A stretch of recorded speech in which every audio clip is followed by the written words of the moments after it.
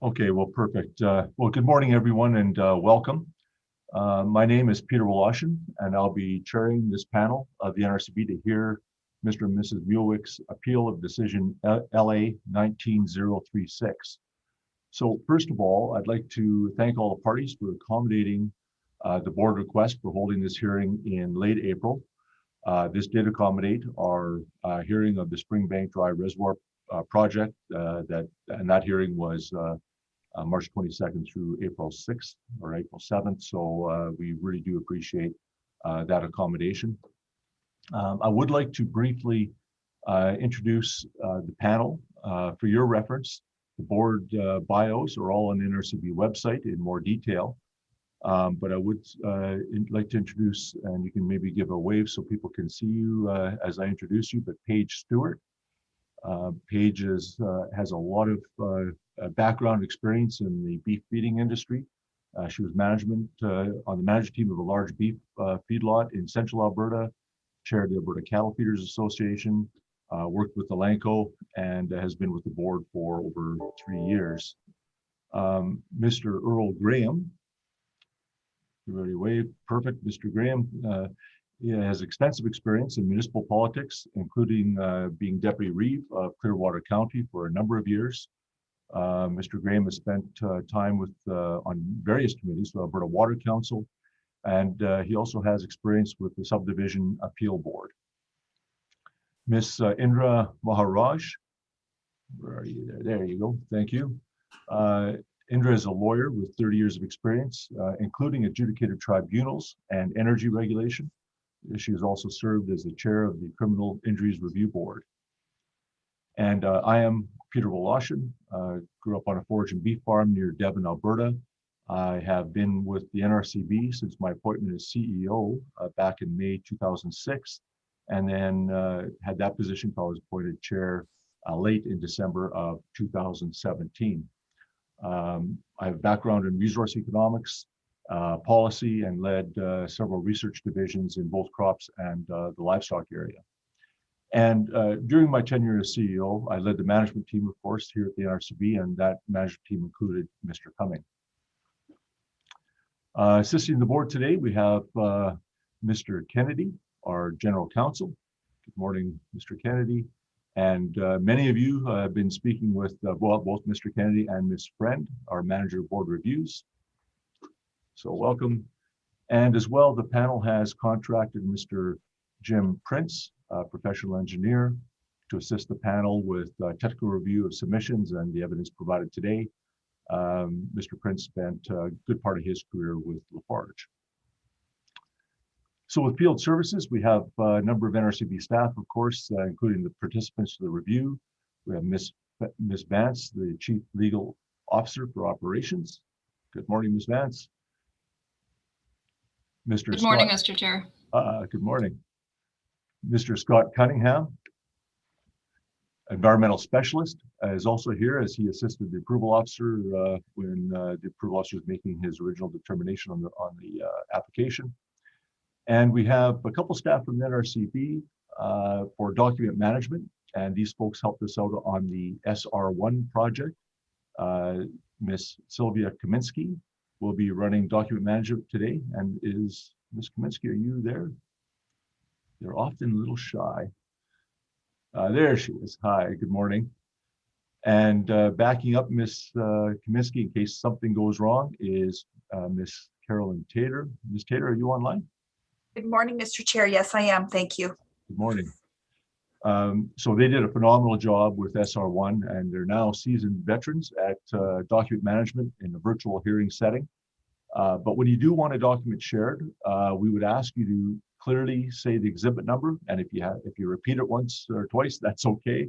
These folks will be busy looking for that number kind of on the fly. So if you clearly say the exhibit number, and if you have it available, the PDF page number, so they can get to the exact location in that exhibit quickly, and then just give the document manager, a couple moments to get that up. They're very quick, but it isn't instantaneous. So just give them a moment or two to get that document up on the screen. And I would like to introduce our Zoom host who also hosted our SR1 hearing, Mr. Weeb. with MNP. Mr. Weeb, are you online? Well, you'll be online. Yeah, of course I am. Yes, we hope you are. We're flying solo. Yeah. Great. Okay. Thank you, Mr. Weeb. And he'll be overseeing all of our technical end on the virtual hearing. And if you have an issue, Ms. Friend, did you want folks to contact you or Mr. Weeb directly? I've got his number here, so. Yeah, either is fine. Whatever they can get to quickest is. Okay, so Mr. Weeb, I've got, hopefully, I think I have this right. And if you can, if you don't have this number, please write it down. Mr. Weeb can be reached at 780-424-6398. And he is at extension 345. That's correct.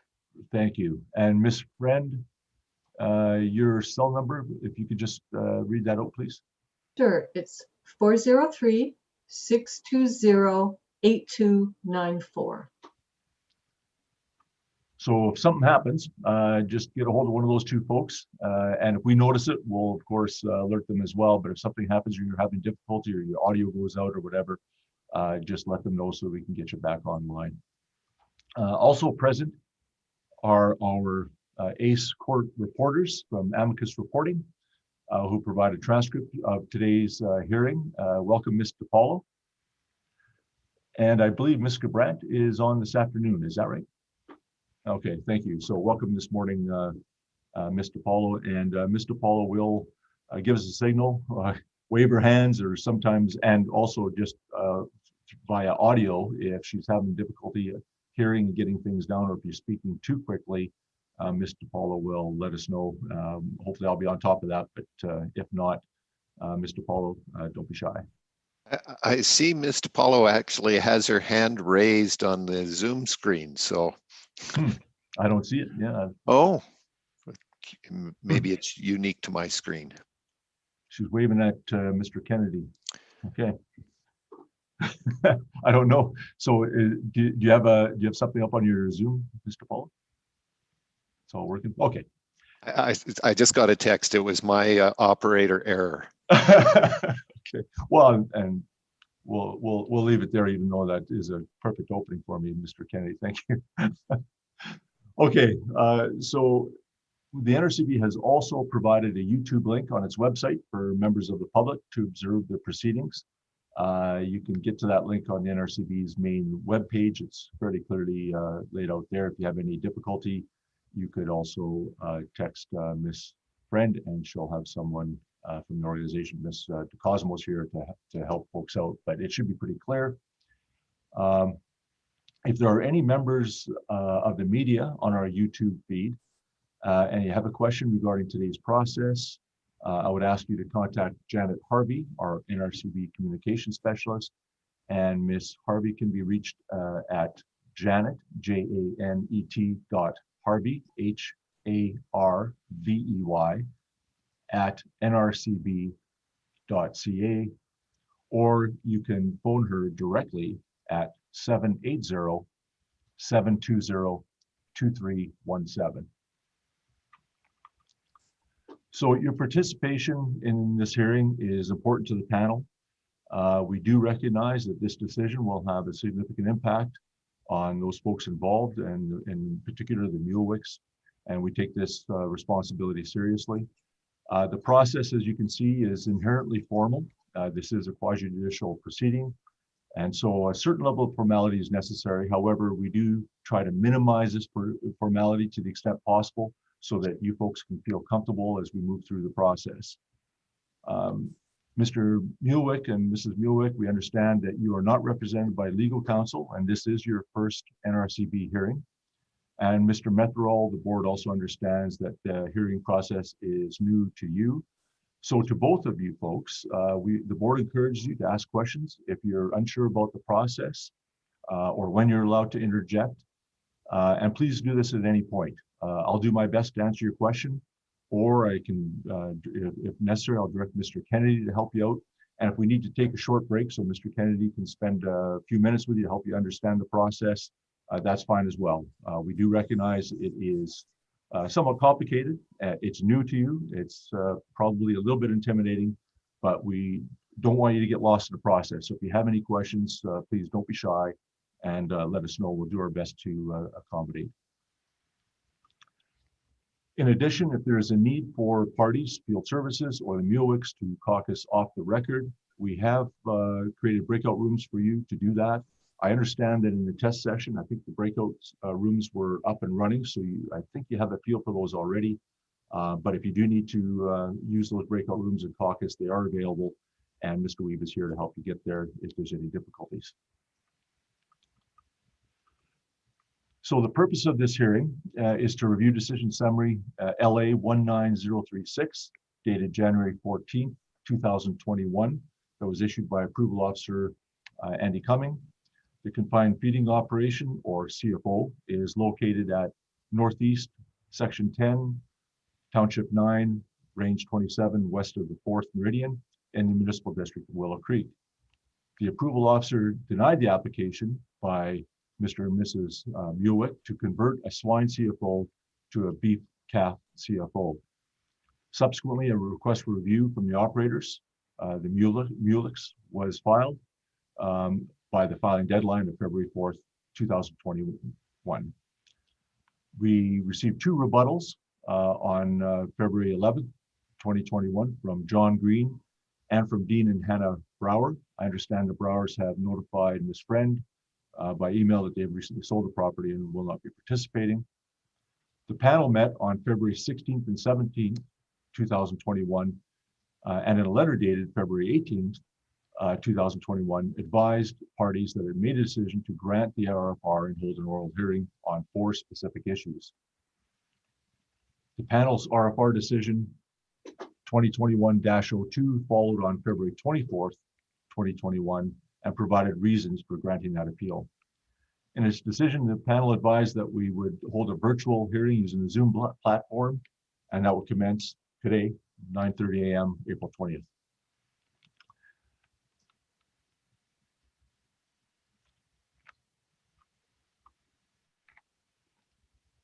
In that decision, the panel also requested a submission from Field Services. That submission was received on March 19th, 2021. And the panel also directed that the Approval Officer make the complete application record available by March 26th. And the record was received on March 19th, 2021. The panel also directed that written submissions by all directly affected parties should be filed with the board no later than April 8th. 2021 submissions were received from John Green and Terry McCullough on April 7th and from the Muilwijks on April 8th, 2021. The McCullough and Green parties have decided not to participate today and will not be providing further direct evidence or cross-examining. The board has read and will consider those submissions from the McCulloughs and Greens in reaching our final decision. The legislation requires that the NRCB consider the municipality where the operation is located be given directly affected party status. And in this case, that is the MD of Willow Creek. They did not provide a hearing submission, and they will not be participating formally at today's hearing. So all panel members have read and are familiar with the complete set of documents that parties have submitted as evidentiary materials for the hearing. So given this, there's no need for you to reread into the record materials already submitted. We would ask that in order to make the best use of your time, we request that each party use the presentation time to highlight or clarify the important points that are relevant to your written submissions. So just a brief overview of process. First, all parties will be registered. Then each participant will have an opportunity to raise any preliminary matters that you may have. We'll then begin with the evidentiary or direct evidence portion of the hearing. In the past AOPA appeal hearings, the board has found it beneficial for the approval officer, and in this case, Mr. Cumming, to proceed as the first witness, followed by the applicants for the review, or in this case, the Muilwijks. When it is your turn to provide evidence, you will be sworn in by the court reporter. And once sworn in, any new written evidence that you may want us to consider can be entered into the record on request. We'll then give you a chance to highlight or expand upon any points in your submission that you feel are particularly significant.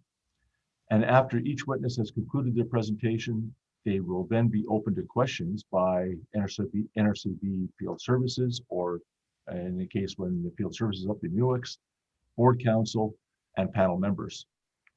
Once questioning is complete, if we're up giving the direct evidence, you will have an opportunity to redirect, and essentially that gives you a chance to submit any further evidence or comments to address areas raised in the questions that were posed to you that you believe they're useful for the panel to have. Once we've completed direct evidence and cross-examination from both Field Services and the Muilwijks, we'll allow for final argument.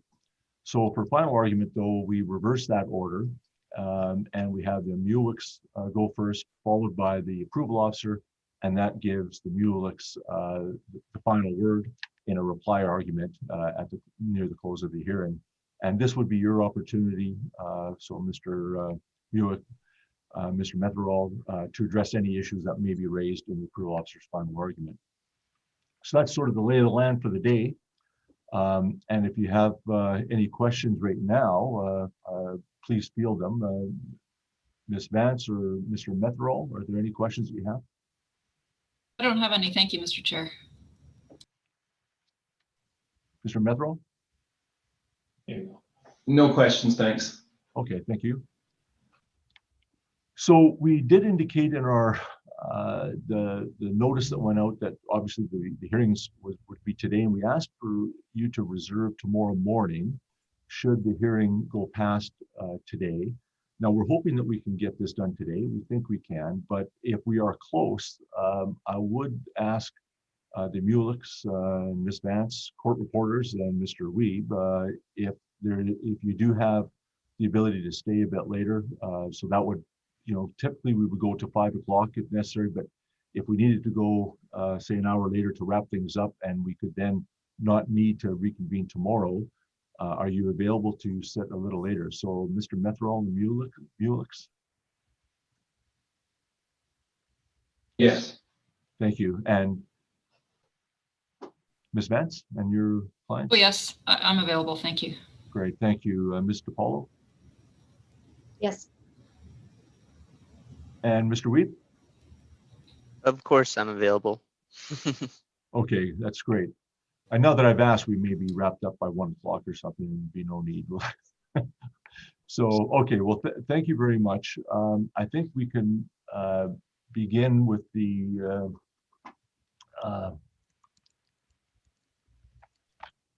registering parties. So, sorry, was somebody asking a question? I thought I heard somebody. No? Okay. So for Ms. Vance, who will be representing Mr. Cumming, Mr. Cunningham? That's correct. Thank you. Mr. Metherall, you'll be representing Mr. and Mrs. Muilwijk, Mr. Lebezo, Mr. Both. Do we have that correct? Yes. Are there any other parties that anyone has that we weren't aware of that you were intending on bringing for witness?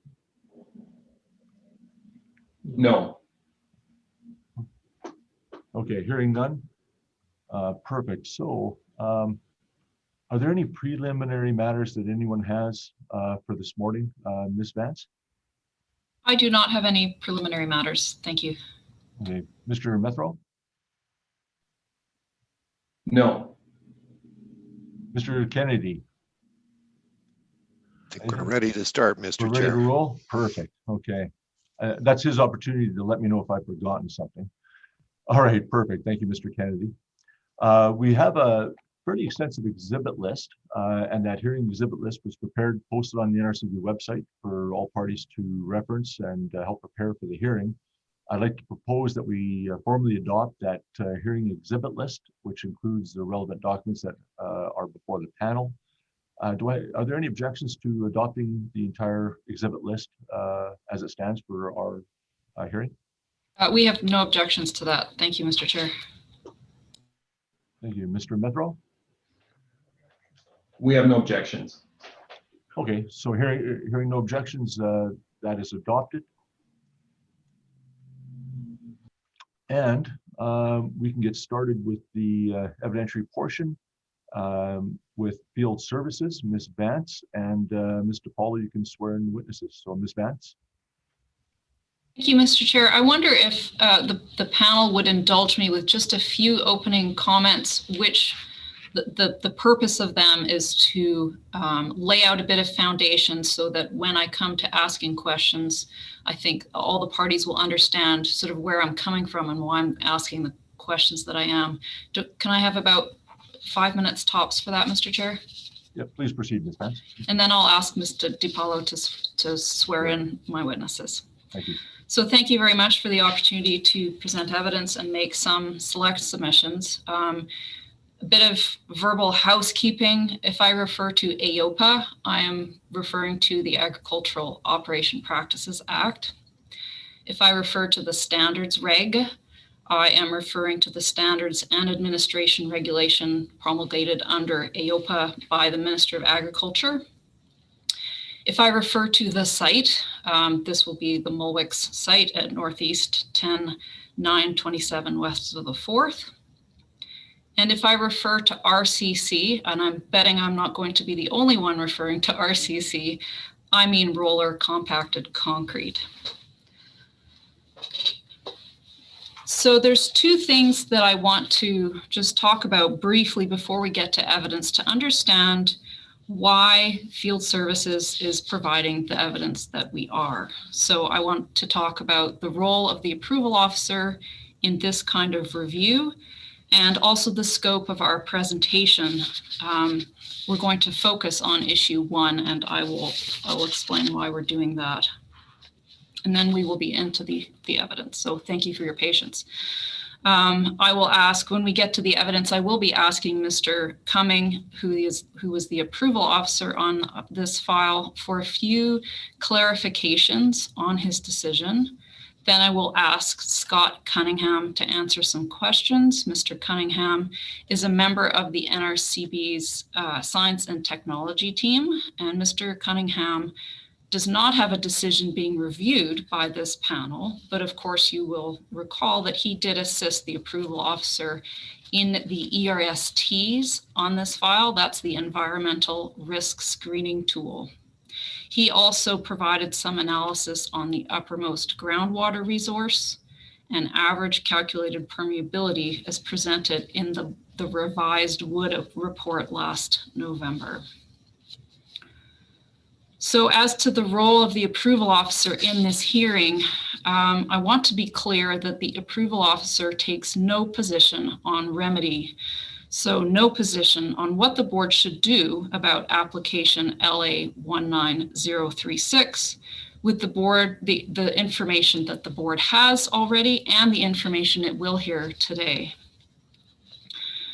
My goal is not to persuade you that the approvals officer's decision was right or wrong. My goal is to help everybody, but in particular the board, understand the approval officer's decision. The courts in Alberta and indeed the Supreme Court have been clear that the role of the decision maker in a review of that decision is limited.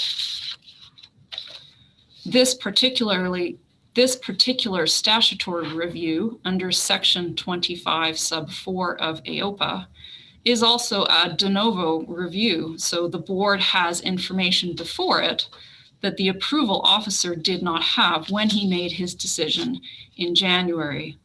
And of course, the board has extensive remedial powers. So in this way, if you trace the eventualities, it is possible that this application will come back to this same approval officer at some point in time, perhaps with new information or new direction. And for that reason, the role of the decision maker in this review is limited to clarifying the record and responding as necessary to any allegations of procedural unfairness. Fundamentally, why the approval officer denied the permit is contained in the decision documents, and this would be exhibits 2 and 3, the decision summary and the technical document. So the presentation is not intended, to be clear, as a defense of the decision or to supplement reasons for the decision. That's important to realize. So the approval officer will offer explanation when explanation is needed, and of course, answer any questions as best he can. In terms of the scope of the presentation and the evidence, the panel did identify 4 issues for hearing in its RFR decision in February. Our evidence will really focus on issue 1. This is where whether the RCC met AOPA's groundwater protection requirements. The other 3 issues are related to the application that was before the approval officer, and I did touch on them briefly in the written field services submission, which is Exhibit 80. You'll recall issue 2 is about potential permit conditions in the event the permit is eventually granted. Because this was a denial, the potential conditions in the decision summary are, of course, suggestions only. And the approval officer is happy to answer questions about those. Issue 3 is about risk associated with the water well in the yard. Our written submission at Exhibit 80 explains a bit about the difference between an exemption under the standards reg and a variance under the Act related to the 100-meter setback to water wells. Since the decision was a denial, both a variance or an exemption were premature. But again, the approval officer is happy to answer questions about that as best he is able to. And finally, issue 4 is about deemed capacity determination. The approval officer did put some reasons into his decision summary at Appendix E relating to that. But as you will have seen from our written submission, the approval officer concedes that the permitted capacity of the operation on January 1, 2002 was 100 sows farrow to finish. Unless the board has any questions, I will move ahead with the evidence. Hearing none. Thanks, Ms. Vance. Please proceed. Thank you, Mr. Chair. So I'm offering 2 witnesses in panel format. My questions in direct are framed to be one at a time. I will do Mr. Cumming and then Mr. Cunningham. But of course, actually inspired by a question I received from Mr. Muilwijk, the hearing I think will be more efficient if Mr. Cumming and Mr. Cunningham can answer questions from the Muilwijk team or from board staff and panel together. And then you get the appropriate answers from the appropriate witnesses without having to choreograph that. Okay, Mr. Cumming and Mr. Cunningham, you will need to be sworn or affirmed by the court reporter at this time. Okay. Mr. Cunningham, would you prefer to swear or affirm? Swear. Okay, can I get you to raise your right hand, please?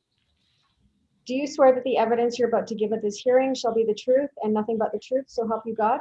I do. Thank you. And Mr. Cumming? Affirm. Affirm. Can you raise your right hand, please? Do you solemnly affirm that the evidence you're about to give at this hearing shall be the truth and nothing but the truth, so help you? I do. Thank you.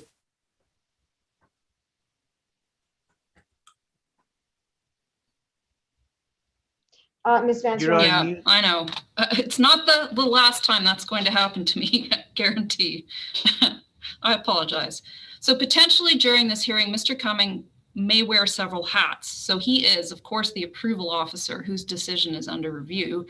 At the same time, he is the head of NRCB applications. He is the director of NRCB field services, and he's also a member of the technical advisory group, or TAG. So I will do my best, but if anybody else, when we get to questions for Mr. Cumming, if you think that he should be wearing a hat other than the approval officer hat, I think Mr. Cumming would appreciate that being made clear just for all our benefit. So Mr. Cumming, just to start out somewhat gently, can you tell me a bit about your education? Thank you, Ms. Vance, yes, I hold a degree, a Bachelor of Science degree in engineering, specializing in agricultural engineering from the University of Natal in South Africa.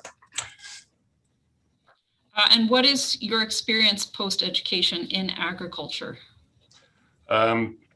Following receipt of my degree, I worked for a consulting engineering firm in South Africa, and our projects related to both agricultural as well as more commercial type of operations. I then moved to an agricultural development corporation, which I worked at in Southern Africa for a number of years prior to immigrating to Canada. Once I was in Canada, I spent several years working with Alberta Agriculture, and subsequent to that with the Natural Resources Conservation Board. And moving on to that, could you tell us about some of your experience in the NRCB, for instance, what your roles have been? I was hired onto the NRCB just prior to the AOPA mandate coming into effect, and my primary responsibility there was to assist and develop a system where we could receive applications into the NRCB related to confined feeding operations and process those. I was also instrumental in setting up the applications division of the NRCB and continue to do that to this day to manage applications across the province. Thank you. So as Director Field Services Application, in broad terms, what do you do? I primarily manage and look after staff, approval officers, and other support staff across the province. I am also instrumental in developing policy, liaising with Alberta Agriculture and other stakeholder organizations and the public. As you pointed out earlier, I'm also a member of the Technical Advisory Group. I also sit on the NRCB's operational management team. Thank you. And when you put on the approval officer hat, what do you do in that role? So as an approval officer, I am responsible under the legislation to receive and process permits for confined feeding operations and manure storage facilities, to assess whether or not they meet all of the requirements that are set out in the Act and its regulations. How is it that you came to be the approval officer on this file? In early 2020, the approval officer who was handling this file at the time took some health-related leaves and then resigned from the NRCB. In the Lethbridge office, we had 3 approval officers. The other 2 approval officers were really busy processing applications that they already had on their plate. We sat down as a group and shared the workload, and I took over several of the files of the approval officer who left in order to make workloads manageable. Thank you. So we have your decision summary and your technical document. Those are somewhat lengthy, but maybe you could just tell the board in your own words why you denied application LA19036. The decision document, section 6, so that's exhibit 2, I believe, section 6, sets out the rationale and the reasons for my decision, my denial decision. The primary reason is that I did not, I concluded that the applicant did not meet their burden to show that the roller compacted concrete that they were proposing as a liner for the covered and open pens could meet the AOPA groundwater protection requirements set out in the Standards and Administration Regulation. I also identified that there was a shallow water table at the site, and that the requirement for the catch basin to meet the 1 meter separation at the time of construction may not be able to be met. And then the third one was the setback distance from the water well that the operation could not meet. Mr. Cumming, at what point did you know you were going to deny this application?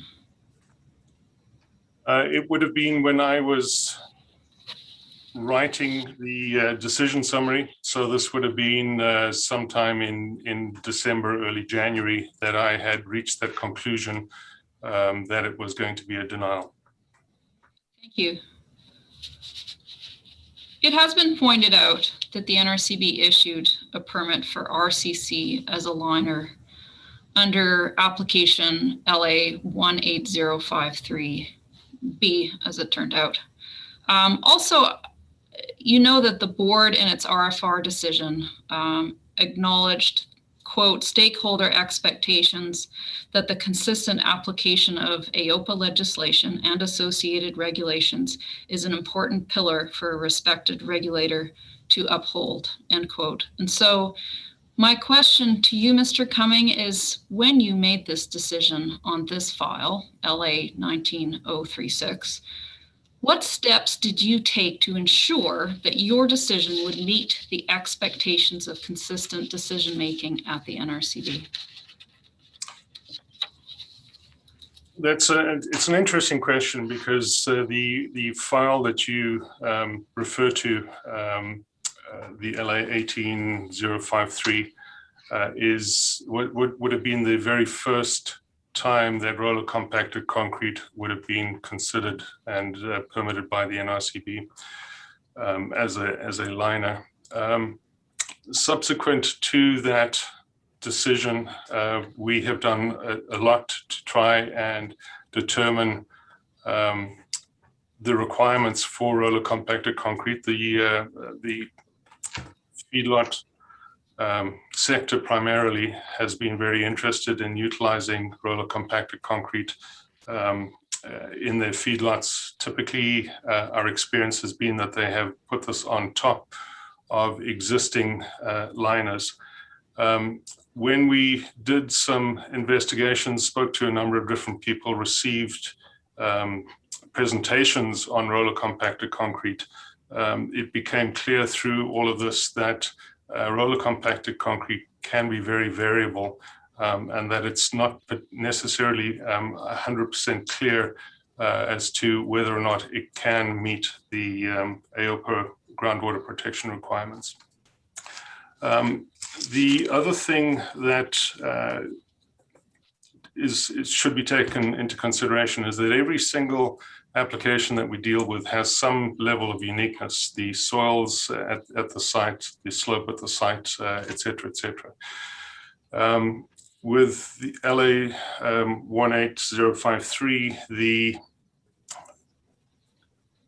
permit was issued prior to any roller compacted concrete actually being placed in the pen floors. And if you look at the conditions in that particular permit, there is a lot of requirements that relate to the preparation of the base on which the roller compacted concrete is placed, as well as to detail how the expectations for the roller compacted concrete placement on top of that. With the application that I dealt with, LA19036, when I took over the application, I was informed by the applicant that they had already placed the roller compacted concrete on top of or in the areas that they were looking to place it. So that precluded any potential conditions about site preparation, any testing that might be required prior to placement of roller compacted concrete, and any supervision or testing on the actual roller compacted concrete itself. So they're two distinctly different things. In addition, in the time frame between the issuance of LA19053 and this permit or the decision that I made here. We had done a number of things, tried to review a number of studies. Alberta Agriculture had provided one study, and that's actually included in the record. I do forget the exhibit number, but it is included in the record here. And then we also raised this at the technical advisory group, and it was agreed at the technical advisory group that the group would put forward a request to go and look at the research to determine whether or not a guideline could be developed to assist with providing direction on roller compacted concrete and how it could potentially meet the groundwater protection requirements in AOPA. As you are aware, and as is indicated in my decision summary, that report was circulated to technical advisory group members just prior to Christmas, I think December the 23rd of last year. It had a protected A status, which means that it was not a public document at that point in time. So I was not able to utilize that as part of my decision-making process. Subsequent to that, and the TAG team has reviewed the document and they have released it publicly, and it is included in the record and forms part of the record. But just to be clear, I did not utilize that document and the findings in the document in my decision summary or my decision. Thank you very much. At the same time as you and the prior approval officer were processing this application, there was also some compliance activity going on. I wonder if you could just explain to what extent that compliance activity might have colored how you processed this application. It didn't color how I processed the application at all. In fact, when I contacted Mr. Muilwijk in May, and there is copies of that correspondence in the record as well, he did indicate that he had already constructed the roller compacted concrete liners in the different pen areas. I informed him that I would have to pass this on to one of our inspectors, which I did do, and that they would follow that up through one of their processes, which I understand that they did. One of the other things that typically happens in a case of non-compliance is that in many instances, the way for the operator of that confined feeding operation to come back into compliance is to obtain a permit. And the two processes run independently of each other. Thank you. Document manager, could you kindly bring up Exhibit 777? So Exhibit 77 is a technical guideline for non-engineered concrete liners, as you can see. Mr. Cumming, this is one of the guidelines that you reference in the decision summary. In general terms, can you tell us what is the purpose of this document? What is it used for?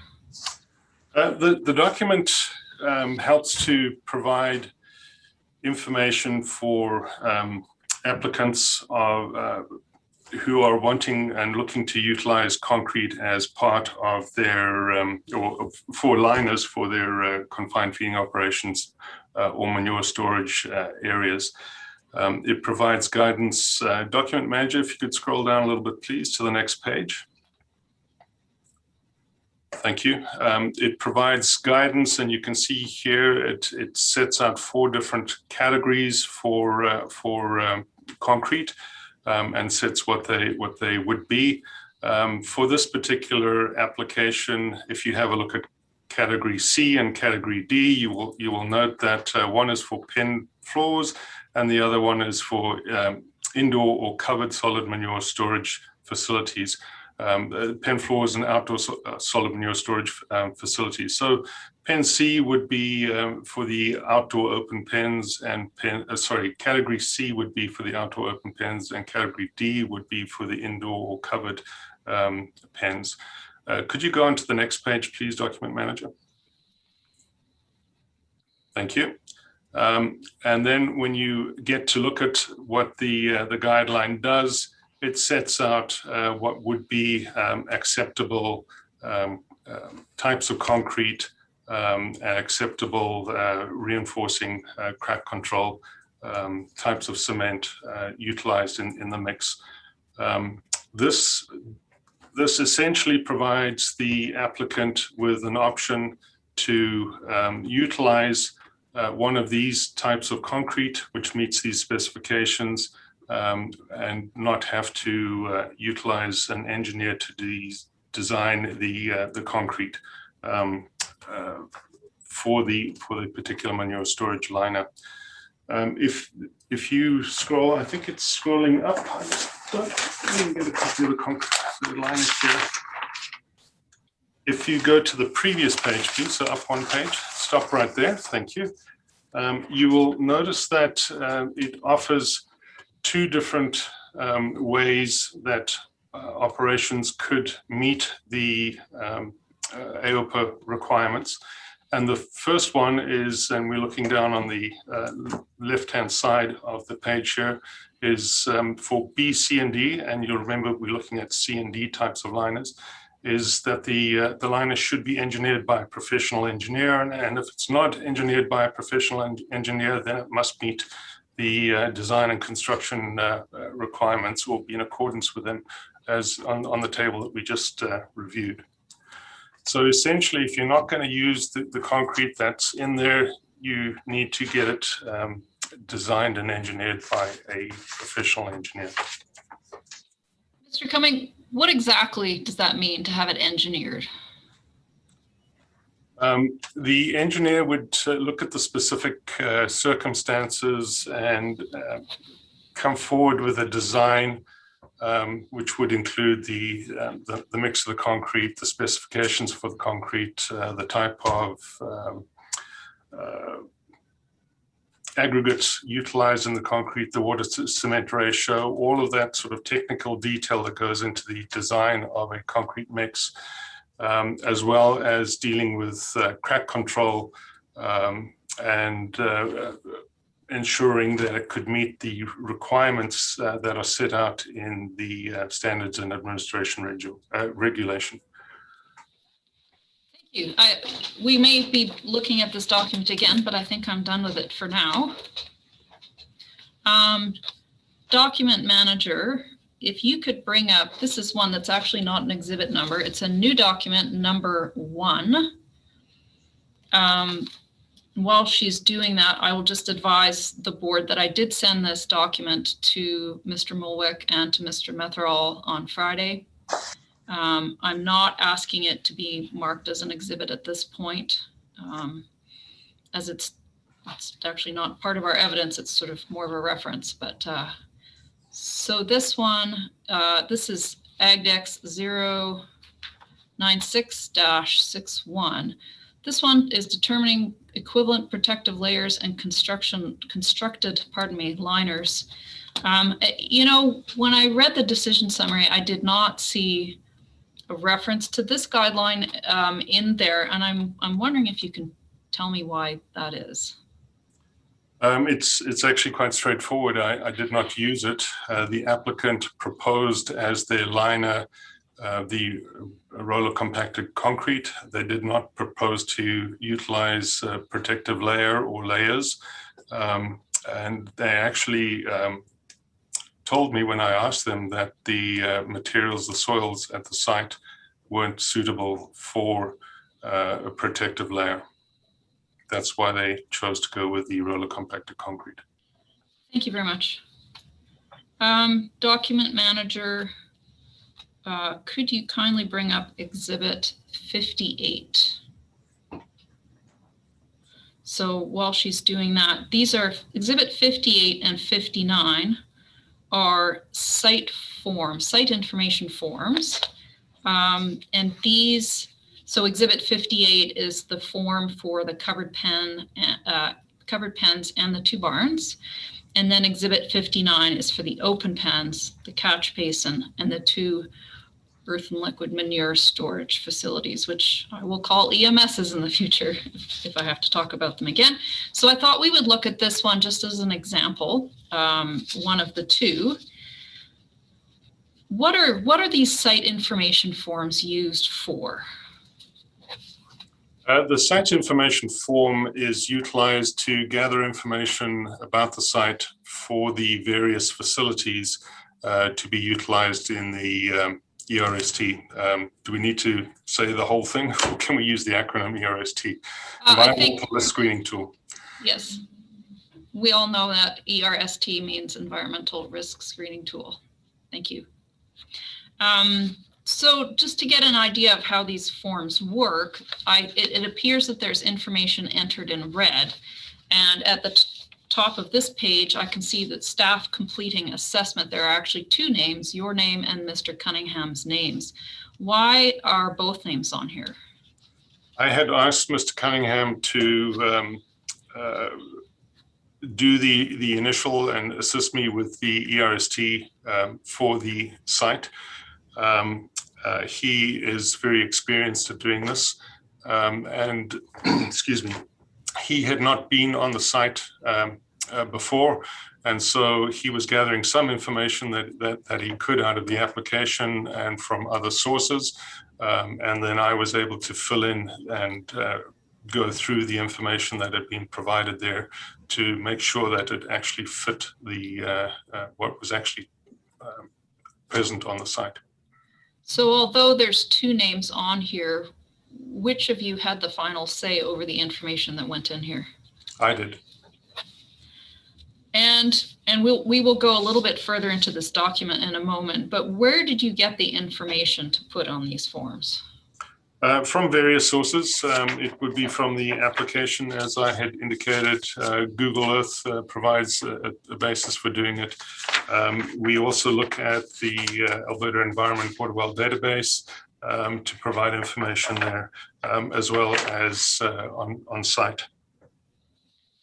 And Document Manager, if you could just scroll to sort of the bottom part of this page. Perfect. Thank you. So the bottom of this page, there's some bold writing about protective layer and then some entries for that. And it appears that the references for the protective layer in this case was borehole AM4-19. Can you tell us why you chose that particular one as the reference? We chose it. It was representative of the site. We could have chosen any of them, and they would have given us essentially the same. For consistency's sake, we just chose this one. So, for consistency's sake, with what? Across the site information forms. Okay. Okay, if we could just roll down to page 3 of 4.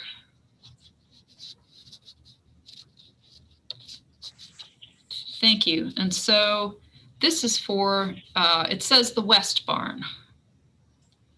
And if you go a few lines down, there's liner thickness, and then there's liner meets AOPA, and there appear to be 4 choices: yes, no, liner may meet AOPA, and concrete no specs. So can you explain why concrete no specs was chosen here? It was initially checked off on that one.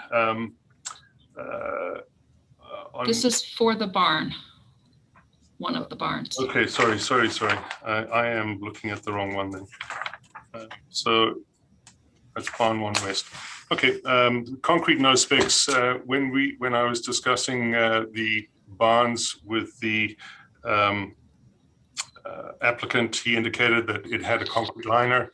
The barns were constructed a long time ago. There wasn't any specification available for those barns. and hence the choice for the bonds was concrete, no specs. Okay, thank you. And next box down is visible condition of liner, and you have marked uninspectable. Why was it uninspectable?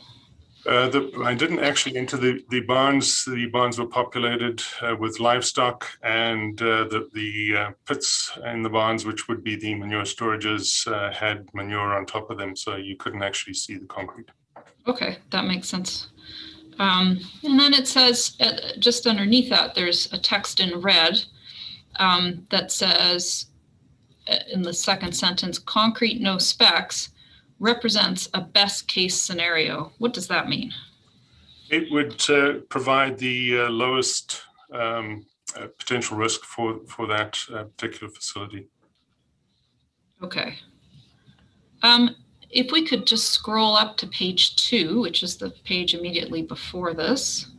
So this, if you just scroll to the top, this is for the proposed covered pens. And in this one, we can see under liner meets AOPA, which is several boxes down, again, the 4 choices. And under this one, the box is checked off that says liner may meet AOPA. Can you tell me why that was chosen here? At the time that we did the ERST, I had not made the determination that it does not meet the AOPA requirements. So it was my decision to say that it may meet AOPA. Again, it provides the lowest level of risk for that particular liner. Okay, and is that why it says liner may meet AOPA chosen as best case scenario there? Yes. And then for this one, again, we have visible condition of liner. The box uninspectable is checked off. Why were the covered pens uninspectable? When I did my inspection, it was approximately a year after the liner had actually been installed. There'd been livestock in there for the majority of that time. The pens were essentially covered in manure and bedding material, and you couldn't see the concrete. Okay. And we're just going to keep in mind that you have marked off the box that says liner may meet AOPA. Okay, and then document manager, if you could just scroll to the end of this page. We have some notes in red at the bottom.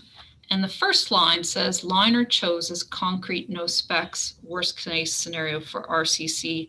This seems to be a little inconsistent with the box that's checked above. Can you explain that? Yes, and this is an error. As I'd mentioned initially, I'd asked Mr. Cunningham to go through and look at the RCC, the site, and enter the information, which he did in red in the document. I then went through it with him and did the corrections on the top and forgot to change the note on the bottom.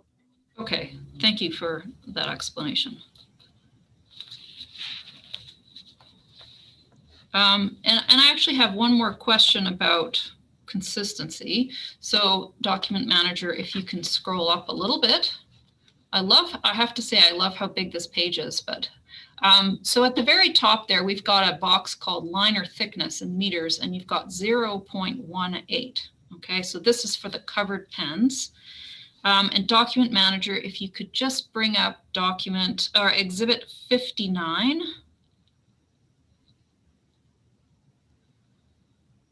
And then down to page 2. This is for the open pens. So both open and covered have roller compacted concrete. And in this one, you've got a liner thickness of 0.15 meters. Why different thicknesses? It's reflective of the 6 inches to 7 inches indicated and shown through the coring samples in the wood report. It actually doesn't have any significant bearing on the ERST itself, but it fits within the range of what was there at the site and tested. And so when you talk about bearing on the ERST, the 3 centimeter, The 3 centimeter difference, it does not have any implication or effect on the risk ranking for the facilities. Okay, thank you. So whether you chose 15 here, 0.15 or 0.18 here, it would not change the risk rating. Okay, thank you. Thank you. I'm done with those 2 documents. However, I would like to see Exhibit 63. So 63 is, again, one example of several ERST documents that we have in the record for this hearing. I believe they run from 60 to 63. This one is for the new open pens, the existing open pens, and the proposed catch basin. Now, just on this page, on the right-hand side near the top, it says, pardon me, it says date completed December 9, 2020, revised. Why revised? As I mentioned earlier on, Mr. Cunningham went through, did an initial risk scoring based on the information that he had. I then went through and worked through the document with him, and we corrected some of the information that he had utilized in that document. And our way of differentiating between the 2 was to add the revised here. Okay, thank you. And it appears to me that catch basin numbers will be in blue. Is that fair to say? That is correct. The way that this form is utilized is that facility number 1 is on the extreme left-hand side, facility number 2 is the middle row, and facility number 3 is on the right-hand side. So when you're looking at the scoring, you will also see that they're color-coded. And so catch basin would be the one in blue and on the right-hand side. And I personally appreciate the colors. I really find that handy. Could we please go down to page 4, I think it is. Perfect. So this, when I'm looking at the score about 2/3 of the way down the screen, the blue for the catch basin is 14. Now, Mr. Metherall has said in Exhibit 97, no need to bring it up, or 96, pardon me, that if the water well is upslope from the catch basin, it should score 1. And I have to say that that does seem to be what the text at the top of this page says. Do you agree with that? I do agree with that. And you'll see there that we put it in as 14, and I'm quite prepared to change that to 1. To 1? Yes. So if we change that blue score from 14 to 1, that will change the score also at the bottom of the page, which is kind of a summary, I suppose. That would also go to 1. If we could just walk through this and let's see what the impact of changing that from a 14 to a 1 is. If you could scroll down, please. So, and then here we have, I think a little bit further, please, to the bottom. There we go, total groundwater pathway score. So presumably, what would the 47 change to? The 47 would be amended by taking away that number there, and it would go down to 34. 34, 47 minus 13. Okay, even I got that. And then another page, please. And here, okay, that's good. That's good. Groundwater. Okay, so and then there's 3 lines with some spaces and colored text. And we're going to look at the blue one, of course. So the groundwater pathway score you've just told me would go to 34. So what would that do to the next number, which is 58? So that would mean that the hazard potential score plus the groundwater pathway score would be 45 instead of 58. Okay. You would then need to multiply that number 45 by the exposure potential multiplier of 1.1, which remains the same. And the risk score, the final risk score, would be 49.5 instead of 63.8. Okay, and so what impact, if we follow that change all the way through, what impact does this have on the risk score for the catch basin? The risk score for the catch basin does not change. The risk score, as it's shown there of 63.8, would still show a low potential risk to the environment. And with the changes that we have just discussed of bringing the risk score down to 49.5, it would remain in that low potential risk to the environment rating. So it's still in the green zone on that rainbow chart there. That is correct. Okay. Thank you very much for being patient with me to take me through that. I think we're done with that document for now. Mr. Cumming, I'm going to move into some questions on roller compacted concrete. Can you tell us the difference between surface hardness and compressive strength? Compressive strength is the strength of a material when you put compressive forces onto it, and the strength would be the ultimate pressure under which that material would fail.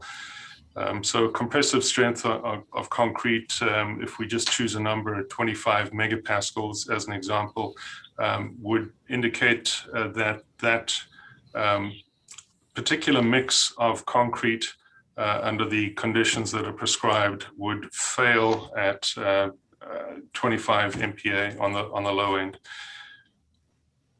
And what about surface hardness? Is that related? Surface hardness is a different measure. Surface hardness is just that. It talks about the hardness of the surface of a material. And materials can have different properties where the outside or the surface of them is particularly hard, but that doesn't necessarily reflect what the properties of that same material are on the inside. A very simplistic way to consider something like that is that there are types of chocolates where they'll have a really hard outer core and then a soft inner core. So the hardness on the outside would be greater than the hardness of the inner core. So that's just a simplistic example, obviously. Thank you. That speaks my language when you talk about chocolate. If we could please have Exhibit 2. This is the decision summary.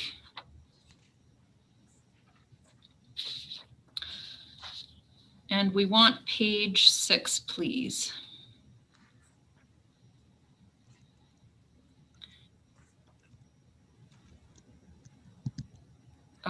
Okay, perfect.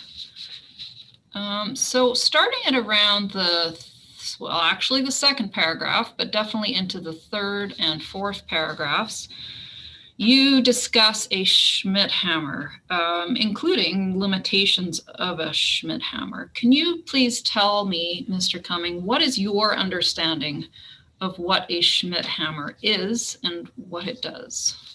A Schmidt hammer is a type of rebound measurement tool. It's going to measure the hardness of the surface of a material. It has limitations as to how it can be used and where it can be used. The information that I have says that it should not be used against a rough surface.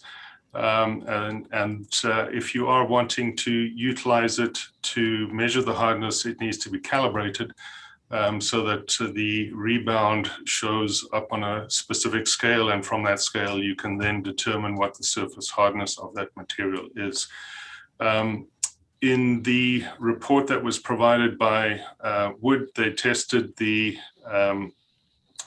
so they used a Schmidt hammer to test the roller compacted concrete that was placed at the Muilwijk CFO, and utilized the surface hardness, the Schmidt hammer readings, to provide an indication of what the compressive strength of the entire roller compacted concrete layer would be. Typically, I would expect that if you were going to provide use a surface hardness tool to predict what the compressive strength would be for a material, then you would do some sort of calibration of that tool for that material, and then be able to utilize that calibration to give you that information. Okay. On the same page, a little further down, this last paragraph on the page. Thank you. So here you're talking about reinforcements and crack control.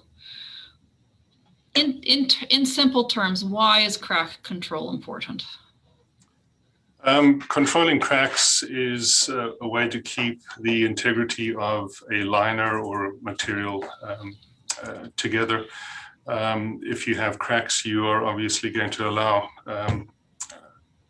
whatever it is that you're trying to contain an opportunity to go through that material.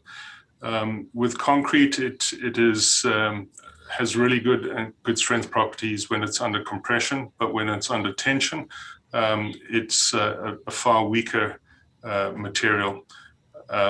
That is why you typically will start to see reinforcing, steel reinforcing or other types of reinforcing put into concrete mixtures to improve the tensile properties of the material and, excuse me,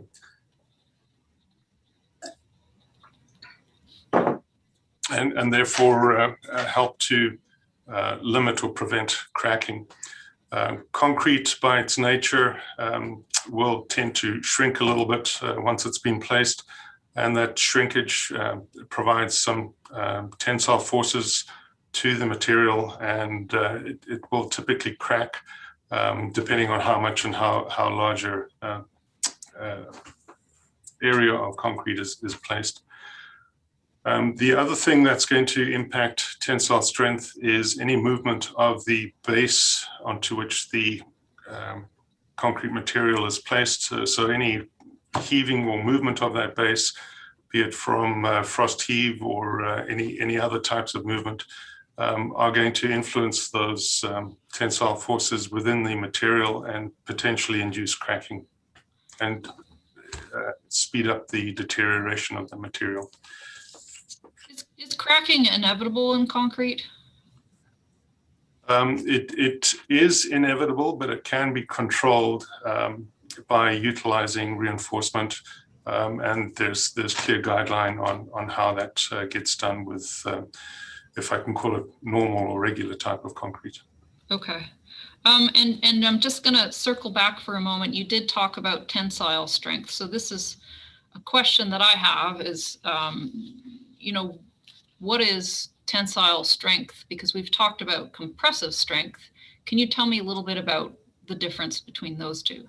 So tensile strength would be when you're trying to pull a material apart and its ability to resist breaking whilst you're trying to pull it apart. Compressive strength, on the other hand, is when you're trying to squish or squash that material and its ability to resist those forces that you're trying to squash it. For let's call it regular concrete, are those important? Both of those important? They're both properties of the concrete, absolutely. Reinforcing, normally steel reinforcing that we see, although we do see other types of reinforcing from time to time, helps to provide additional tensile strength to the material.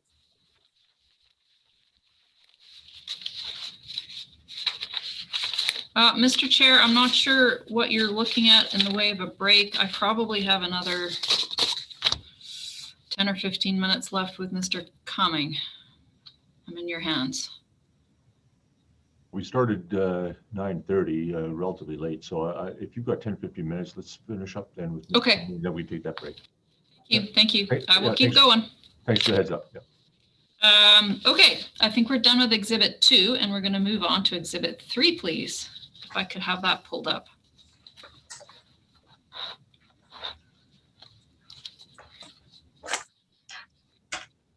Okay, page 46, please. If we could just zoom out a little. Yeah, perfect. You anticipate what I'm going to say. Okay, this page is the last page that was part of the November 6, 2020 Wood report. And up in the top, on the top left, it says Certified Concrete Testing Laboratory.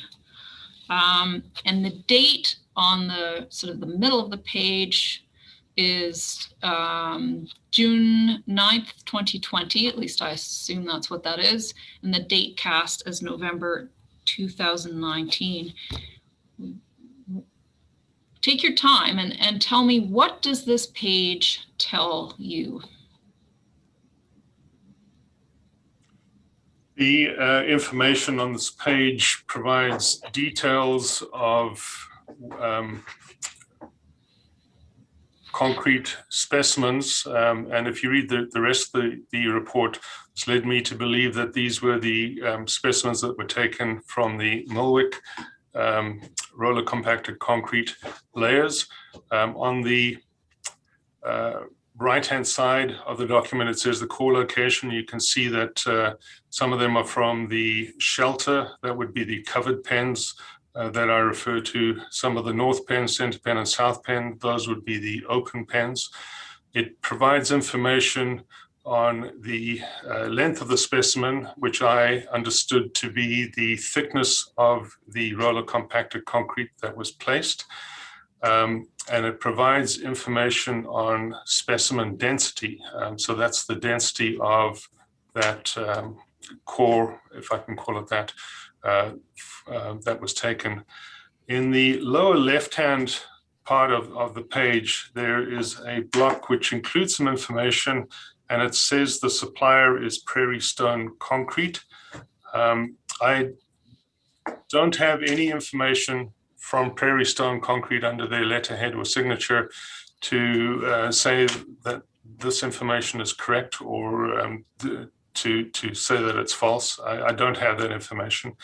But in that box, you can see there that a strength is shown as 25 megapascals, but it does not give the time period at which that strength is expected to be seen in the material.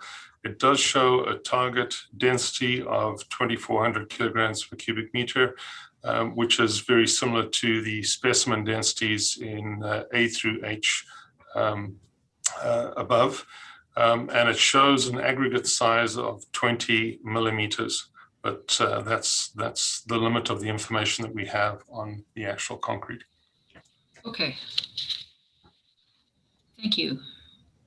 If we could please go to PDF page 98 of this same exhibit 3. So this is the beginning of a 3-page, I'm going to call it a memo, for lack of a better term, provided, I think, to you by Mr. Cunningham. At least that's how it appears. In the first line, it says, "Hi, Andy."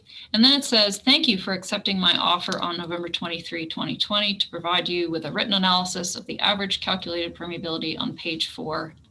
And I don't have enough spittle in my mouth to read the rest of it. But my question to you is, why did you take Mr. Cunningham up on this offer? So this refers back to the Wood report that was provided to support the application. And there is a number there. There's some assumptions that are made, and then the response is given. But there's no information to show how the result was actually achieved.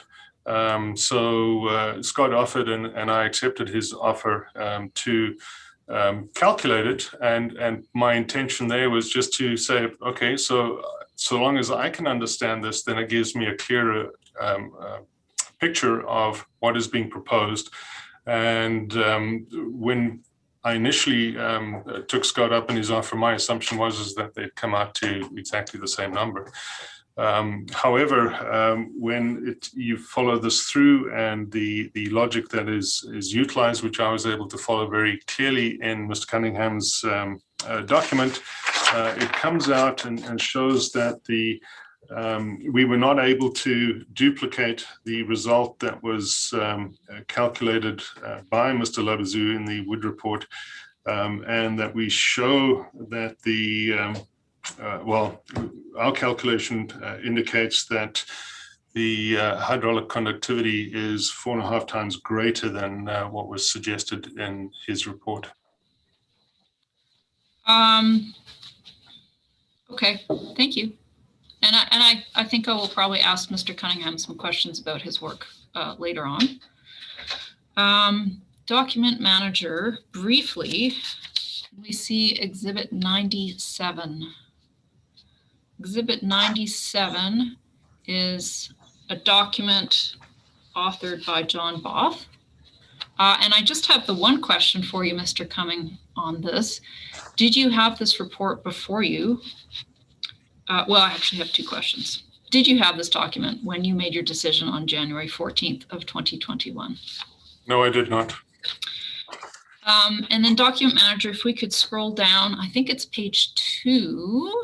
Right, perfect. Under the heading shrinkage considerations, there are 20 bullets. I counted them. And these appear to be factors, this is what it says, factors affecting shrinkage-induced cracking within concrete.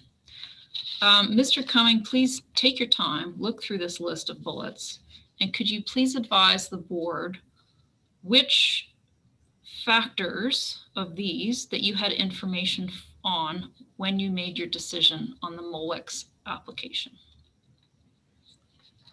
So just a little bit of clarity. It indicates that these are some of the factors, and you're right, I counted them too, and there are 20 there. But having the statement, some of the factors, I would assume that there would be more.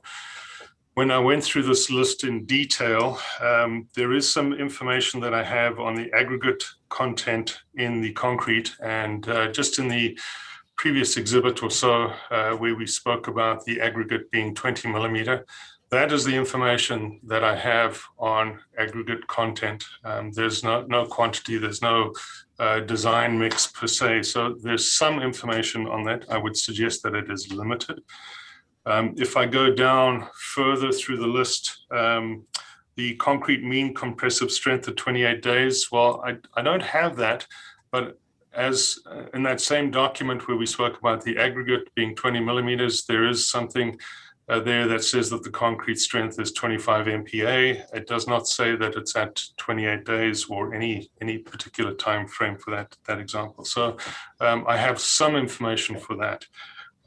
If I go down further through this, then the information that I do have is relates to unit density, and that is exactly that same report that I've been speaking about, which provides density of the core samples for that particular RCC in different locations.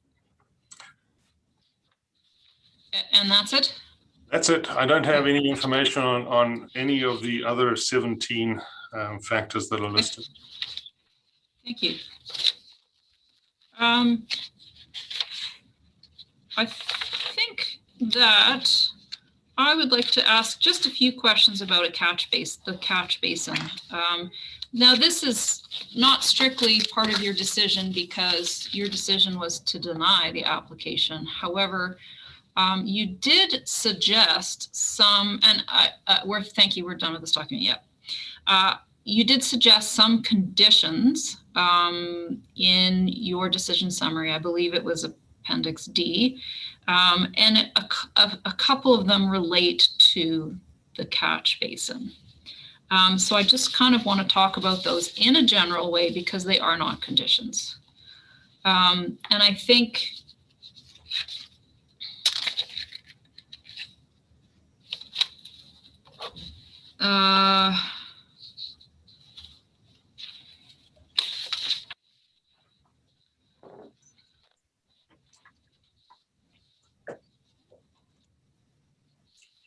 deciding about this.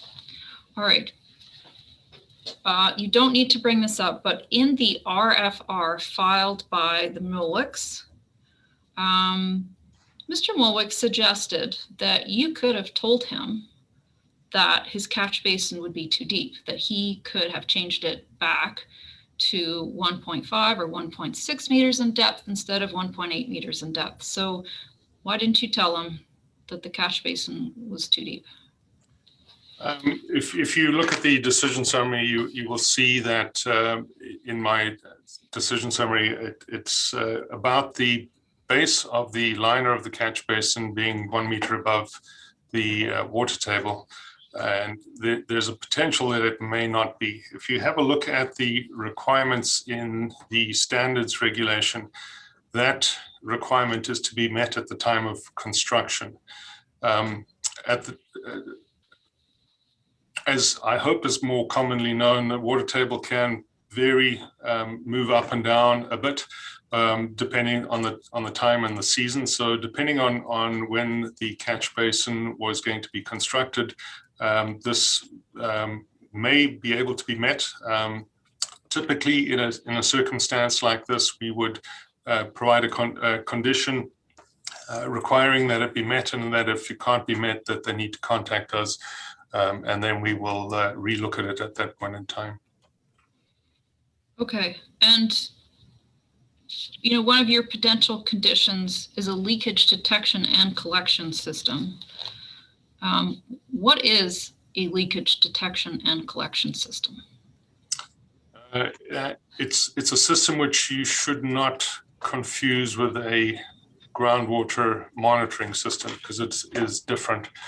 So a leakage detection system, I need to backtrack a little bit here. What is being proposed for the catch basin liner is a synthetic liner, essentially a thin sheet of material that will prevent the contents of the catch basin from migrating into the soil and therefore into that shallow groundwater.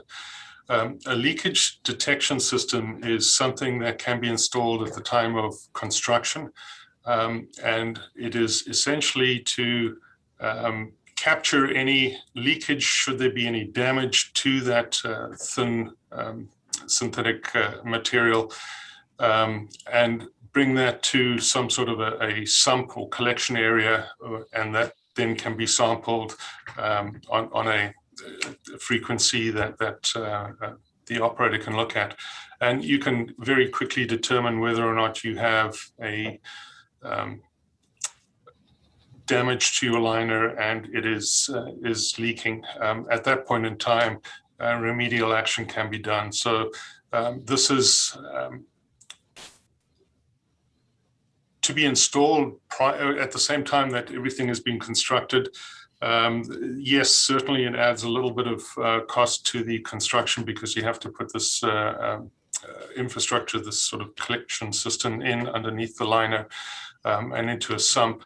But it doesn't require ongoing chemical monitoring, monitoring for chemicals and laboratory costs that are associated with things like that.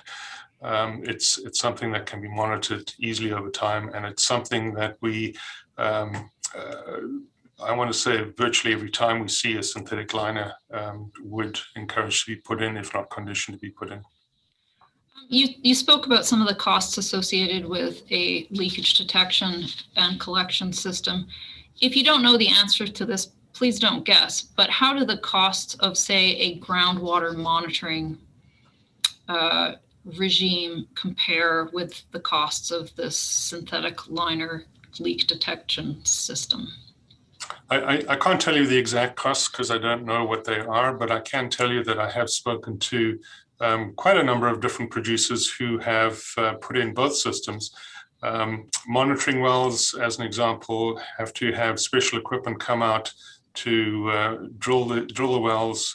They have to be installed in specific locations, and there is and developed, and they need to be monitored and test results taken as specified in whatever permit is issued for that particular facility. So there are unique costs to them, and there are ongoing costs associated with monitoring any samples that get taken. The leakage detection system is typically installed utilizing the same equipment that is used to excavate and prepare the bed for a liner. There is a little bit of additional time that is utilized for the equipment just to make sure that the details for that leakage detection system and how it's supposed to be installed can be met. But the cost to have that equipment is already on site, is already borne by the construction of the catch basin or the liquid manure storage facility that's being put in there. The ongoing monitoring costs are not there. It requires somebody to go and check and to make sure that the sump or the collection area that collects any liquid that drains through it or was caught by the system can be sampled. And if those samples then indicate that there is some leakage at that point in time, it may trigger some sampling. And when I say sampling, some costs to have those samples processed at a laboratory, but not until that point in time. Would you require, you as an approval officer, would you require a leakage detection system for all synthetic liners? I have as an approval officer, yes. Okay. And one last question on the synthetic liner. Mr. Muilwijk, I believe the way I read the record, not just the technical document, he is proposing 60 mil liner. And he's been asserting that because he has a 60 mil liner as opposed to, say, a 40 mil liner, that he shouldn't also have to have a leakage detection system. For reference of the transcript, this is Exhibit 3, the technical document at pages 26 and 27, which compares the two sets of specs. So is there a relationship between thickness of a liner and the likelihood of a leak? Let me go back a little bit before I come to your question, if you don't mind. Just for context, a 40 mil is 40 thousandths of an inch, which is equivalent to 1 millimeter approximately. 60 mil, 60 thousandths of an inch, which is approximately equivalent to 1.5 millimeters. So we're talking about a liner which is, in the case of a 60 mil liner, approximately 1.5 millimeters thick. Damage to synthetic liners like that normally occurs either from physical damage, and that physical damage could be from the liner resting on sharp rocks or sharp objects and then piercing it, the liner over time. It could be from animals, be they domestic or wild animals coming through there.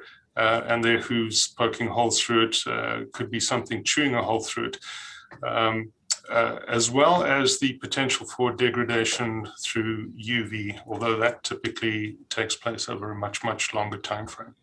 So we also see with catch basins and other liquid manure storages that they normally insert a pump, mechanical pump to put into the facility and then use that to empty the facility. Those pumps can also damage the liner, and we've seen that in quite a number of situations in southern Alberta and across the province. So to answer your question, is the difference between 40 mil and 60 mil for a liner thickness, is that significant? It's 50% thicker. 60 mil is 50% thicker than a 40 mil liner. It is, however, still subject to mechanical damage, and you could imagine a pump or some sort of a stirring impeller probably would slice through that really easily, irrespective of whether it was 40 mil or 60 mil. Okay. Mr. Cumming, I have, I think, just 3 final questions for you. What information would the Muilwijks have to provide for you to be satisfied that the RCC that they have installed meets Section 9 sub 6 of the standards reg? That is a a really challenging question. And when I say it's challenging, and a lot of that is because the material has already been installed. So there is a lack of information right now with respect to the preparation of the base onto which the material was placed. There is a lack of information with respect to the design and mix of the roller compacted concrete, how cracking is proposed to be controlled. Essentially, I don't have any of the specifications for that. In one of the responses, and I don't have the exhibit number, but it was a response, one of the later exhibits, response from Mr. Muilwijk. He indicated that the concrete provider had taken samples of the roller compacted concrete at the time that they were going to be placing the concrete. It's now over a year since that material was placed. I would have hoped that that information would have been able to have been provided, but none of it has been forthcoming in the information that I have been able to see. And Mr. Cumming, as kind of a follow-up to that question, there has been some new information since January 14th of 2021, when you made your decision, put before, even just in this hearing. Does the new information that has been put forth, and this is highly hypothetical, so I apologize for that, does that new information answer your questions? To date, I haven't seen anything in the information and material that has been submitted that would provide me with the information to show that the roller compacted concrete that was installed can meet the AOPA requirements. Is it possible, so my last question, in your view, is it possible with the information that you have identified is missing, if you were to get that, is it possible for an approval officer with all that information to agree that the RCC layer that has already been, an RCC layer that has already been installed meets AOPA? I would hope so, but without seeing that material, I can't say conclusively one way or the other. Okay. Those are my questions for Mr. Cumming. I obviously have some for Mr. Cunningham as well. I'm happy to keep trucking along, or... No, I think we'd probably all benefit from a short break, Ms. Vance. And how long were you thinking you might need for with Mr. Cunningham? It depends how wordy Mr. Cunningham is, sir. Well, I've assumed you've practiced or gone through this, perhaps not, but that would be a surprise. I would say not quite as long as Mr. Cumming. Okay. That's helpful. Slightly. Could we break until 20 after 11, then we'll return 20 after 11 sharp. Thanks. Thank you.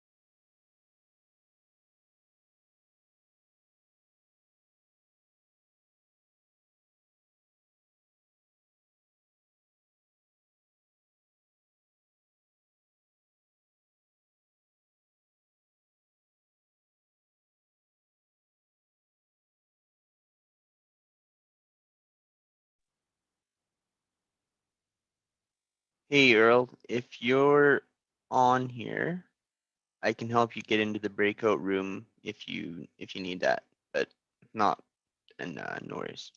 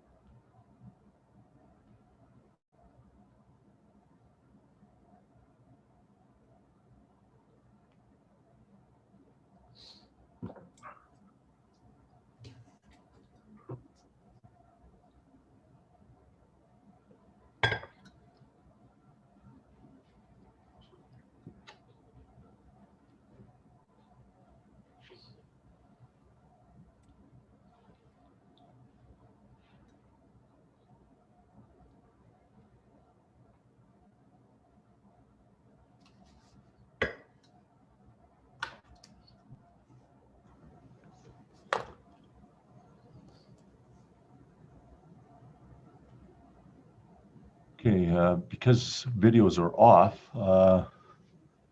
Mr. Metherall, are you and your clients there and ready?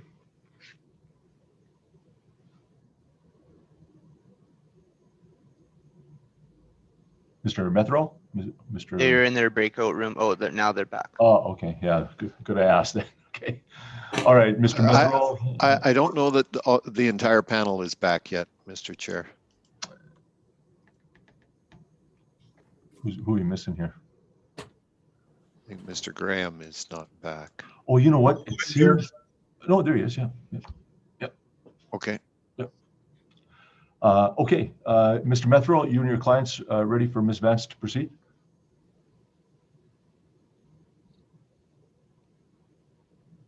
Perhaps you're on mute. I think I saw him back.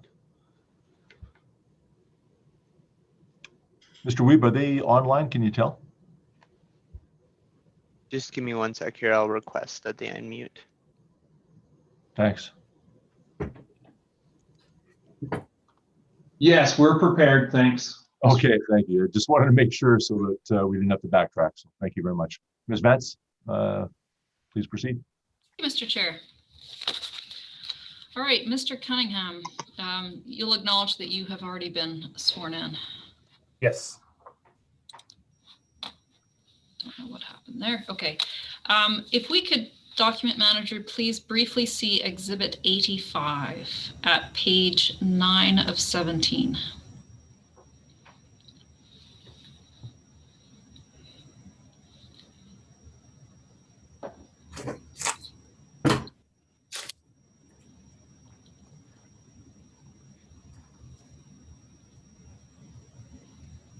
Thank you.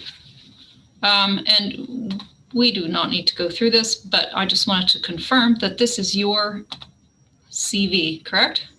Correct. Could you, in brief, tell me about all the different roles you've had at the NRCB? I started in May 2002 as an approval officer. And so that was my first position. And in January 2015, I became a member of the Science and Technology Group. Okay, and as a member of the Science and Technology Group, what do you do? So I assist approval officers and inspectors on technical matters related to applications for confined feeding operations, or if any parts of their job where they're looking for technical assistance. Okay. On this particular file, tell me what your role was. On this file, Mr. Cumming asked me to complete the site information forms and the risk screenings. And so we worked together on completing that and the steps as to who would complete which parts, which ended up being, as we showed already, the site information forms with both our names on it jointly completed, and I completed the risk screenings themselves with the actual scorings. And as well, I did a couple the memos for the protective layer that's within Exhibit 3, and the memo for the groundwater resource and uppermost groundwater resource also in Exhibit 3. And did you also do a memo relating to hydraulic conductivity of the RCC? I did. That's all. Yeah, I provided that memo as well as part of assistance to Mr. Cumming. Thank you. Have you ever visited this site? No, I have not. How can you be confident in your assistance of the approval officer if you have not been to site? The document manager, I believe this document can come down. Yes. So I rely on the approval officer for looking at the site information things like locate distance, with the site plan that is submitted, for example, are there things that are not documented on the air photo that have been drawn in for those types of things? For topography, slopes. So the slopes of a particular site usually are not captured by a topographic map and require on-site eyes to see and observe. And so I on the site information forms, the parts that I could do from a computer that's the parts I worked on in creating the protective layer and the UGR, those memos, and that input in there. as well as filling in a bunch of the many of the blanks on the site information forms using what was filed by the applicant in their Part 2 application. Thank you. And maybe since we're on it, we could just pull up one of the site information forms. As an example, there are two, but as an example, could we please see Exhibit 58? So the two site information forms are Exhibit 58 and 59. This one, I think is the same one we looked at previously, is the site information form for the covered pens and the two barns. If you could please scroll down to, I think, the bottom of this page. Yes, perfect. Thank you. And I asked Mr. Cumming about the protective layer and the reference to the borehole AM4-19. I'm wondering if you are able to tell me the protective layer you've identified, or this form has identified as predominant geology being VF sandy loam, which I believe is very fine sandy loam. Why didn't you use the silty clay as a protective layer? So I did consider in this determining a protective layer, you do look at what's the best quality material that could be a protective layer. So in my memo in Exhibit 3, we don't need to move to it, but in Exhibit 3 on protective layer, I did consider the silty clay layers. They were present in all 4 boreholes. In 2 of the 4 boreholes, the silty clay was above the groundwater. In the other 2, the silty clay was below. And so based on that, I said, well, that's not protection if it's below. So then I went to the next best quality material, subsoil material that was above the water in all 4 boreholes, which was, and yes, VF is for very fine sandy loam, just a function of how many characters actually fit in a box is why it's abbreviated. And the subsoil texture chosen here is coarse. Why is that? That relates to what's above it here in the uppermost groundwater resource. Okay. So the uppermost groundwater resource memo is quite a bit longer in Exhibit 3. But in determining and borehole AM4 was chosen because it was the shallowest. It showed the shallowest presence of the water, and in that borehole, the sandy loam was actually where the water was, and then in addition, above the water, there was more sandy loam that was dry. But because it all looked like the same material, I assigned a subsoil texture of coarse for the groundwater resource portion, and then applied the same subsoil texture of coarse in the protective layer portion. Okay. And actually, document manager, while we're talking so much about Exhibit 3, maybe we should just move to that. And we're looking for page 47, which I think will bring up Mr. Cunningham's memo on uppermost groundwater resource. Yep. Thank you. And we'll just walk as quickly as we can through this, but making sure we do justice to it. Can you tell me what is an uppermost groundwater resource? Well, if there are, so usually it's often you have to assess, first of all, if there are more than, like, how many groundwater resources there are at a site. And then whatever is the highest or uppermost becomes the uppermost groundwater resource, which is in section 9 of the standards. That is the groundwater resource that's specified that must be protected. Okay. And in this, on this page 47 of Exhibit 3, the bottom under, are there other groundwater resources at site? That's the boldface heading near the bottom of this page. You discuss lithology for water well ID 115735. And then in the next paragraph, you discuss the water well ID 115734. Where is well 115734 on this site? I'm not sure. It's identified in the Alberta Environment's water well database as a well for this site with this land location. In their database, if they don't specifically show a location, their GPS shows it's the center of the quarter section, but often that's not geographically correct. It's just a matter of assigning a record somehow to the piece of property. But we can gather that it's somewhere on that quarter section. Is that right? Yes. Okay. How do water wells with IDs 115734 and 115735 compare? So the paragraph above, the existing water wells groundwater resource, that was the assessment I did of what's for the well, that the current water well, which well is it, what does it look like, and what does it have for a groundwater resource? And it shows about the fourth line there that it's the hard shale and gravel that's in that on that lithology. So from 22.9 meters to 29.0 meters would be the groundwater resource that's shown in that water well.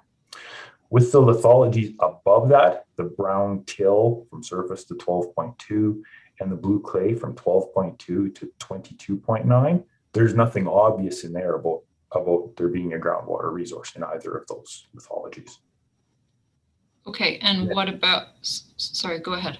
And then for 734, there's no lithology listed on 734. But in the details of the well, it lists its depth, that it's a hand dug well, and a total depth of 4.6 meters. So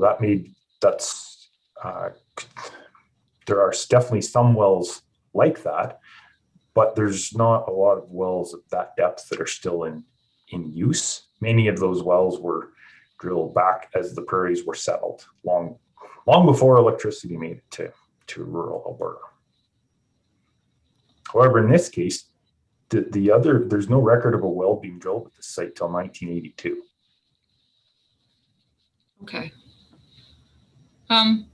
Document manager, if we can scroll down, I think it's going to be on the next page. I'm looking for table 1. There it is. Table 1. What does this table tell us?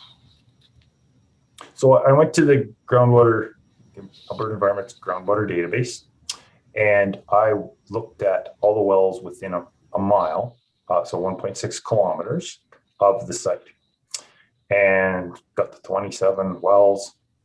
Using the depth in there, I picked all the wells that had well depths of 20 feet or less, and some of them which were 0, and then analyzed them, placed the information in this table, and then did an analysis on the next page of each of those wells, and with what information was there, to see did it match the possibility of the 734 well on site, of a shallow well that had been used at some point in time.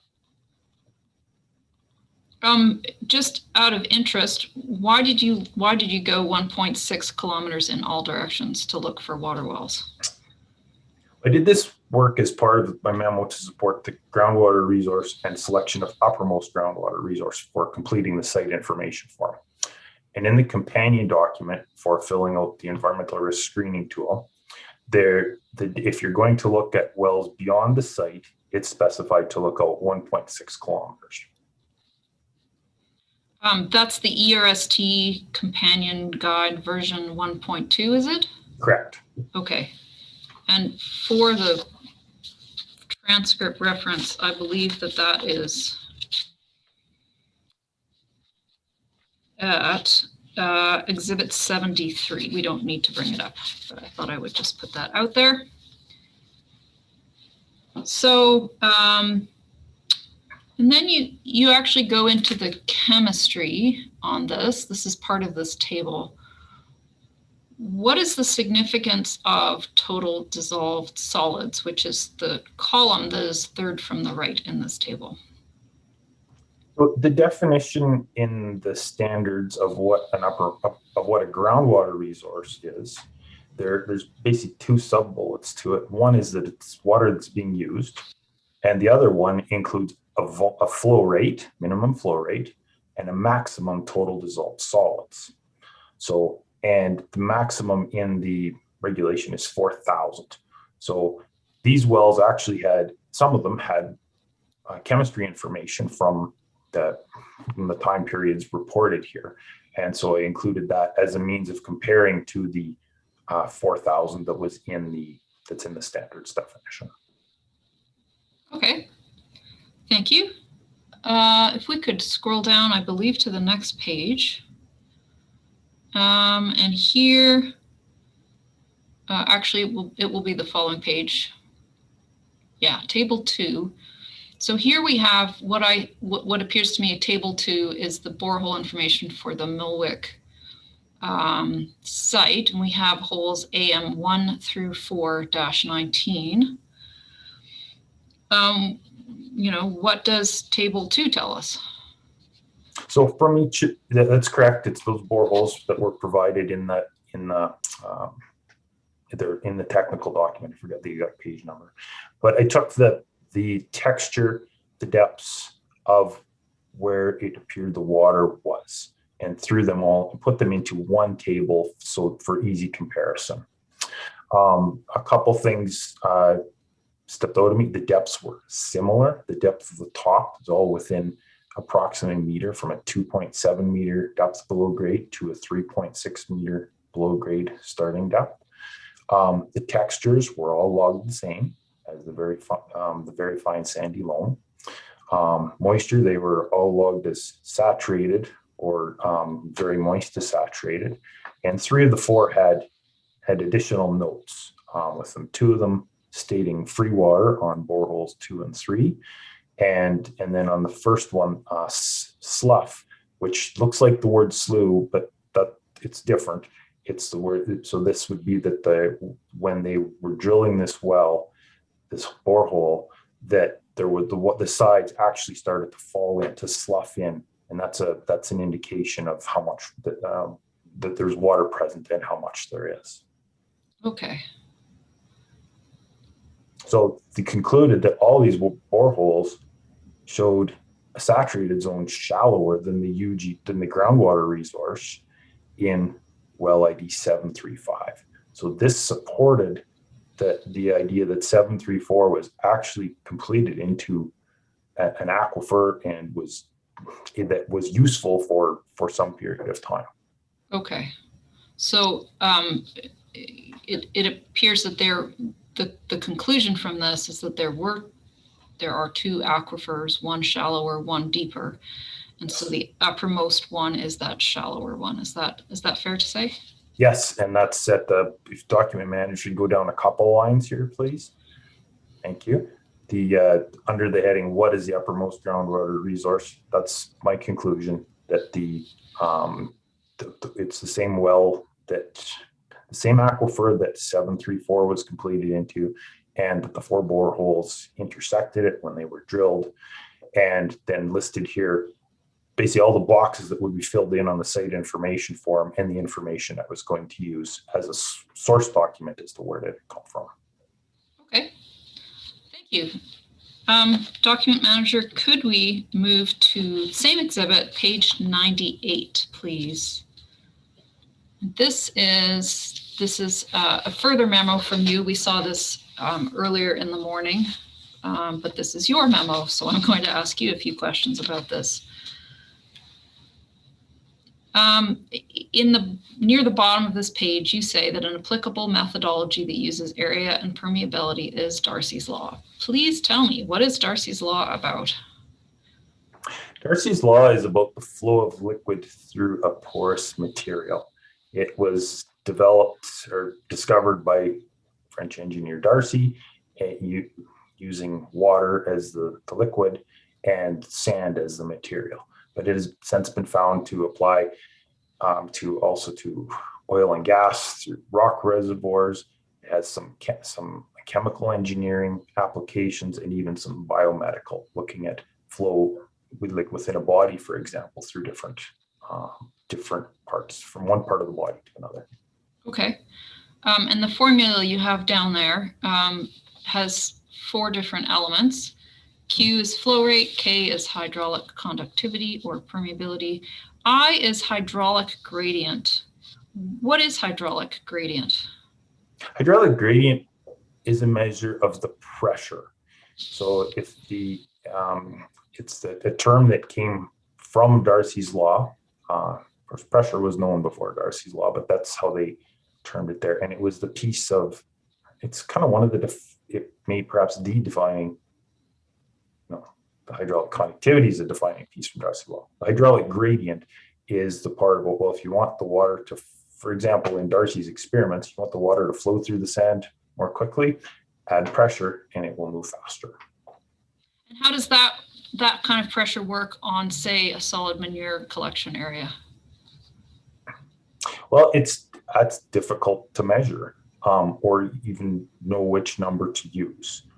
So if you, one of the assumptions in my report, I think it's, can we go down one page, document manager, please?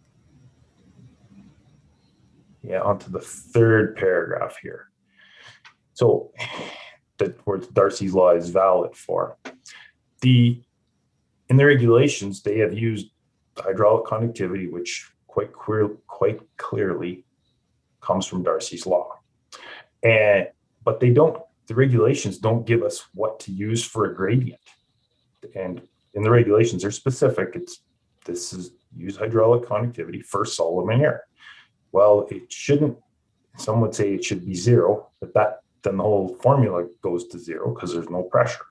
And so that doesn't really, it's unlikely that was the intent of the regulations. So one way we have found that works quite well to look at it is using the thickness of a layer, which is specified in the regulations, and the hydraulic conductivity, and just make the assumption that the gradient is whatever the legislature or the minister intended it to be. And it's the same for solid manure storages.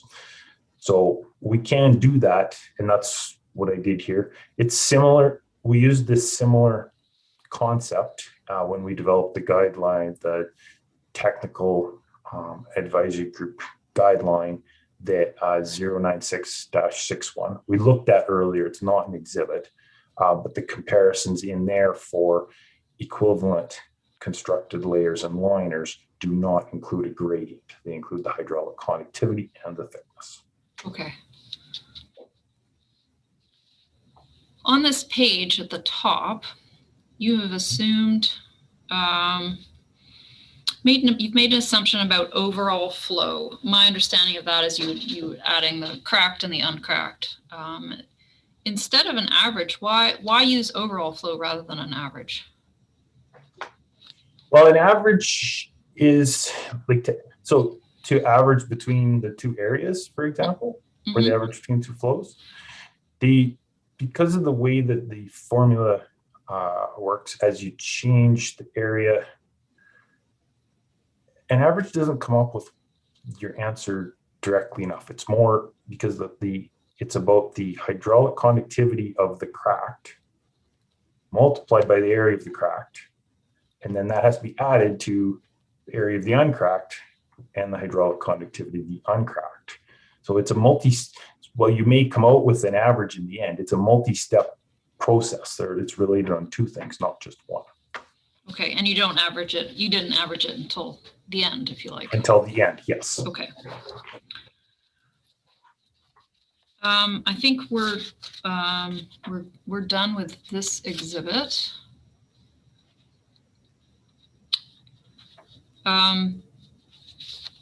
So that memo on hydraulic conductivity that's included in the technical document, that was based on the November 6, 2020 Wood report. Is that correct?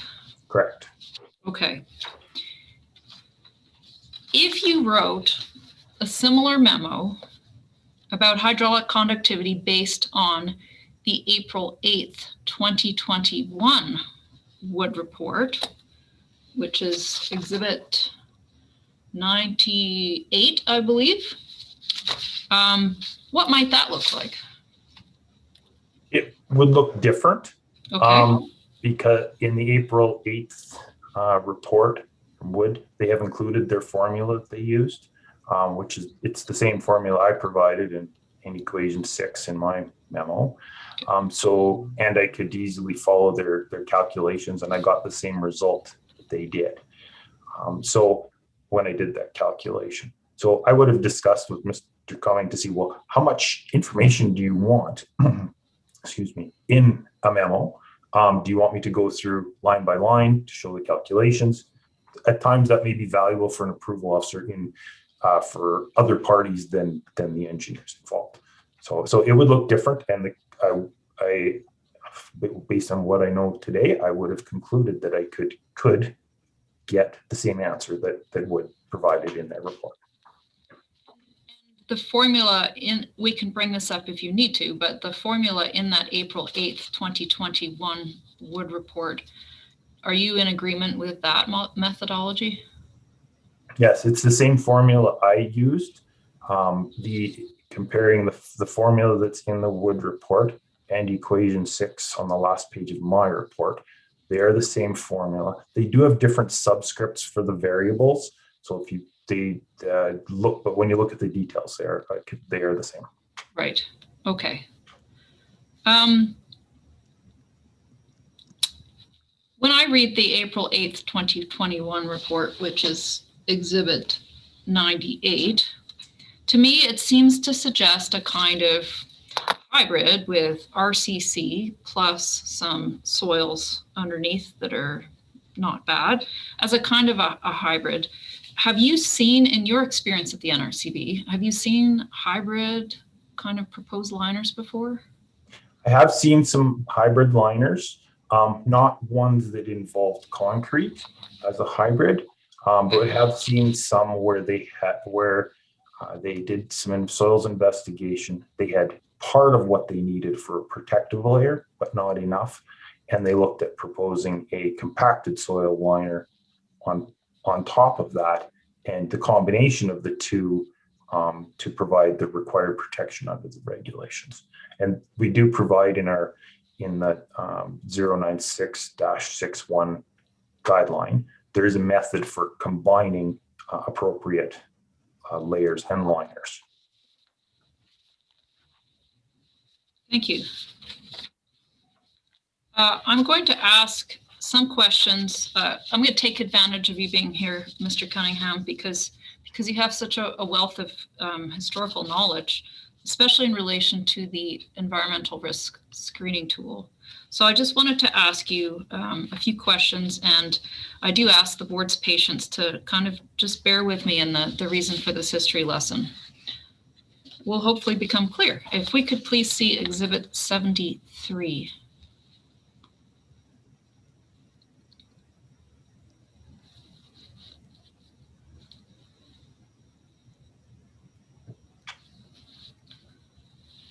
So this is the environmental risk screening tool. I call it a guide. I'm not sure you have called it a companion document, version 1.2. This is the one that you and Mr. Cumming, well, you especially use for this file, LA19036, yes? That's correct. Okay, and this is the current, so if we had an application today and you wanted to run the ERST, you would use this version, is that right? Correct. Okay.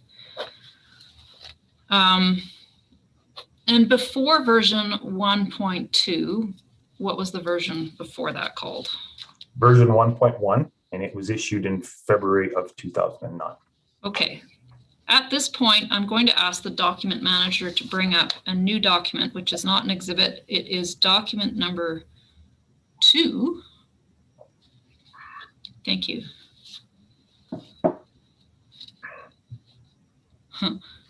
This is version 1.1? Yes. Okay.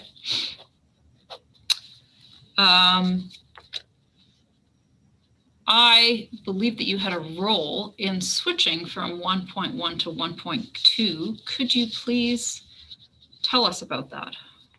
Yeah, so part of in my time at NRCB, I worked on all 3 versions of the environmental risk screening tools, the original version 1.0, the amendments to create version 1.2, and then the changes from version 1.1 to 1.2. And I did a bunch of the authoring of the changes of going from version 1.1 to version 1.2. Okay. And perhaps, Mr. Chair, if this is a good opportunity, I could ask this to be marked as an exhibit. Yeah, I was going to ask you that same thing. So please do, Ms. Friend, what number are we at? Mr. Chair, that would be 103. Okay, thank you. So 103 for ERST February 09. Thank you very much. So if we compare, I'm going to drill, I'm not going to review the whole document, obviously. I'm looking at I want to look at part 8, which you actually excerpt in the technical document in one of your memos in there. But I wonder if we could just look, while we've got version 1.1 open, if we could look at page 11 of 45, and this will take us to part 8, which deals with uppermost groundwater resource. And the bullet that I'm interested in particular is the second bullet. And I don't know if we're able to lay these side by side or whether we just need to flip back and forth with a good memory. Could we please look at part 8 for the 1.2 version, which should be at PDF page 12 of Exhibit 73. Thank you. So the second bullet looks a bit different here. And I'm wondering, Mr. Cunningham, can you just generally walk us through why these bullets, like why they're different, what changed from version 1.1 to 1.2? So maybe probably the best, maybe a good place to start here is version 1.2 on this page. So under the second bullet, there are 3 paragraphs. The third paragraph did not change from version 1.1 to 1.2. The first paragraph changed with what's within the brackets. Oh wait, if the other one just said geotechnical or hydrogeological, this one got a little more specific as to what was there. And then paragraph 2 in this one is all new. That there was none of that information in the previous, in version 1.1. Now, so actually perhaps document manager, if we could go to to the new exhibit, just quickly. Exhibit 103? Yes, yeah. And so here's the information that the third paragraph is the third sentence. The first 2 paragraphs, first 2 sentences here are the first paragraph in Exhibit 73, and that other information is not there. So document manager, if we can go back to Exhibit 73, please. So this paragraph changed from version 1.1 to 1.2, but it only matters if it affected this site. And if we look at paragraph 2, the first part of that sentence, and I'll read it up to the comma, if the site-specific geological information shows that there may be a shallow aquifer located above the aquifer used on site. So the aquifer used on site is down in the down below 20 meters, down 22.9 meters. That's what we see from well 735. And then looking at the site-specific geological information, might there be maybe is there a shallow aquifer on site? And the answer is yes, both from 734, the chemistry well, and from the borehole logs. So then after the comma, this is the trigger to then the water well drillers logs from wells located within 1.6 kilometers of the facility's property boundary need to be reviewed. So that was my trigger to look out the mile at those wells and see basically, and that is part of what's in the last sentence in this paragraph 2. So it's not just about is there an aquifer under the site of the confined feeding operation, because the definition in the standards about a groundwater resource, it's specific to its use. It does not directly use the aquifer definition from the Water Act. And so it's the last sentence here says, if an aquifer, the uppermost one, is currently in use, can be correlated back to the site, the specific site information, then it can be called an uppermost groundwater resource at the site. This is broadly in place if a well on site goes down deeper, like through one aquifer, and uses a deeper aquifer for whatever reason. There may be someone using a shallower aquifer nearby. And that aquifer, then because it's being used by somebody, could fit the groundwater resource definition. So there are many sites that are assessed that this paragraph 2 does not apply to, or doesn't change what the groundwater resources are. But in this file, it did. And if we were to transport back into time to say 2009, 2010, you would be using version 1.1, not this, correct? Correct. Okay. All right, I think we're done with this document and the other one.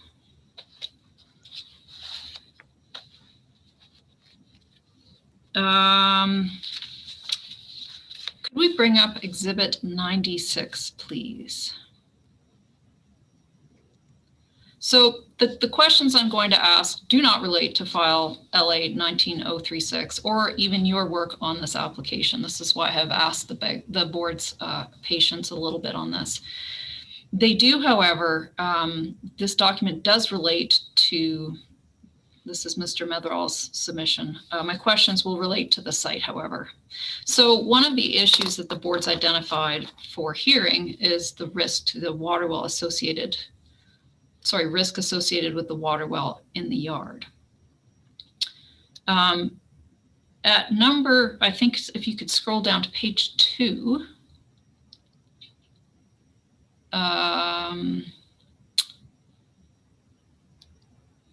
right, and I think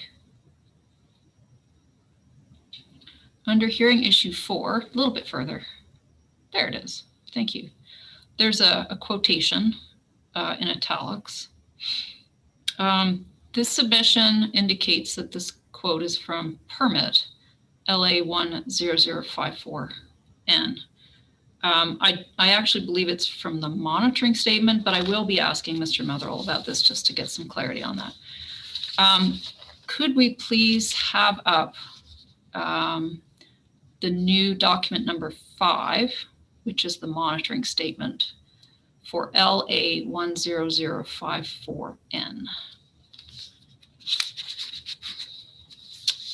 And if you just scroll down a little bit, there's a paragraph under the bold-faced indentations that says the results of the risk screening exercise.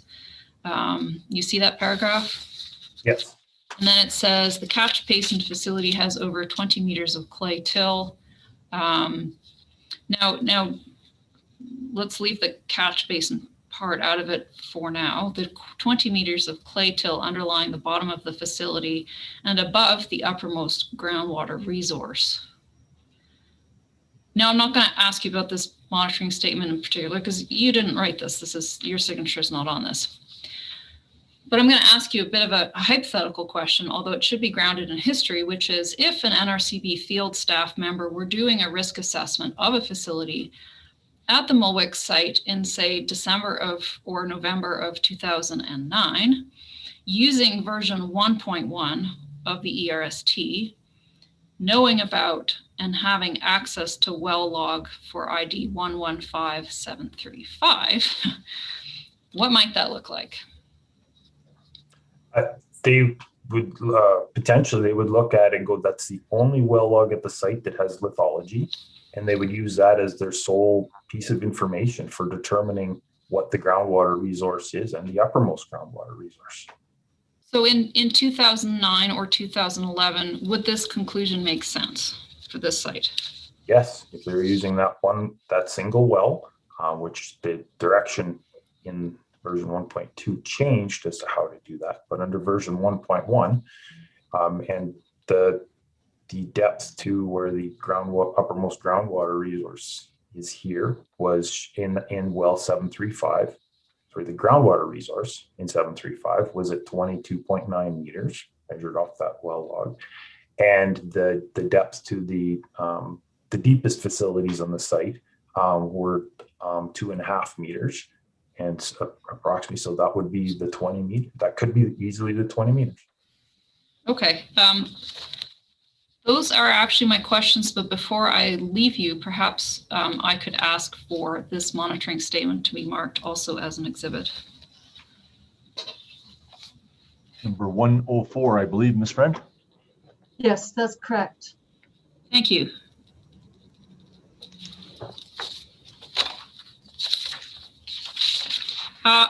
Those are my questions for my witness panel. I would ask both of you to make yourself available and recognize you are still under oath to answer questions from the Muilwijk team, and then after that from board, staff, and panel. Right, so we're right at noon. We did have a short break not that long ago, but it will most definitely interrupt the cross-examination, I think, because hunger and bio break will take over. So why don't we do that now? We're all in different spots. I mean, at times I've gone a little bit shorter, but I'm sort of thinking we're going to be quite later, maybe tomorrow. I mean, I'm guessing a bit, obviously, but rather than shortening our lunch break now, which can be a challenge for some folks to really get lunch and take a couple minutes to prepare for the next session. Let's take an hour, come back at 1, and proceed with Mr. Metherall, Mr. Muilwijk's cross-examination. Thanks a lot. We'll see you at 1 o'clock. And panel, we can go to a breakout room.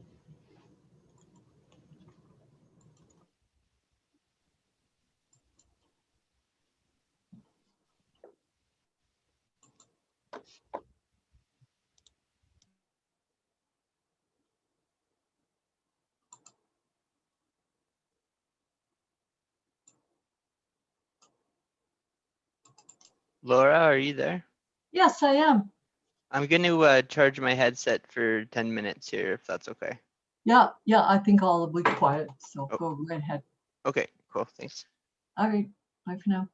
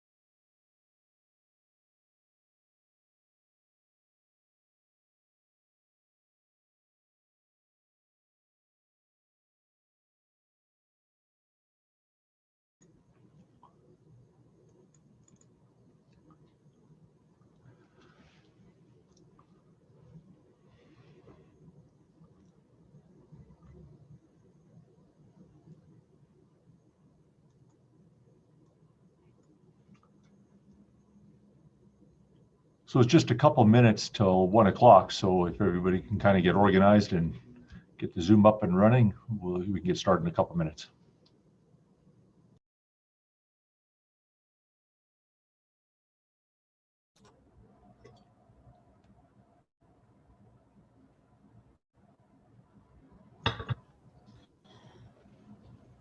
Mr. Paulo, are you trading off in the afternoon, or you decided to take the whole day?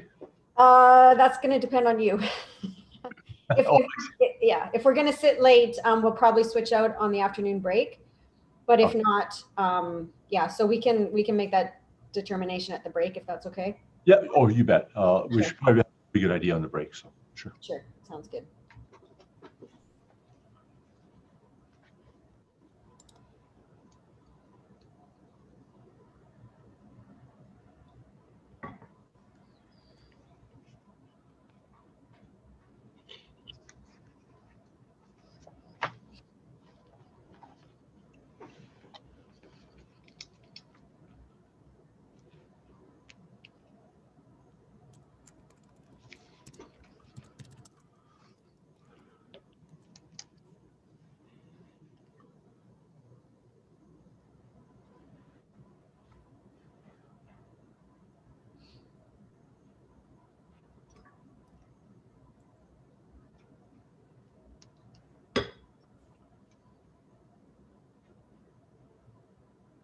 See, Field Services is using sort of a blurred background for staff.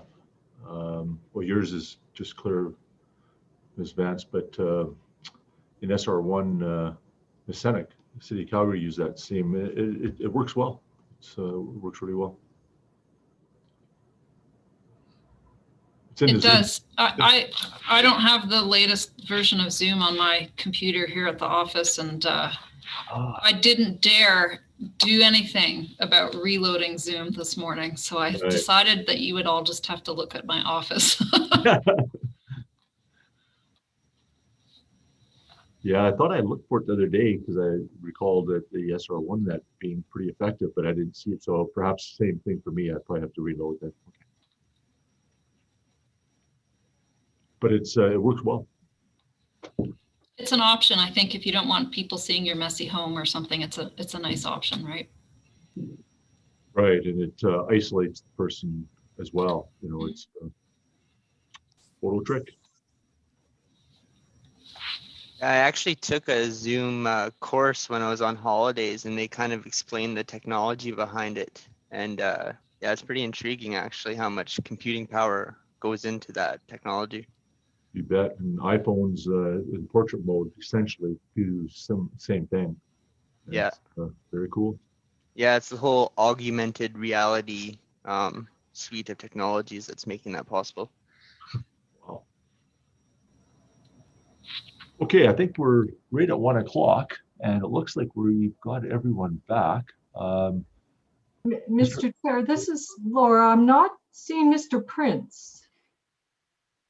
I can advise he texted me he was having some camera troubles, so he was going to reboot his computer and will join. Okay, so Mr. Weed, maybe you could just kind of keep a lookout for him to rejoin and let him in when he reboots, if you could do that. Yeah, I'm always on the look for that stuff. So Okay, sure. great. Thank you very much. Mr. Metherall, are you folks ready to go? Yes, hi. Hi. We believe we are. You'll have to be very patient with us. This is our first time. In fact, as we were establishing the team here, I was talking to Laura about the role of being both spokesperson and what am I? Witness, perhaps? Witness, spokesperson and witness. So I will try to help the board understand when I will be speaking as the spokesperson and then presenting some material from my own.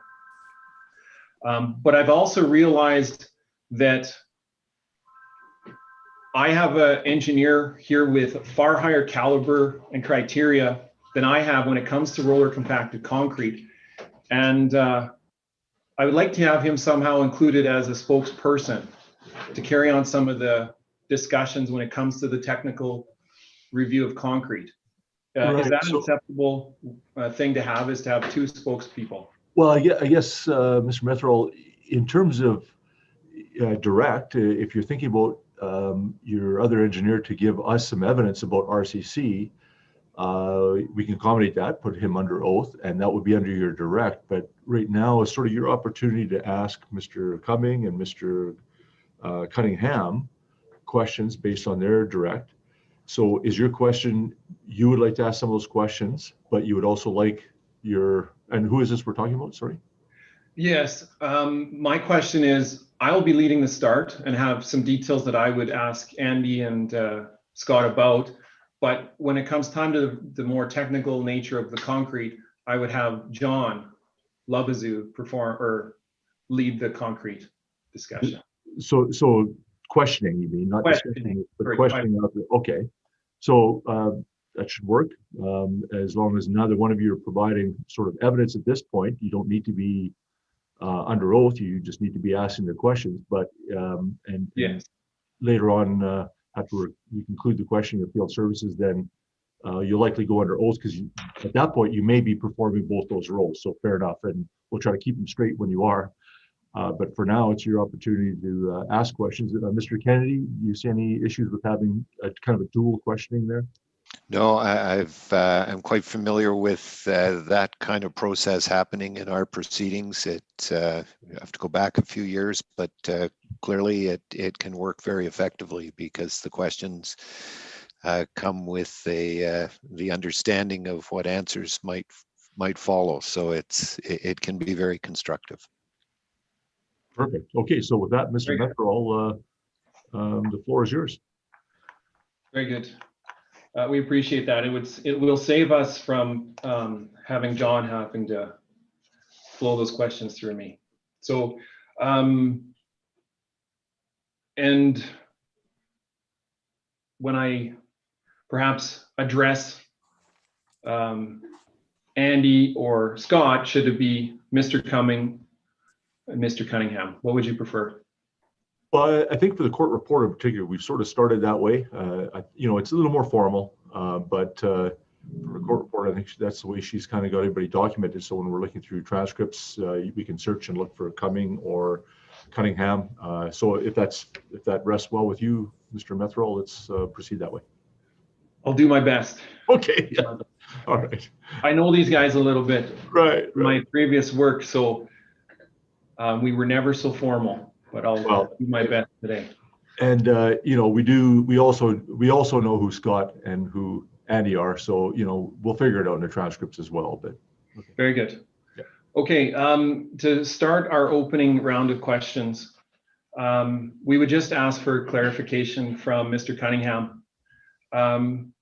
What, in his opinion, what is roller compacted concrete? Sorry. My first error. Mr. Cumming, what is roller compacted concrete? Mr. Methrall, roller compacted concrete, as I understand it, is concrete that is placed on the ground and spread utilizing normally sort of earth moving type equipment. It could be front end loaders and the like, and then compacted using some sort of a compacting equipment. Okay. Can you describe the type of concrete that you saw at Ari's in the covered feedlot? We'll say, is there any evidence of concrete at that facility? I did see evidence of concrete. I can't describe it because, as I testified earlier and in my decision summary, the pens, both the covered and the unopened pens, had livestock in them, a significant amount of manure and bedding materials as well. Was there any exposed concrete, say around the barns or from cleanup activities? The barns hadn't been cleaned. It appeared that they hadn't been cleaned anytime recently when I did my site inspection at the facilities. There were areas where I could see some concrete, but it was still covered with a smudge or a smear of manure and other material. Did you ask Mr. Muilwijk to clean his barn, covered barn? Sorry, I guess it's the covered feedlot. I'll try and keep that straight. The covered feedlot. Did you ask Mr. Muilwijk to clean out any portions of the covered feedlot prior to your inspection or your visit? No, I did not. Do you think that would have aided in your understanding of what and your assessment of the site?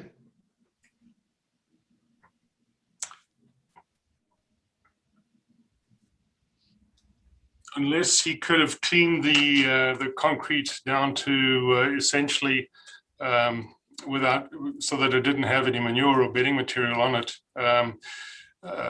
I don't believe that it would have aided in my assessment. Okay, you've been to other feedlots with roller compacted concrete? I have. And have you seen how they clean those pens? I have. And it's your opinion that those pens can't be cleaned for inspection? It's my opinion that when I went to look at the roller compacted concrete, that even if they had livestock and manure on top, that being able to inspect the concrete would have been difficult. Typically, an inspection of concrete or roller compacted concrete takes place prior to any livestock or manure entering or being placed on top of the roller compacted concrete, or other liner for that matter. Is there any technical work in testing that can be done after concrete is placed? I don't fully understand your question.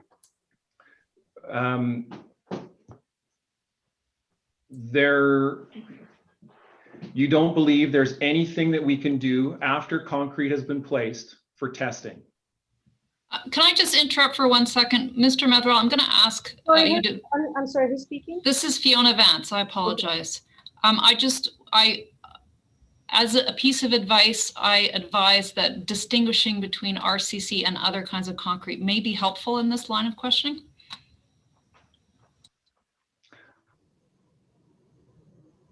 Certainly. I can ask you, I can try to illustrate those distinctions. But let's use that then. Thank you, Ms. Vance. Let's use that as the next round of questioning. Is roller compacted concrete, Mr. Cunningham? Sorry, for the board, my mind is focused on Mr. Cumming here. These questions are for him, and I will engage Mr. Cunningham when we're there. So the question was, is roller compacted concrete in your opinion? By its name, it is concrete. It does have cement products in there and constituents that would normally be found in concrete. So I believe that it can be categorized as a type of concrete. What would you consider the main difference to be between roller compacted concrete and concrete?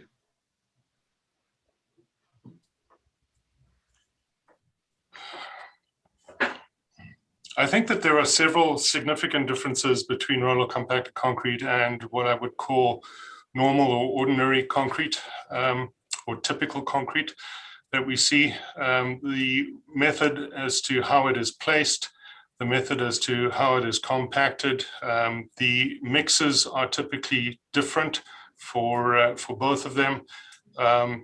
The roller compacted concrete, in my experience and in the literature that I have read, typically does not include any type of steel reinforcement in it, whereas your normal concrete would have that included in it.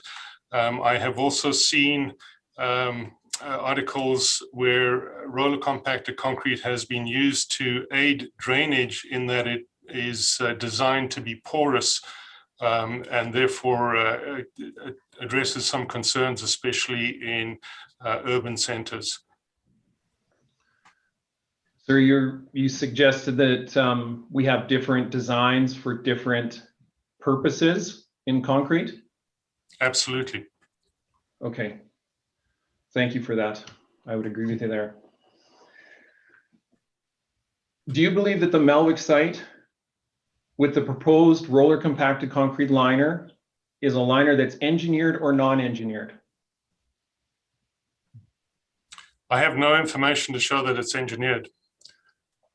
The information, if you have a look at the technical document, which I believe is exhibit number 3, find the right page for you.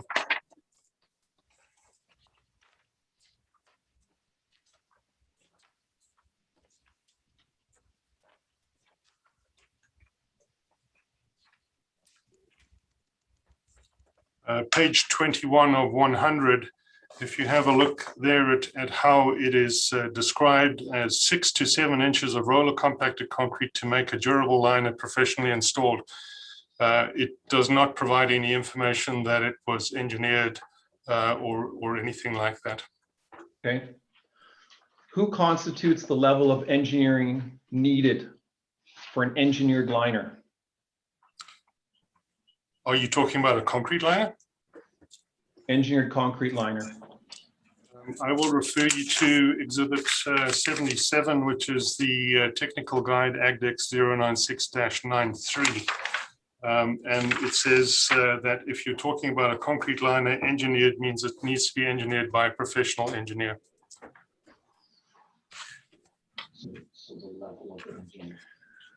Discuss the level of engineering, please, required that you would need to see to have something required or to be considered engineered.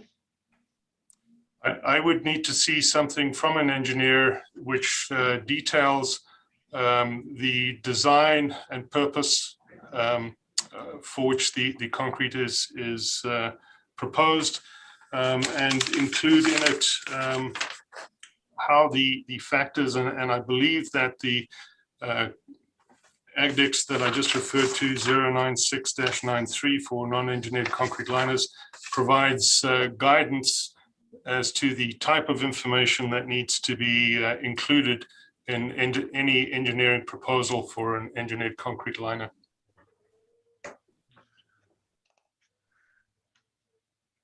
Is an engineer required to stamp a liner that they design? If you're talking about the APEGA requirements, I believe that if they're acting as a professional engineer, they do need to provide their stamp and their number. Okay. Did Mr. Muilwijk provide you with a stamped engineered submission for consideration? I have a submission after the fact, and it came from Wood. You were a co-author on it. It is part of the technical guide at page, it starts at page 40 of 100. And Mr. John Labazu stamped that, and it's showed that it is reviewed by yourself. It doesn't have a stamp there, and also a person by the name of Adam Johnson, who's CET. How many stamped engineered submissions did Woods Group under John Labazu submit to the NRCB for this application? For this application, 2. One was dated October 29th, and that was withdrawn and replaced by one which is dated November the 6th, which is the one that I was instructed to use. Subsequent to my decision, another document has been placed into evidence. Okay. Mr. Cumming, are you a practicing engineer with APEGA? No, I'm not. Are you critiquing the work of another engineer without practicing with a license? I am reviewing the information that's provided to me under the Agricultural Operations Practices Act in my capacity as an approval officer. As an approval officer, I need to verify that an application will meet the requirements set out in the legislation. And that is what I did with this application.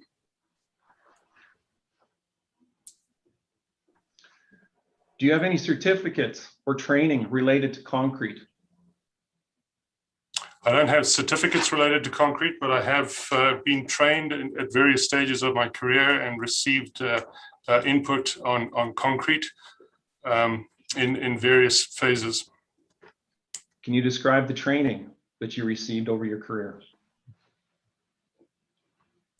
It varied from when I was at university, and we did courses on concrete, presentations there, right the way through to having presentations and courses done on concrete testing, concrete uses in different careers that I have had.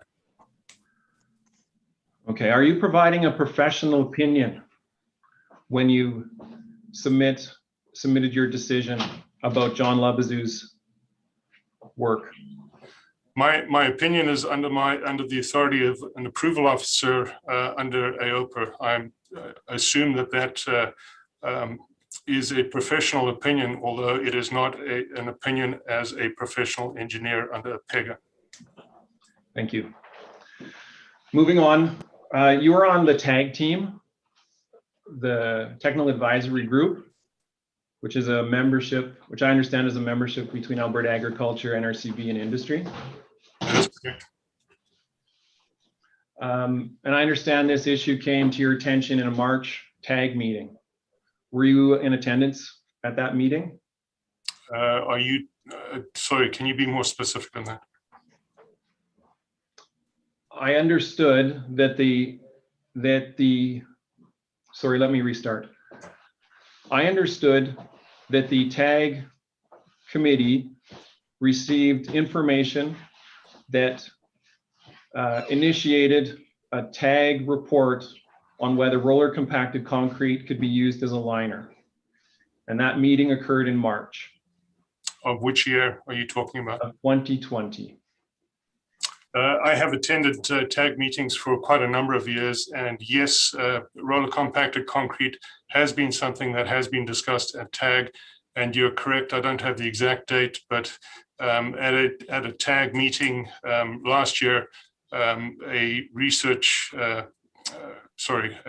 group was tasked with researching roller compacted concrete to see if there was sufficient information to develop a TAG guideline. So this was in 2020. Great, thank you for clarifying. That's the report I'm wondering about. And just to confirm your involvement, were you at perhaps the kickoff meeting for that review committee or review team? For the actual team tasked with looking at roller compacted concrete? Yeah. I was never a member of that team. No, I was on the steering group at TAG. Okay, when did you first become aware of that TAG report? That a TAG review report was being initiated? Well, I was part of the TAG steering committee, and we set out the requirements for it and initiated that process to move forward. So I was aware of it in the development stages. In the development stages. Okay, so that would have been at the March meeting? And possibly before. And before, even before, earlier. Okay. And when did you receive the draft classified version of that report? I received it by an email from Vince Murray, who is a co-chair of the Technical Advisory Group. The email was dated December the 23rd of 2020. Thank you. In your submissions and even earlier on today, you've suggested that you have no opinion about the outcome of this decision. Is that still the case? I don't have an opinion as to whether or not my decision gets overturned or if it's upheld. That is true. Okay, if I can ask the file manager to pull up Exhibit 19, December, we'll look specifically December 12th, 16 phone conversation. I believe it's the first page.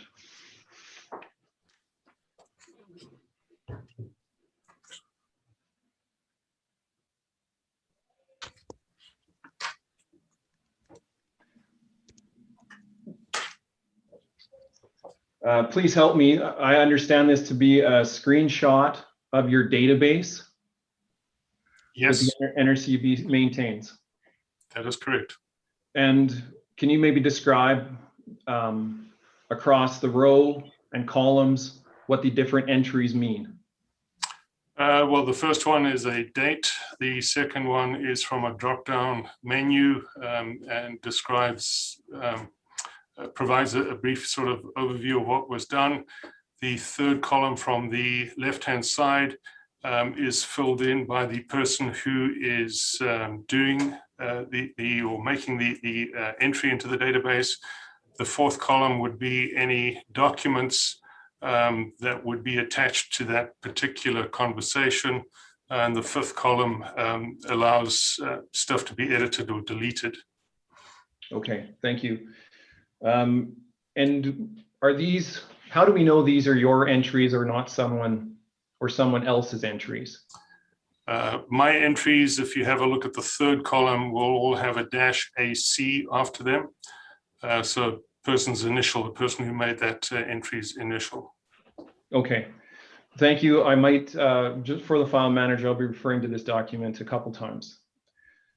So if we look at entry, the 12th of 16/2020, a phone conversation, can you help us and read the first?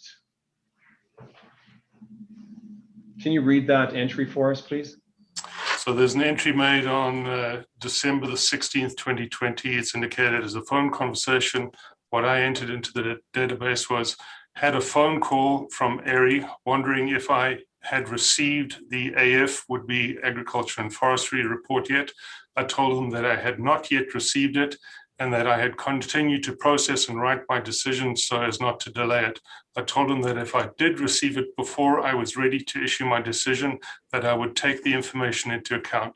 He asked when I would be releasing my decision, and I told him that it currently, that it is, well, there's a word missing there, currently being reviewed, and I was hoping to be able to release it early in January. And my initials follow that.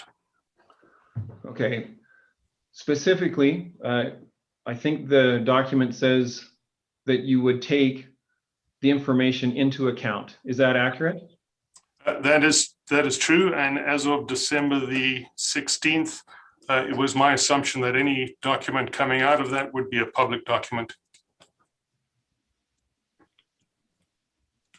And sorry, the distinction between how would a distinction between a classified and a public document influence your decision? So a public document means that it is able to be looked at by the public, and it is a document that I would have shared it if I was able to with Mr. Muilwijk when I had received it, and if I was going to use it. It also then, if I'm going to use a document and it is a public document, it is available for anybody else to have a look at. If it's classified as the tag report that I received on December the 23rd was, it means that it is not a public document, and therefore, because it was not a public document, I was not able to share it with Mr. Muilwijk, and I therefore could not take it into consideration for my decision.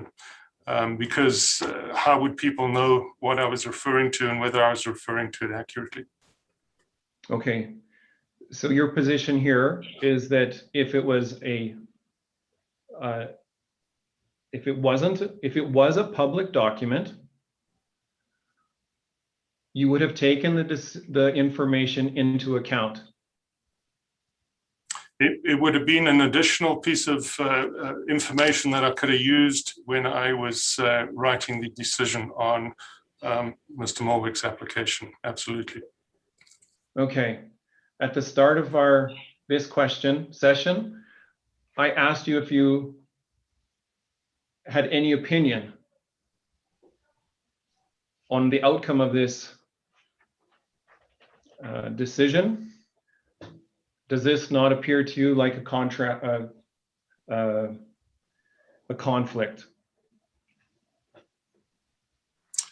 When you asked me at the start, you asked me if essentially I interpreted it to you asking me whether or not I took a position as to whether my decision was going to be upheld or my decision was going to be overturned, and I responded to it that way.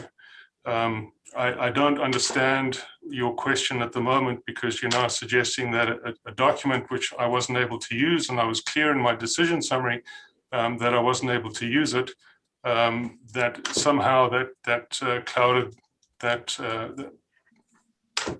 point. Okay, let's move on to the same exhibit, database entry, May 25th, 2020.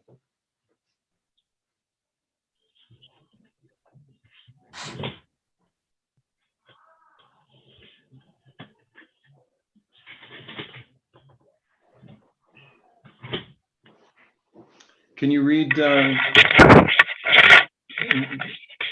can you read this exhibit for us? Hang on, whoa, hang on. Sorry, somebody's got, I'm not sure if it's you, Mr. Methrall, but somebody with a mic. I fixed Not it, muted. Mr. Chair.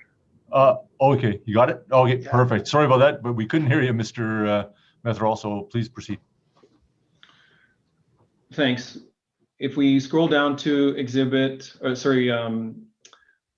May 25th, 2020. This is a note and phone conversation, couple note phone conversation date.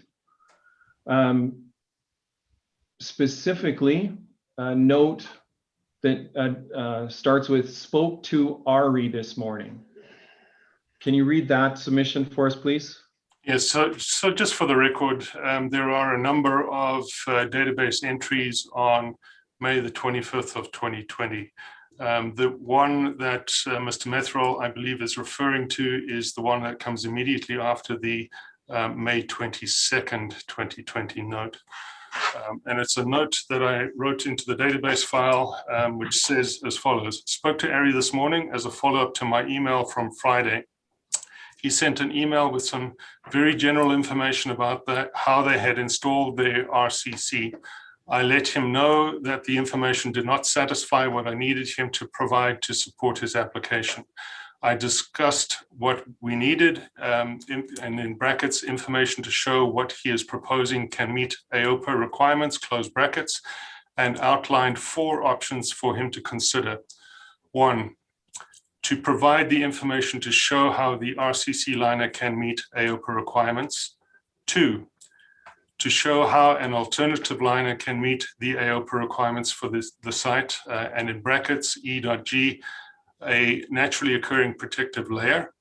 3, to direct me to process his application with the information already supplied. I told him this would be a denial, but that he could choose to appeal it if he wanted to.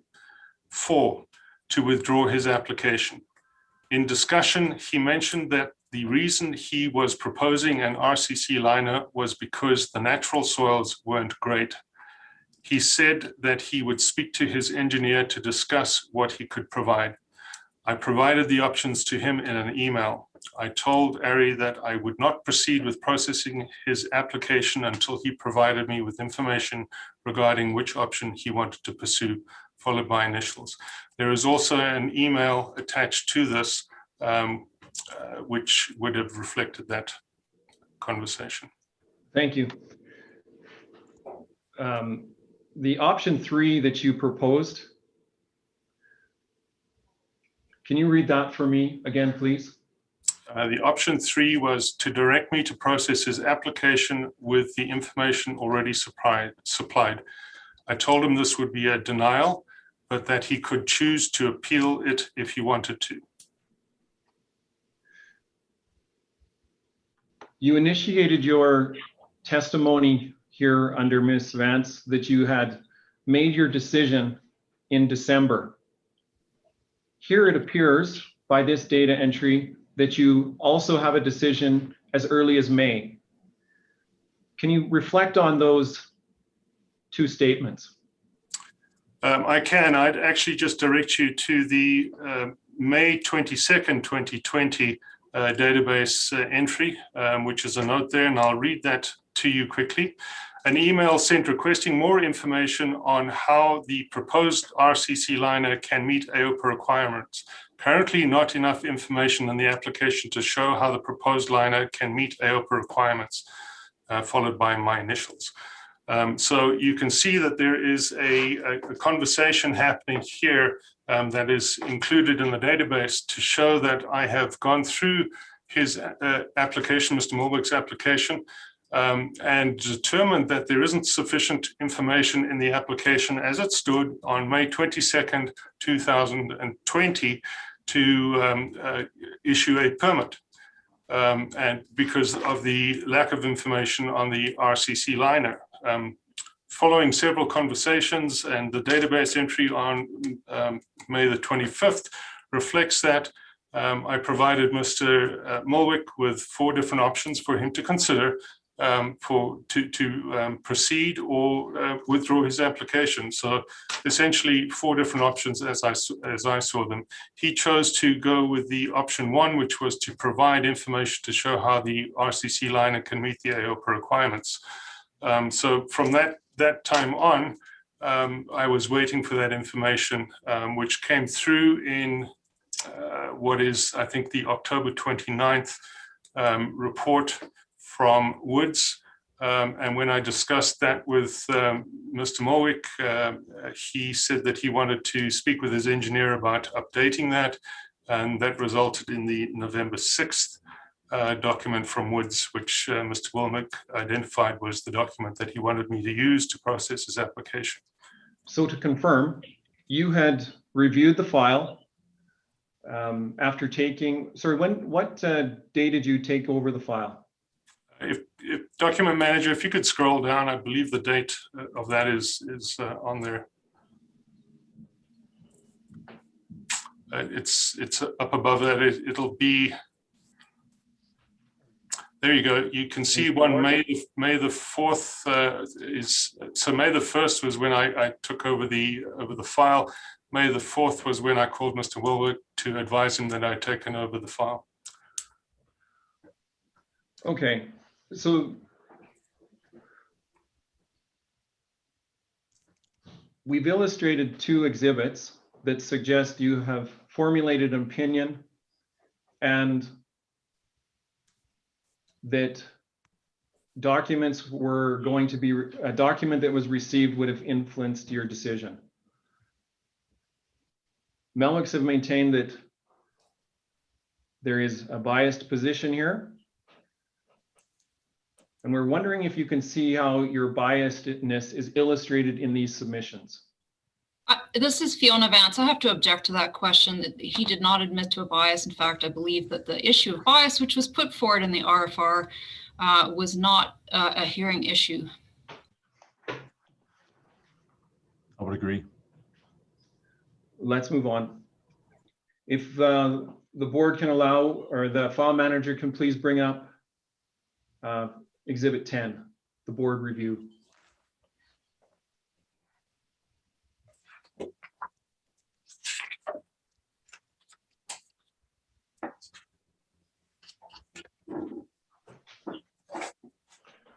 Specifically, focus on the 4 questions that the board asked the NRCB related to their RCC experience.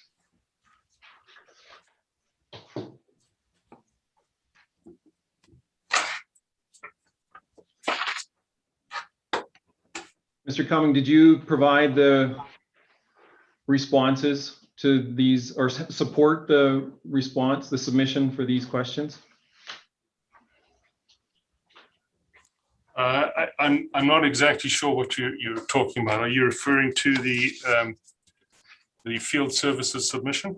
Sorry, this is the hearing issues. I'm more specifically the 4 questions about the NRCB experiences right here. Yeah, sorry, this is the correct page.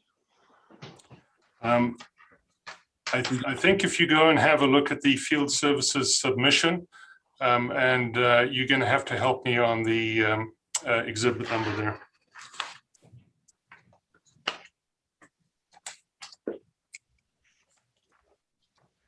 I think that'll answer your question. No, just confirming your involvement in responding to these 4 questions.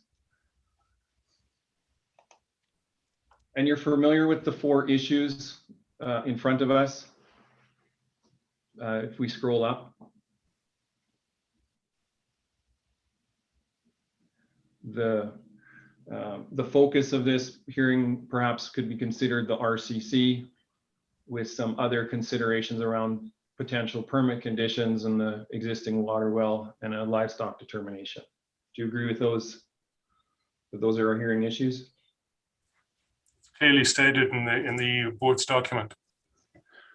Okay. The last part of this document, the board reflects on its expectations that an approval officer follow NRCB fact sheets and pulls 4 statements from the work submitted by professional engineers fact sheet. Can we scroll down to those points?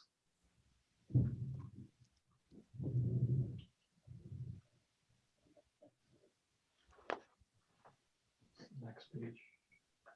Yep, keep going. Yes, here we go.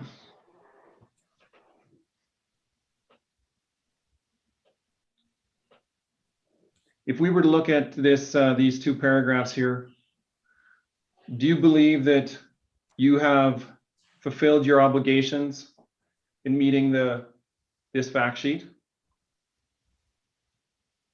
I don't understand what you're trying to say, and if you read the board submission, this wasn't part of the issue for the hearing.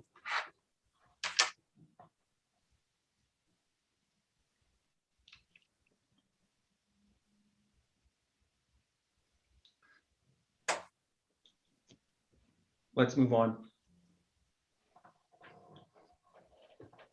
Exhibit number 80, file manager, please.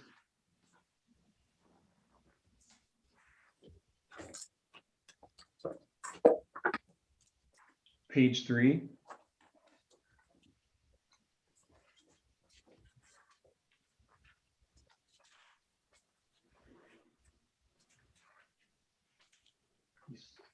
Sorry, is this the right? Page 3 of the PDF. Yes, of the, no, I'm sorry, I must mean the document. It's basically question 1. Let's zoom to question 1. I think it's the, right here.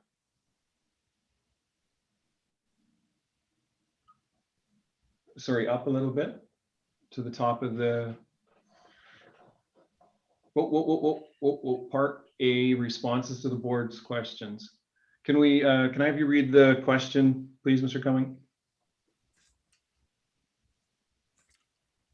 Question, are you talking about question A? Question A.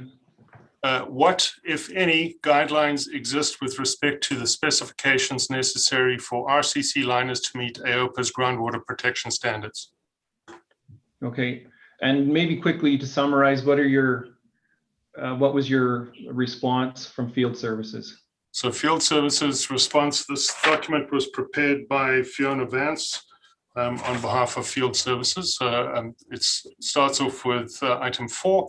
Field services is not aware of any guidelines with respect to specifications necessary for roller compacted concrete liners to meet the groundwater resource protection standards set out in section 9 sub 6 of the Standards and Administration Regulation under the Agricultural Operation Practices Act. Okay, so no guidelines were available, was the NRCB's position? We are not aware of any guidelines. That is what it says. Okay. If we can keep this document close at hand, but also bring up exhibit to the decision summary, the approval officer's decision summary.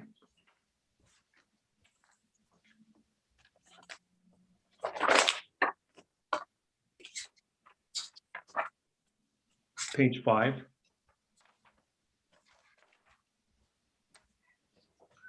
In your decision summary, it appears like you've referenced the AgDex document 96-93. That is correct. And it's quite a significant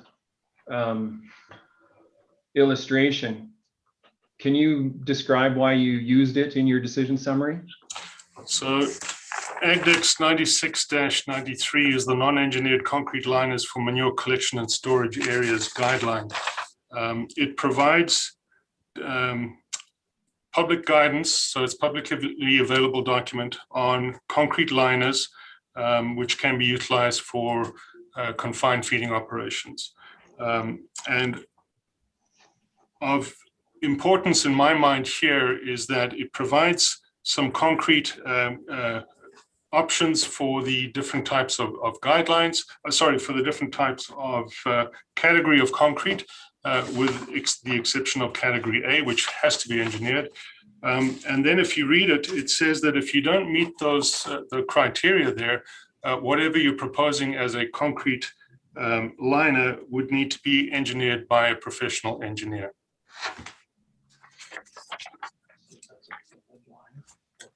I should note that this was provided to Mr. Muilwijk back in May of 2020. Thank you. How many times did you provide this document to Mr. Muilwijk? I don't know the exact number, but it was more than once. I'm getting a number 2 signal from Mr. Muilwijk, so we'll at least say 2 times. So what's your opinion of this document? Is it relevant in this decision? Is this an important part of your decision process?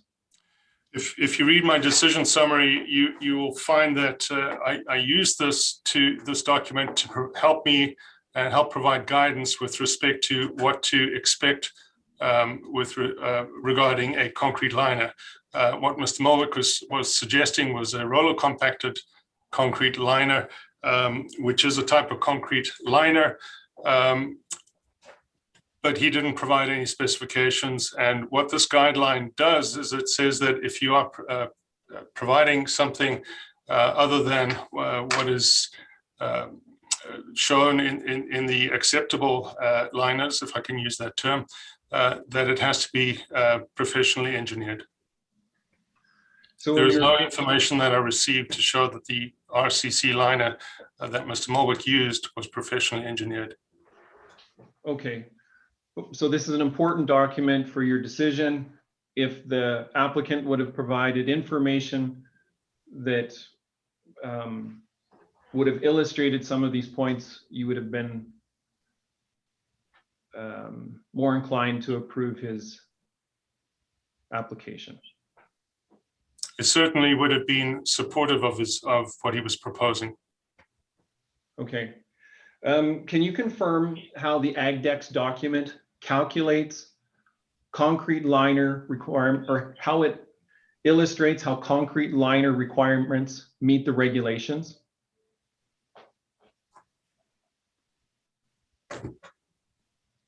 I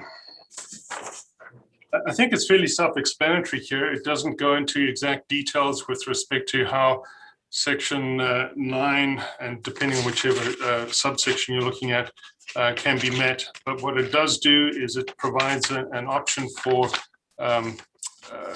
non-engineered liners to be used if they are meeting the requirements of those non-engineered concrete liners in Table 2. So this document doesn't actually calculate how one would achieve or meet the regulations using concrete? No, that's not the purpose of the guideline. How would an approval officer use it then to determine that concrete meets the guideline? typically what we see from in applications is that the operators are choosing to use the concrete outlined in table 2 as their liner, and they are providing those specifications. We very seldom see Mr. Cumming, a concrete liner that is engineered. Excuse me, sorry, Mr. Cumming, it may be you, I'm not sure, but as you're talking, if the papers are really rustling, it's difficult for us and probably difficult for court reporters as well. It sort of overdrives the mic. So I think that may have been you. I'm not certain, but just folks with their mic unmuted, if you could just be conscious of that. Papers aren't helpful. Thank you. I apologize if it was me, Mr. Chairman. No problem.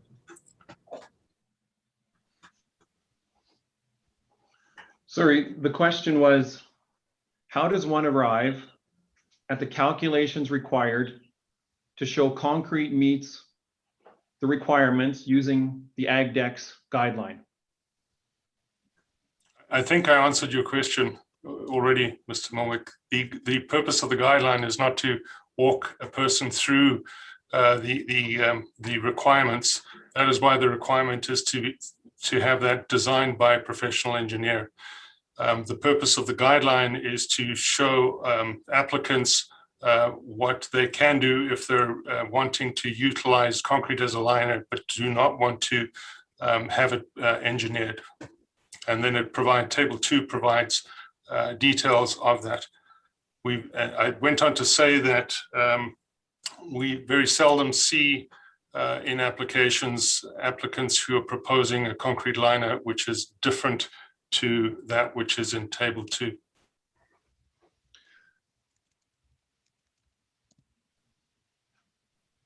Again, where are the calculations that come from this guideline that illustrate how an applicant can show he meets the liner requirements? I just want the calculations. Please illustrate from this document where the calculations are. Again, Mr. Chairman, the purpose of the guideline is not to provide a step-by-step design of the calculations made. In fact, if you go to the front page of that guideline, it tells you who the audience is for that. I'm doing my best not to rustle papers. Thank you. This is Fiona Vance. The guideline is Exhibit 77 in case anybody is looking for that.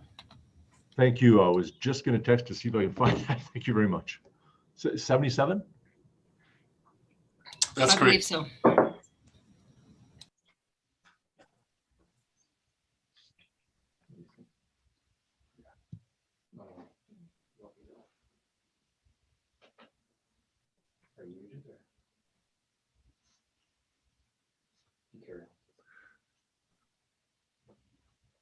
Mr. Cumming, now that this document is up, does this document illustrate any calculations at all? I have answered the question before. The answer is no. But if you have a look at the purpose statement here, it's to provide guidance for the design and construction of non-engineered concrete liners used for manure collection and storage areas. And then if you can scroll down to page 3, I believe it is, table 2. Thank you very much, Document Manager.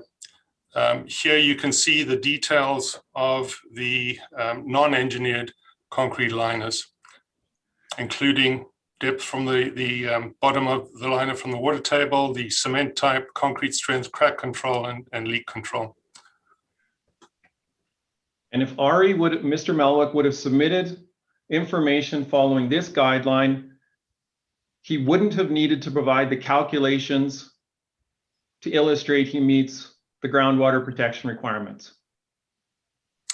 If Mr. Muilwijk had provided the concrete details specified in category C and category D for the open or covered pens, then and he had chosen these specifications in there, then that would have met the liner requirements. Please explain how you came to that conclusion as an approval officer that these requirements meet the liner requirements in AOPA.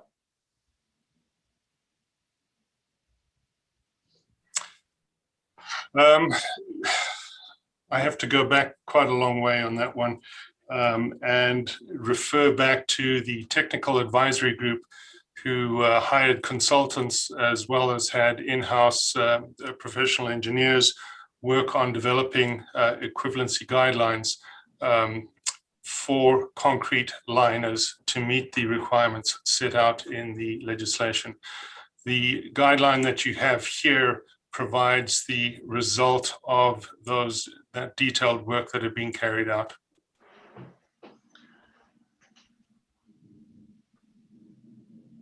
So as an approval officer, you wouldn't have had to do any calculations on your end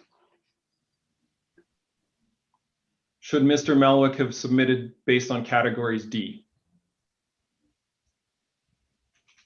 Well, two categories are applicable for Mr. Muilwijk. One is category C, one is category D. So depending on the facility that is being looked at, either category C or category D, if those specifications were provided as his application and he chose to use a concrete liner that met all of that for his facilities, we've simplified the process by allowing the applicant to use this and knowing that this would meet the AOPA requirements. If an applicant wants to use something different than these pre-approved, if you will, concrete designs and mixes, then the onus is on the applicant to have what they're proposing designed by a professional engineer, and it would then be the responsibility of that professional engineer to show how the concrete that is being proposed can meet the AOPA technical requirements. Mr. Chairman, may I supplement Mr. Cummings' answer? Please proceed. So on this document manager, if you go to page 1 and show the introduction, please, both paragraphs. Or yes, thank you. So in the first paragraph, the last sentence, the second sentence says, this technical guideline describes specifications for concrete liners that can be used to satisfy the requirements of the Agriculture Operations Practices Act and its regulations. So, perhaps that's what you're looking for, the direction to an approval officer as to how it would, what they can rely on in this document to say, yes, the table says this, therefore it meets the regulations. Thank you, Mr. Chairman. So then, Mr. Cumming, this is an important document for you. You sent it to RE twice. You illustrated it in your decision summary. Is this still your opinion that this document can be used to calculate concrete requirements?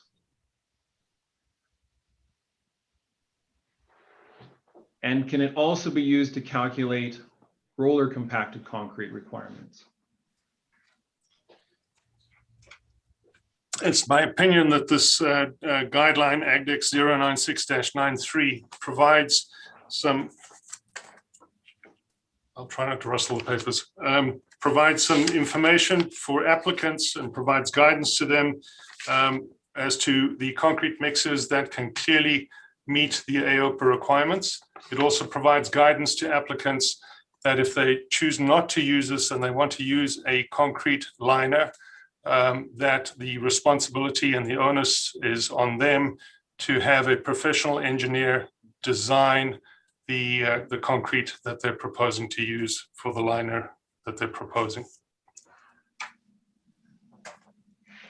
So help me understand, you you were aware RE was submitting an application for roller compacted concrete. Yes? That's what it says in his application.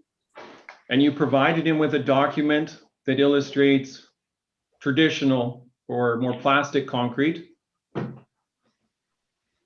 Yes, it provides information on more the traditional concrete, which is acceptable. And it also provides guidance to say that if you're not going to use one of those pre-approved concrete mixes, that you need to have whatever it is that you're proposing designed by a professional engineer. Okay. And so this would have worked for RE's submission. Okay, let's move to article number 4. It's the Muilwijk submission, page 10.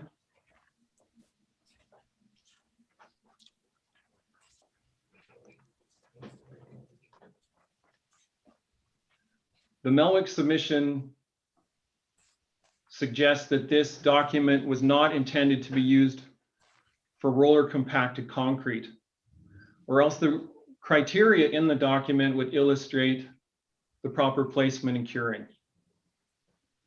Do you agree with that or disagree with that position? With that statement?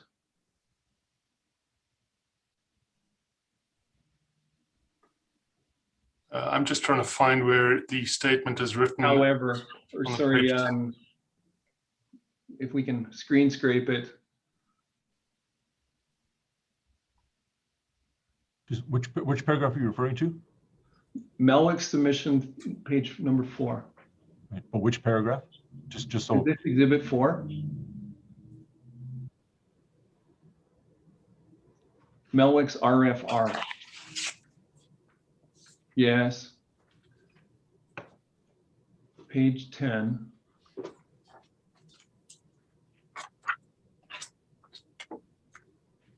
This is okay, middle of the page there, bottom paragraph. It's the Muilwijk's position that this guideline was not intended to be used for roller compacted concrete. Otherwise, the document would also illustrate the criteria for proper placement and curing of this material. Do you agree with that statement or not? It's the Muilwijk's statement. It's their opinion. It's our opinion that roller compacted concrete guideline is not applicable to this application. I've been clear. I think that we don't have a guideline specifically on roller compacted concrete, so I'm not sure. You've just referred to a roller compacted guideline. Okay, can we now move to exhibit 84? This would be the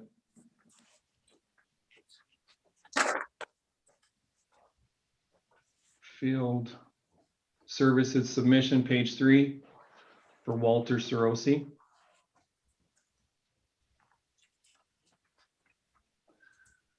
Can you please help the board understand who Walter Sorosi is? Walter Sorosi is Director of our Science and Technology Division within the Operations Division of the NRCB. And why has he submitted something for this? One of the questions that was raised, and you raised this earlier in the board's review, was the board had asked what experience the NRCB has had with respect to roller compacted concrete. And 3 of us, the 3 managers of the 3 different divisions within the operations division, myself, Kevin Seward and Walter Sorosi, provided responses, and those are the responses that are included there. Okay, thank you. Can you read bullet 3 for us? The 3rd bullet starts off, SciTech staff were involved in the preparation of the TAG concrete guideline. TAG considered including RCC in the June 2015 guideline, but chose not to, and to address RCC as a separate issue. Thank you. So just to confirm, Walter Sarosi does not believe that roller compacted concrete should be used or can be referred to in the TAG guideline. The Muilwijks do not believe that the AgDex guideline is appropriate. Is it still your opinion that the AgDex guideline is an appropriate tool to assess roller compacted concrete? It is the best tool that we have at the moment and the best guideline which is publicly available to show the sorts of information and what we would expect for a concrete liner. And for roller compacted concrete, it is not included as a pre-approved, if I can use that terminology, liner in Table 2. And anything that's not included in Table 2 would need to be designed by a professional engineer as included in that guideline. And that would be true for roller compacted concrete. I'm going to move on. You have more on RCC for him, or do you want me to finish that? At this time, I would ask John Labezoux to participate in the cross-examination. And do we need this exhibit up, or can we take this down now? That one can be taken down. All right, thank you. Hello, it's John Labezoux. Just a few questions. You may have to, Mr. Labezoux, perhaps you could, yes, perfect. If you have the mic, that would be great. There it is. Yeah, much better. Thank you. All right. Mr. Cummings, I just wanted to follow up on some of these RCC questions, just to, and I'll be shorter and more concise, I think. Let's just cover off some of your earlier, where you described Schmidt hammer testing and those sorts of things. So I just want to ask you, do you have experience using an impact hammer to test concrete strength? I have watched people do it, and it is something that I've seen information on, and we were led through courses. Would you know? So in your document, you described a concern with the texture of the surface not providing accurate results. So my question is this. If the surface is not smooth, if you will, or compromised in any way, do you know what effect that would have on the test results? No, I don't. Okay.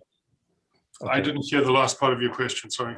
Would they be lower or higher is the basic gist of the question. I don't know the answer to that question. My gut tells me is that the results would be variable depending on how and exactly where the Schmidt hammer was used on the surface of that material, if it was not smooth. Okay, and we'll talk about that later during the other part of this.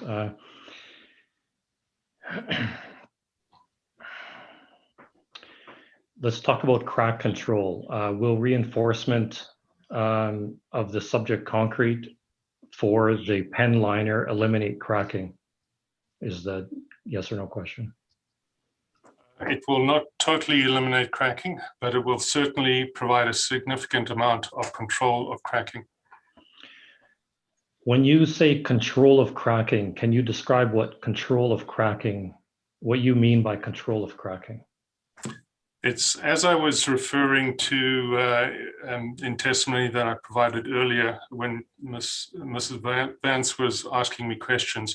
It's to do with the tensile strength of the concrete and your internal reinforcing, be it steel or some other type of reinforcing, will help to increase the tensile strength in that concrete material and thereby help to minimize and control cracking. Okay. Okay, thanks for that. So my next question pertains more to how we apply the AOPA in the engineered process. So the AgDex that we keep referring to, exhibit number 77, maybe can we pull that up again? It's probably very handy. On page 1 of this document, right there, Beautiful. Let me look. Professionally engineered designs may differ from the specifications outlined in this guideline. I think that's important to note. There was another reference to engineered, and that's on page 2, and I just want to move to that. And this is key. A little bit lower, please. A little bit lower, right there. Okay. So category B, C, and D liners, and we already talked about this site being C and D. So as far as this AgDex goes, this is where we are. Mr. Cummings, and I'm not going to ask you to read and all this stuff, but I just want to highlight here that engineered by a professional engineer, or if not engineered. So my question is this: you're clear on the term in between number 1 and 2, or, correct? Yes. Okay. My question is this: why do you keep referring to this guideline as guidance for engineered liners as well? So you, I think that's a concise question. Okay. Because in my opinion, it provides guidance to an applicant to say that if you're not going to be using the specifications for the concrete liners, which are set out in table 2, that you need to have whatever you are proposing as a liner engineered by a professional engineer. Okay, good.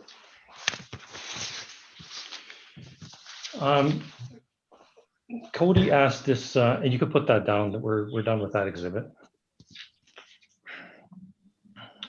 Yeah, thanks. Can we reflect once again on who, in terms of an engineered liner, an engineered concrete liner, who would develop the criteria that establishes whether this is engineered or not? Who would develop that primarily at the outset, let's say? I'm not sure that I understand your question. Okay, let me rephrase that. And I don't want to be out of line and all this stuff, but I would submit that the engineer doing the design of the liner in the context of AOPA here would, at least at the outset, outline what constitutes the level of engineering required for this particular liner. Would you agree with that? Yes, yeah, I would hope that that would be included. Yes. Okay. If the level of engineer, so in your role, you've said you're not practicing engineering, and I appreciate that. But you do reserve the right to request more and more information to satisfy yourself in your capacity as director. No, negative. As in my capacity as an approval officer, I'm responsible to make a determination on an application that comes into us under AOPA. It's not my role as a director. So I just wanted to be clear about that. And that's what I meant. So yes.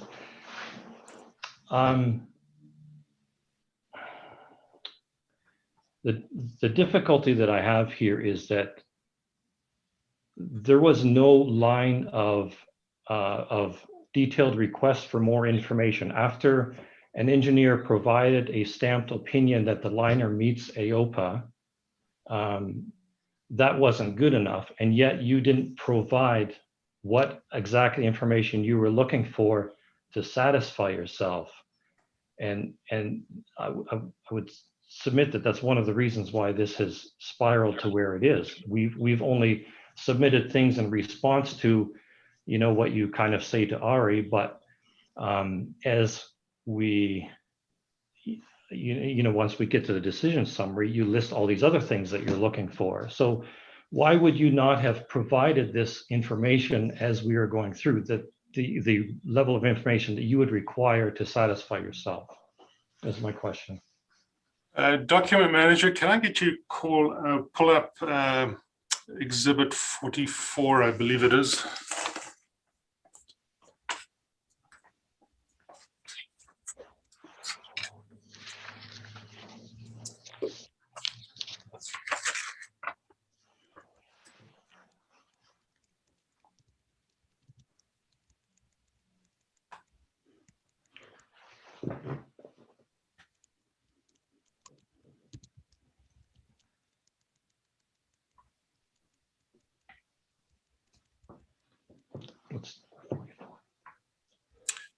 Can I get you to go down to the bottom of that document, please? It's the second last page. There you go, right there. So, Mr. Labazu, to answer your question, back on May the 22nd of 2020, I provided Mr. Muilwijk with some details that I was looking at. And you can see those details are set out in that particular document. As an approval officer, I have to walk a very fine line with respect to telling people exactly what I need from them and being able to make a decision on the information I receive. But to answer your question, I went into a fair amount of detail right there back on May the 22nd of 2020 with respect to the sort of information that I was looking at. I trust that answers your question. Thank you, Document Manager.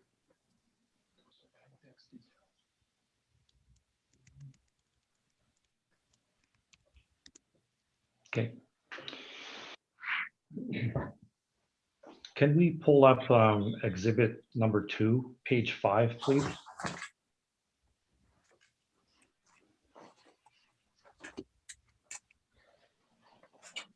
And as we're doing that, Mr. Cumming, can you explain the AgDex, the one that we keep looking at? What sort of regulatory authority it has, if you will? Is it the law, or is it to provide guidance? It's called a technical guideline. It provides guidance. The law is set out in the Ag Operations Practices Act and its regulations. Okay, and I would agree with that, and I appreciate that. So the top line, the standards and administration regulated 9 subsection 6, and we keep referring to this. Simply says a liner referred to in subsection 1, if constructed of compact soil or etc., steel or other synthetic or manufactured product, includes concrete in there, must provide equal or greater protection than that provided by compacted soil, and then number C provides for solid manure storage. So would it be reasonable, as a starting point at least, for an engineer to provide a report that describes a liner and provides an engineering opinion that that liner meets this regulation, which we would agree is the law, right? The regulation is the law, yes. The problem that I have with your assertion is that it's an opinion of an engineer. It's not an engineered design. So I think that there is a difference there as opposed to providing an opinion versus a design. So where in the AOPA would it differentiate between the engineer providing his opinion or actual design? I don't believe that it actually specifies that in AOPA. It says that you shall meet these, you need to meet these requirements. And it places the onus on the approval officer to make that determination. I don't think we probably don't have the AOPA on our list of exhibits, but would I be able to read? Yeah, I think we're pretty safe with using the AOPA. All right. Why we're here. So section 2, subsection 3 is pretty much the only reference to engineering that I can find in the AOPA, and it simply says an approval officer, which is you in this case, may require that documents filed under subsection 2, that's applications, submissions, be prepared by a professional engineer and may, if applicable, require that the documents be stamped. So would that not be consistent with an engineer providing an opinion that this existing liner, if you will, or proposed liner, whatever it is, meets the AOPA? Would those two would jive, would they not? Mr. Chair, this is Fiona Vance. I think we want a little bit of clarity for the record as to, I don't believe Mr. Labazou is actually talking about the act. Correct me if I'm wrong, Mr. Labazou, you might be talking about the Administrative Procedures Regulation, just so we are on the same page. I want to be clear about that. That's correct. Thank you. Thank you. Yes, thank you. Sorry, I was about to make the same question. Could you repeat your question, Mr. Labazou? Okay, so taking into consideration the Board Administrative Procedures Regulation, that would be Section 2, subsection 3.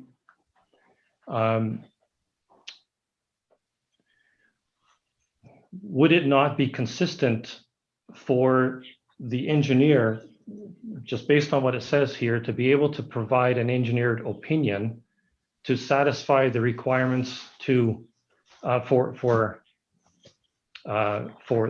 you know, the liner thickness, subsection 6 that we have posted up here? Absolutely, the approval officer has that authority to request an engineer provide that information. Absolutely. Would that not be consistent with all of the other reports being provided to support site characterization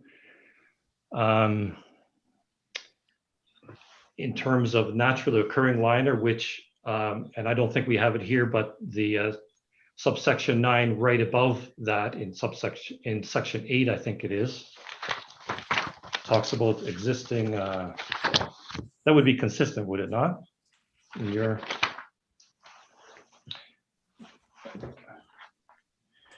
that's actually listed wrong, isn't it? Section 9, subsection 6. Oh no, that's correct. Okay. So I'm not exactly sure what you're referring to, so if you could be clearer about that. Yes, okay, let me clarify. And I appreciate you bear with me all, because this isn't my forte. Subsection 5, right above subsection 6, outlines the requirements for naturally occurring liner. And it is standard practice, and Mr. Cumming, you're the director, so you would know that I have submitted many of these. It's standard practice for the engineer to provide his opinion, his engineered opinion that the site meets the naturally occurring, the criteria for a naturally occurring liner. So my question is this: would it not be consistent that we would use the same approach for this? And I do appreciate that there would be some back and forth as to the amount of information that you would require to support that, but that is my question. Okay, so we're actually talking about the standards and administration regulation, I believe, and not the that's correct. Previous regulation that we were in before. And you're talking about subsection 9, sub 6, and then A, B, and C is my assumption. I was actually talking about subsection 5. Where it starts with the protective layer. Okay, a protective layer referred to in subsection 1. Okay. We have typically seen a lot of that reports from your engineering company under your signature, as well as from others under their signature, come to us. Generally, the reports list a lot of testing that's been done in the field, together with sometimes laboratory testing, sometimes in situ hydraulic conductivity testing, and then the calculations as to how what is being proposed as a protective layer can meet the requirements of the legislation. So I think that answers the question that you were asking me. Yeah, and Okay, so it is an engineering opinion, and as you are also aware, it took some time back and forth between the approval officers and myself, and probably the other engineers that do this, to come up with the amount of background data, testing, calculations that they would be comfortable. So my question is, I don't even know if I have a question anymore, but what I just want to point out is the engineering opinion under subsection 5 should be consistent with the engineering opinion under subsection 6, rather than coming up with some other scheme of what does engineered liner means when the AOPA says, you know, your engineer can provide his opinion that the liner meets AOPA. Mr. Labazou, this is Fiona Vance. I have given you a lot of latitude in your questions, but please, if there is a question, I would want to hear it. There will be a time, I believe, for submissions. Okay, I will leave that. I think that's all I have on that. So thank you for your patience with me. This is back to Cody now. Thank you, John.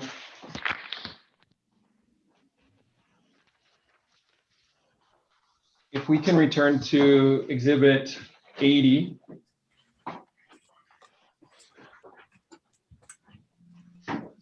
Page 6.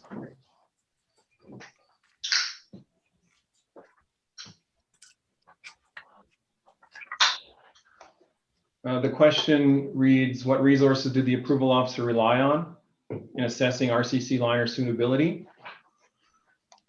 Mr. Cumming, can you comment on the submissions 16?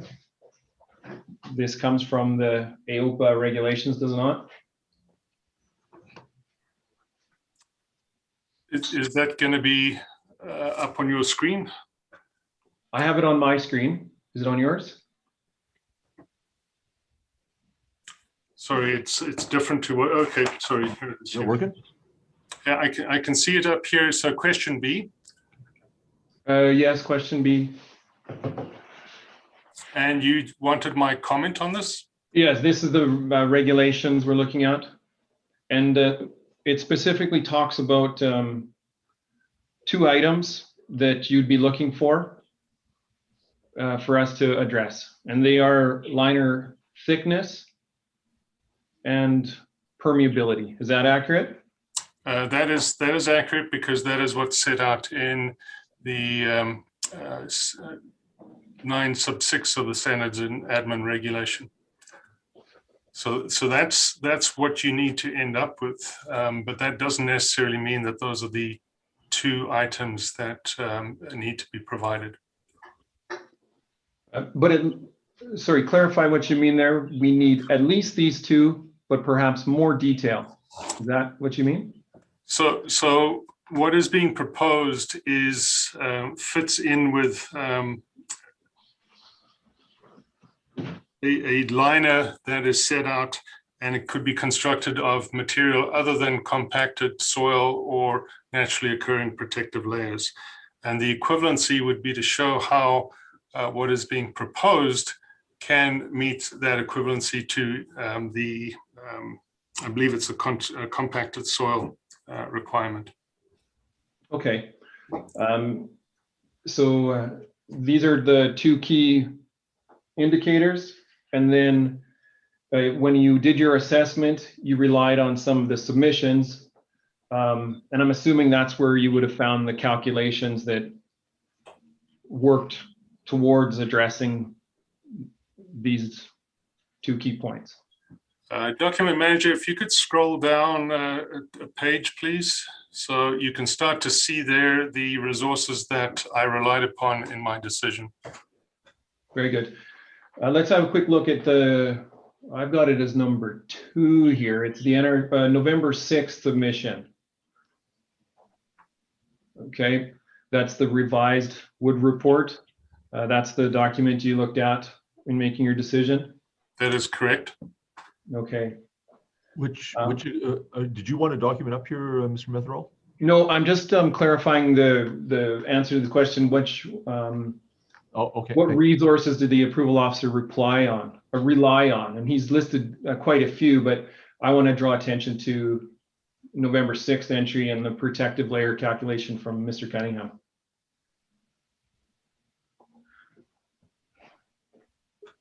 So in those, in the first document, November 6th, John Lubzu provided calculations that looked at roller compacted concrete, hydraulic conductivity, and the liner thickness, and attempted to equate that to the liner requirements.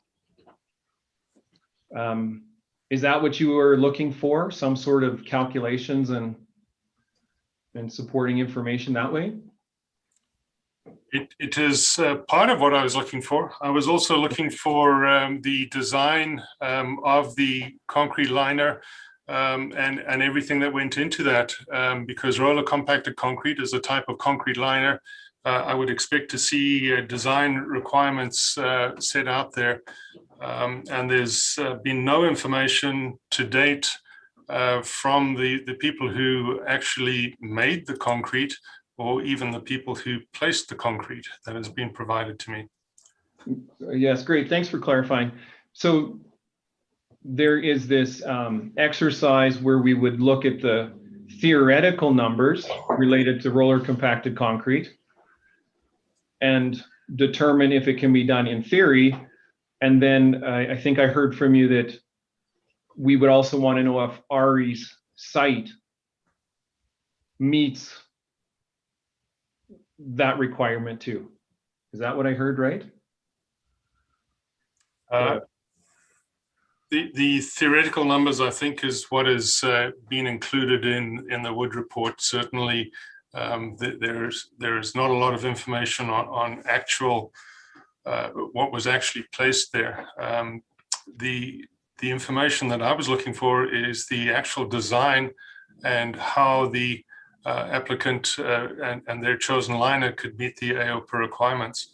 And I'd refer you back to the technical document and their application in particular that I referred to earlier and read earlier, where they provided just the absolute minimum information, apart from saying that it's going to be placed by professionals and going to be this thick. Okay, and then in order to perhaps assess or better understand John's report, you asked Mr. Cunningham to assist in recreating those calculations. That is correct. And if you go to the record, you will also see that I provided, I think it was the previous report, to SciTech for their information. Oh, sorry, not for the information, for their comment to come back to me and share with me if the proposed what was being proposed and included in that report could show that it met AOPA. That is included in one of the exhibits. Sorry, I don't see it in your list here. That review, or did SciTech provided you with their feedback? Yes, they did, and it's an email, and it's included as one of the exhibits. This is Fiona Vance. It is exhibit 48, I believe. If that's helpful. Thank you. Okay, so would that exhibit be added to your list here as a resource that you used? I think it actually referred to the earlier document. So the October, I need to go back and have a look at it. Please excuse me. I apologize about the paper noise. Take a minute, find the document.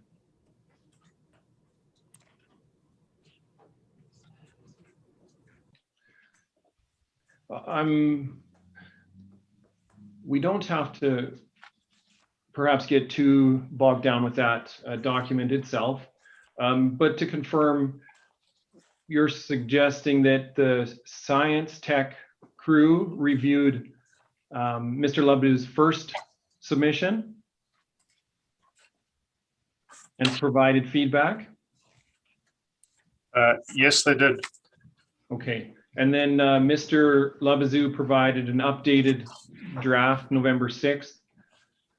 Did you forward that document onto the science tech team for review? No, I didn't. It was my opinion that the information, the response that they had provided me, revised report, so the differences between the revised report and the October 29th report, I believe that's the right date, were not significant with respect to the RCC component. Okay, what was the differences between Mr. Labazou's two reports, and why? How was it initiated? I don't understand your question. What you're asking me about the differences? Why did Mr. Labazou submit two reports? I would have to make the assumption that it was at the request of Mr. Muilwijk, because when I met with Mr. Muilwijk, I asked him and reviewed some of the information in the report that had been submitted with him, and asked him if he was certain that he wanted that included in there, or if he wanted to amend the report. He said that he would speak to his engineer and get back to me. And when he did get back to me, the provision, it was just a couple of days after I'd met with him, the provision of the November 6th report was accompanied that. And I asked him if that report was going to replace the earlier report, and he said that it was. Okay. And the items from the report that were removed or changes that were made, what were they about? I didn't go into any details on those items that were removed because as far as I was concerned, I was no longer considering that document. Okay. You didn't provide any did you provide feedback to Ari on those, what should be included in those revisions, that version 2? We had a general discussion. I don't believe I went into specifics. Again, I come back to my earlier answer. As an approval officer on the file, I need to be extremely careful about what I am asking and requesting as information, because I will be the person reviewing and issuing a decision on that application. Okay. So to confirm, you didn't ask Ari, or you didn't ask John through Ari, Mr. Muilwijk you didn't ask Mr. Muilwijk through Mr. Labazou to change his report. Did I say that right? I never spoke to Mr. Labazou about Mr. Labazou's report. I'm assuming you're talking about the November 6th report. Yes. Okay. The feedback you received from your science tech crew, was that passed on to Mr. Labazou? No. Let's pull that, let's have a look at that then and see what your science crew was asking on their end. If file manager can help us find that submission.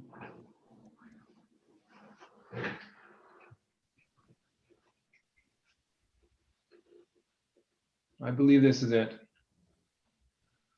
And just to confirm timelines, Mr. Labazou presented his material on October 29th to you, his first report.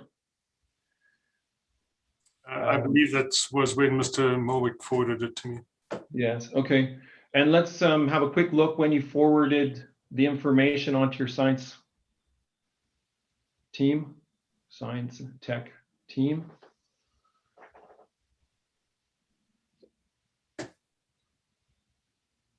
October 30th, and their response appears to be quite quick. At the top of the document, I believe it says they returned their information on November 3rd.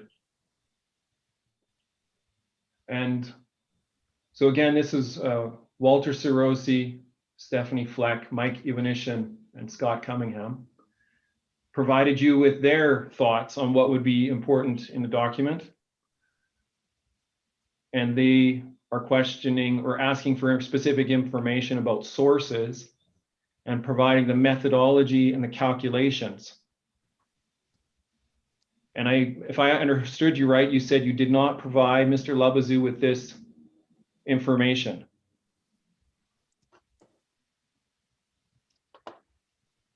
Is that a question? Yes. Did I understand you right? You didn't provide Mr. Labazou with this information? Yes. Your science tech team asked for resources, the calculations, and the methodology that Mr. Labazou had in his report, and you chose not to push this or send this information request on to Mr. Labazou. That's true. Why is that? Well, a number of reasons. I was trying to get my head around it. And secondly, within a very short matter of days, I had a revised report. You met with Ari on November 4th in person. This email arrived November 3rd. You had an opportunity to provide this email and information request to Ari in person.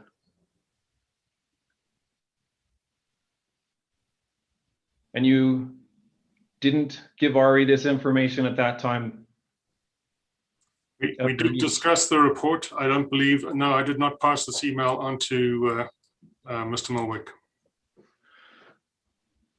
One of your key pieces in your decision summary was lack of information and resources and calculations to help you understand where John Labazou, how he arrived at his determinations.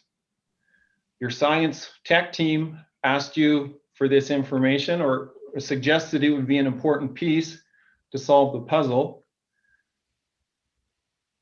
and you didn't send it to him.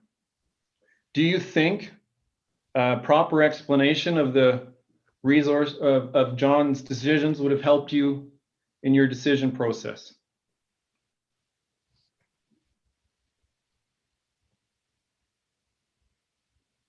I don't know what you mean by proper decisions. Do you think these questions, John's answering these questions, Mr. Labazou answering these questions would have aided your decision process? It may have. I don't know what his answers would have been. After November 6th submission from Mr. Labazou, and before your decision making, before your decision was released, did you ask for any other information from the applicant? I don't believe I did. And the difference in time there is about approximately 2 months.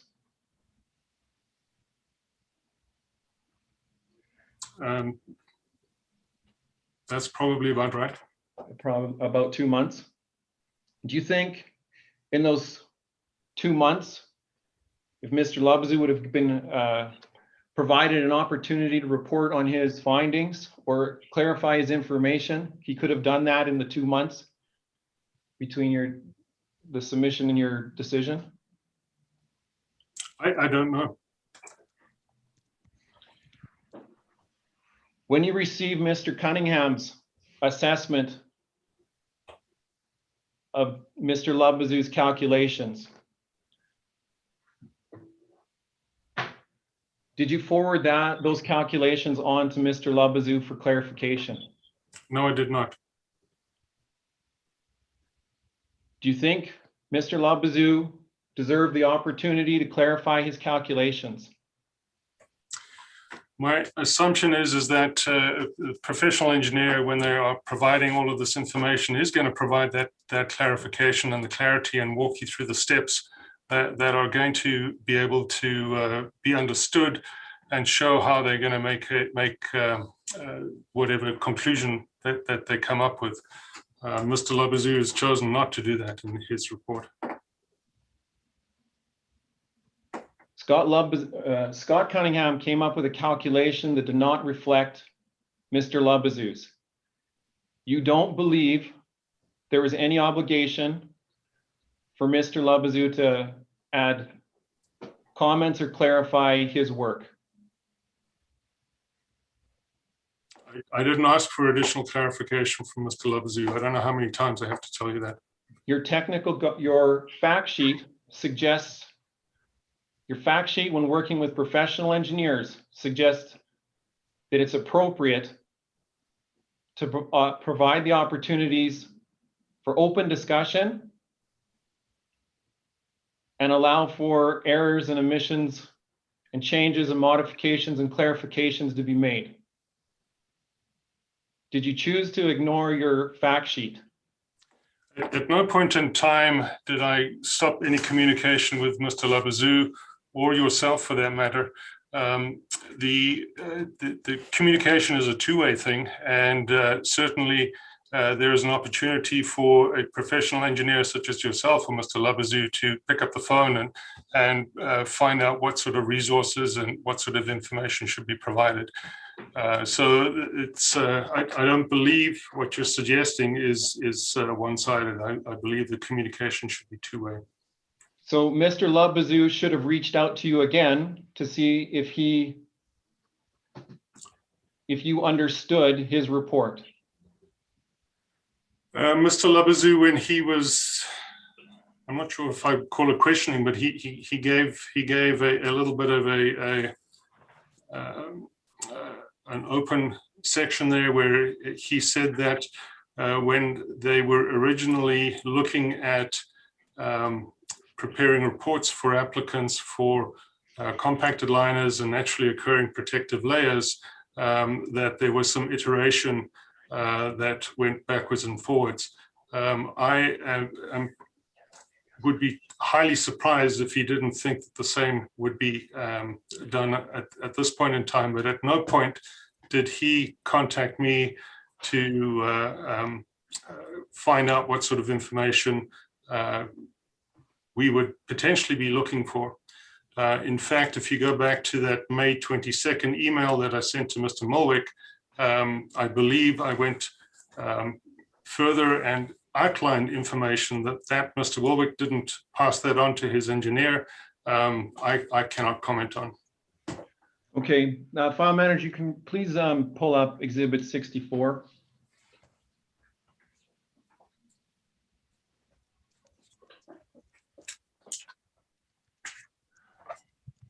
This is an email correspondence between Ari Muilwijk and Andy Cumming, and it's an information request. Can you please scroll down a little bit?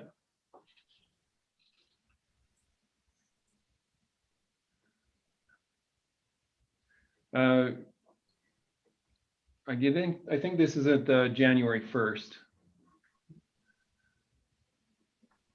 Ari specifically asked you, after some consultation in November and reaching out to you, he specifically asked you if there were any changes to the report needed.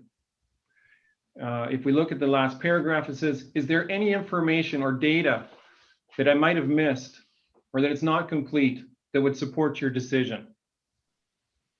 Is this not an attempt to reach out to you from John Labezoux, Ari Muilwijk's side, to clarify his report?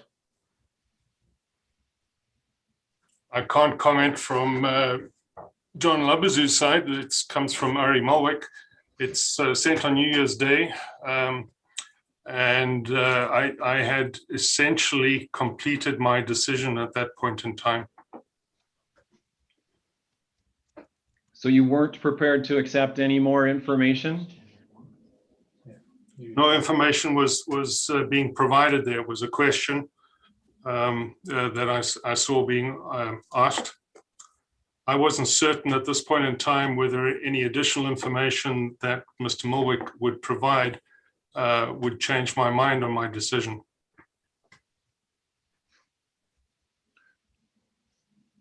So just so I'm clear, you were given request for information from your science tech team, which you chose not to provide to John, Mr. Labezoux, or Mr. Muilwijk.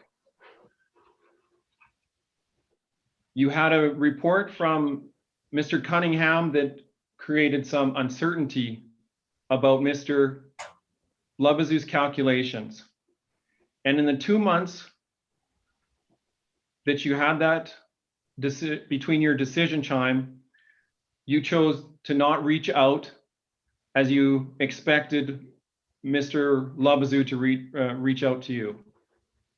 Is that a clear assessment? That sums up some of the information, but some of the other information which I anticipated would be coming would be actual information on the concrete and that was used there, the preparation of the site and everything else. And even in Mr. Labezoux's report, he acknowledges that he wasn't at the site at the time that the RCC was being placed, that he relied on photographs to get some sort of an opinion with respect to whether or not compaction was being done correctly, or if the roller compacted concrete was being placed appropriately. So there was no information forthcoming from Mr. Labezoux, and it was certainly my understanding based on his report that he wasn't on site, he didn't have that information, and it wasn't going to be forthcoming. Does the AgDex document require a professional engineer to be on site? The AgDex document does not specify that a professional engineer has to be on site, but it doesn't specify anything about the conditions that might be included in a permit. Why do you believe it's important that an engineer has to be on site in order to assess an engineering project? If I go back to the AgDex, it talks about the roller compacted concrete being designed by a professional engineer. We would be looking at having that same engineer go on site and supervise the construction and placement of that liner to be able to provide sign-off. That would normally be a condition of a permit if a permit was being issued. That's for category A. Category B, C, and D do not require a professional engineer assessment in that manner. How did you arrive that Mr. Labezoux needed to be on site for the inspection as a requirement? So I point you back to the guideline, and the guideline points out that you could utilize the concrete specified in Table 2, and that is shown to be able to meet the AOPA requirements. If you're going to use something different, so something that is not included in the specifications in Table 2, that it needs to be professionally engineered by a professional engineer. It has been our practice that if somebody is going to be professionally engineering something, so it's different from the standard, if I can use that term, that we would require that they ensure that it is appropriately constructed. So concrete being placed but mixed properly, the correct mixes, etc.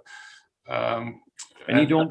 That supervision, if I may just finish, and that supervision be undertaken by the designing engineer, the professional engineer.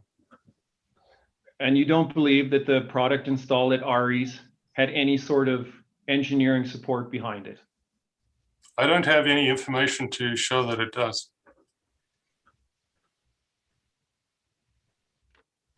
Did you ask for the documentation prior to issuing your decision summary on whether an engineer had been on site or designed the RCC mix or understood what was being built at the Muilwijk site?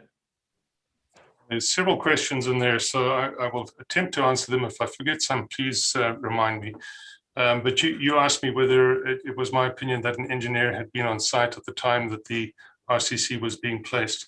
In Mr. Labezout's report, he is the professional engineer designated by the Muilwijks. He clearly states that he was not on site when the RCC was being placed. There is no information to show how any of the RCC was designed or any of the specifications for the concrete. And I've forgotten the third part of your question, if you wouldn't mind repeating it. Prior to issuing your decision summary, did you ask what components of the site had been reviewed by an engineer or had engineering design? I didn't ask that specific question, but it's fairly clear from the report that Mr. Labezout provided that he only came to the table after the fact, and that the RCC had been placed prior to his knowledge, and that his opinion was based on photographs. Great. We'd like to address some of that in the future here shortly. Thank you. Mr. Methrow? Yes. I just wanted to do a quick little, I guess, canvas of potential time. And this is not to rush you at all. This is your time. But we need to have direct from the Muilwijks yet. We have to finish cross-examination of field services, including board and staff, and then cross-examination of the Muilwijks. So, my sense is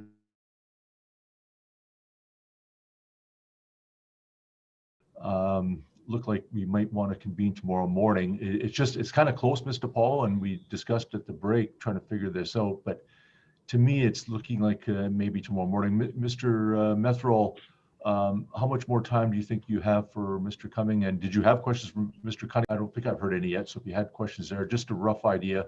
And if you're not totally sure, new to the process, I don't want to, I'm not trying to tie your hands here, but just get a feel for court reporters, because they may want to switch over, or we may just want to decide to have our end time and then start tomorrow morning. So Mr. Methrow? Yes, I only have a couple more questions on the concrete piece and submissions piece. And I do have some questions for Mr. Cunningham. Right. And I know board and board staff, will have some questions, and there may be, Ms. Vance, probably a redirect. Is that fair? At the moment, I have 2 questions on redirect. Oh, okay. Okay. So far. Okay. So, Mr. Paul, when do you need to know by? I mean, it's, I think we'll be, to finish today, we would be going past 5 for sure. And it may be just, if everybody is available tomorrow, it may be just as well, even if we didn't push it late tonight then, but we need a natural break, of course, and then come back tomorrow morning. Is that, just hear from parties, Mr. Methrow and Ms. Vance, your thoughts? Thank you, Mr. Chair. I understand that my witnesses are have set aside tomorrow as well. Okay, Mr. Methrow, is your preference to try to push late tonight and finish, or tomorrow morning? Does that work for you and clients? We are available for both options. Okay, so Mr. Paul, when do you need to know by? I wouldn't mind taking we'll take a break now, but when do you need to kind of know by in terms of switching over? I'll tell you what, I'm gonna, let's come back after break. Let's come back at 3:15, and the panel can caucus a bit too and see what, I'll get some views in terms of what might work best. But to be honest, my opinion is looking like we might all be a little fresher, and if we carry on tomorrow morning. So that would be my sort of initial thought, but I'd like to kind of canvas panel as well. So let's break until 3:15, and then we'll make a decision on whether we finish tonight or tomorrow. Thank you.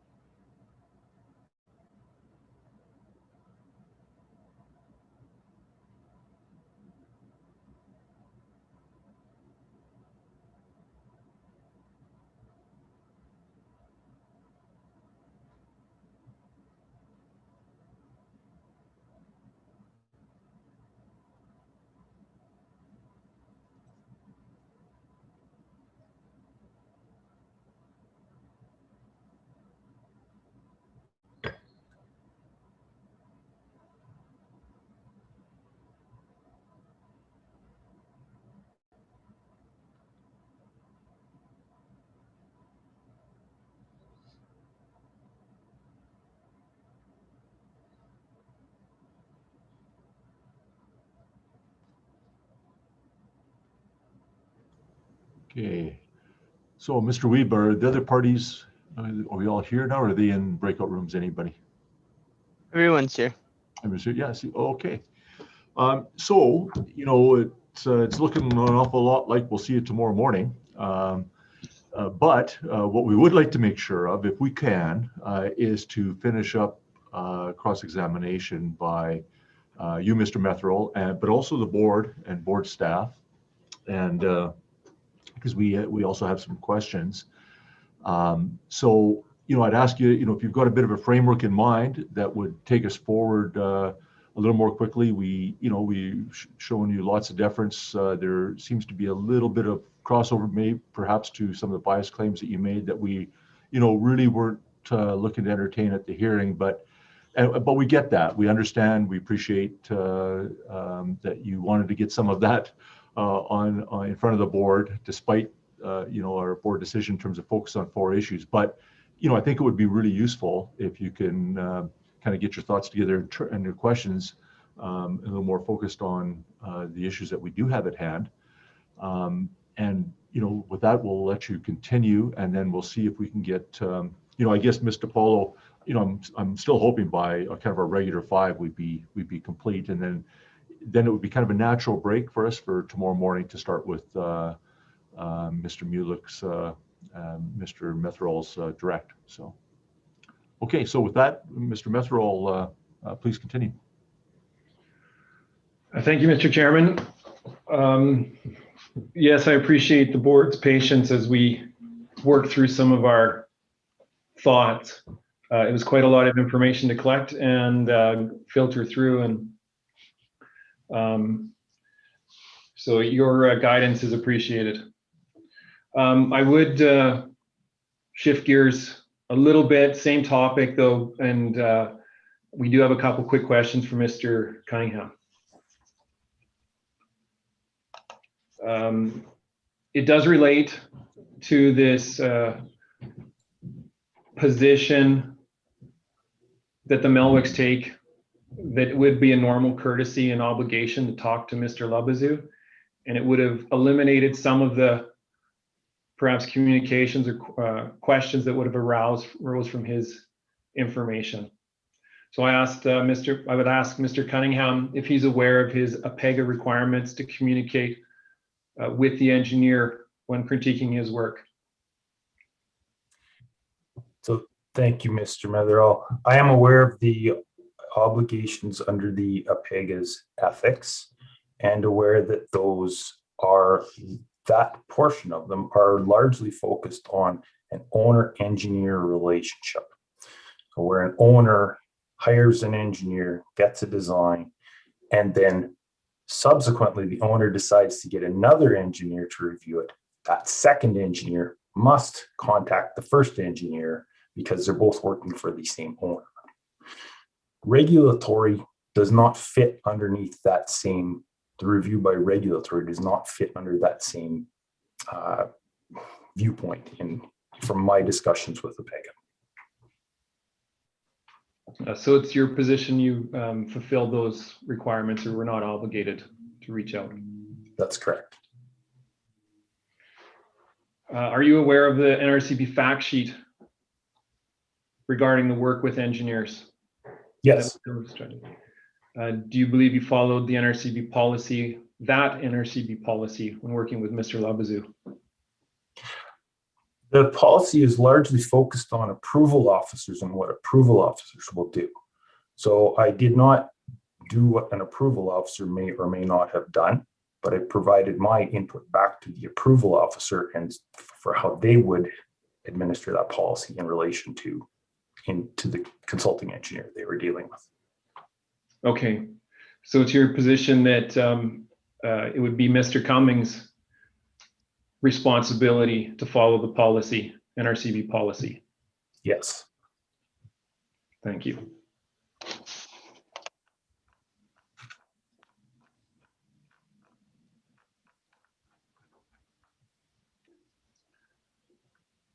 Okay. This next submission, file manager number 80, field officer submission, page 8.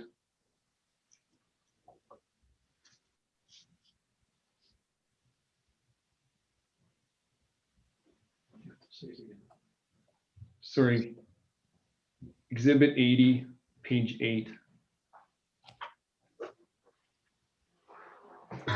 And it's really just examining the field services submission about their experiences relating to technical requirements of RCC.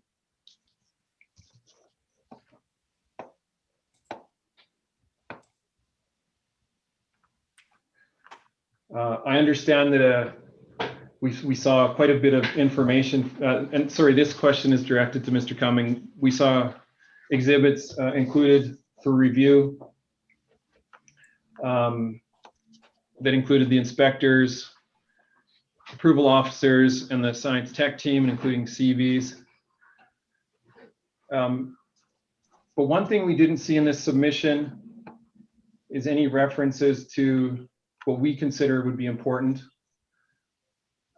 is the approval officer's experience around with current permits, current permitting. So if I could ask the file manager to pull up exhibit 94.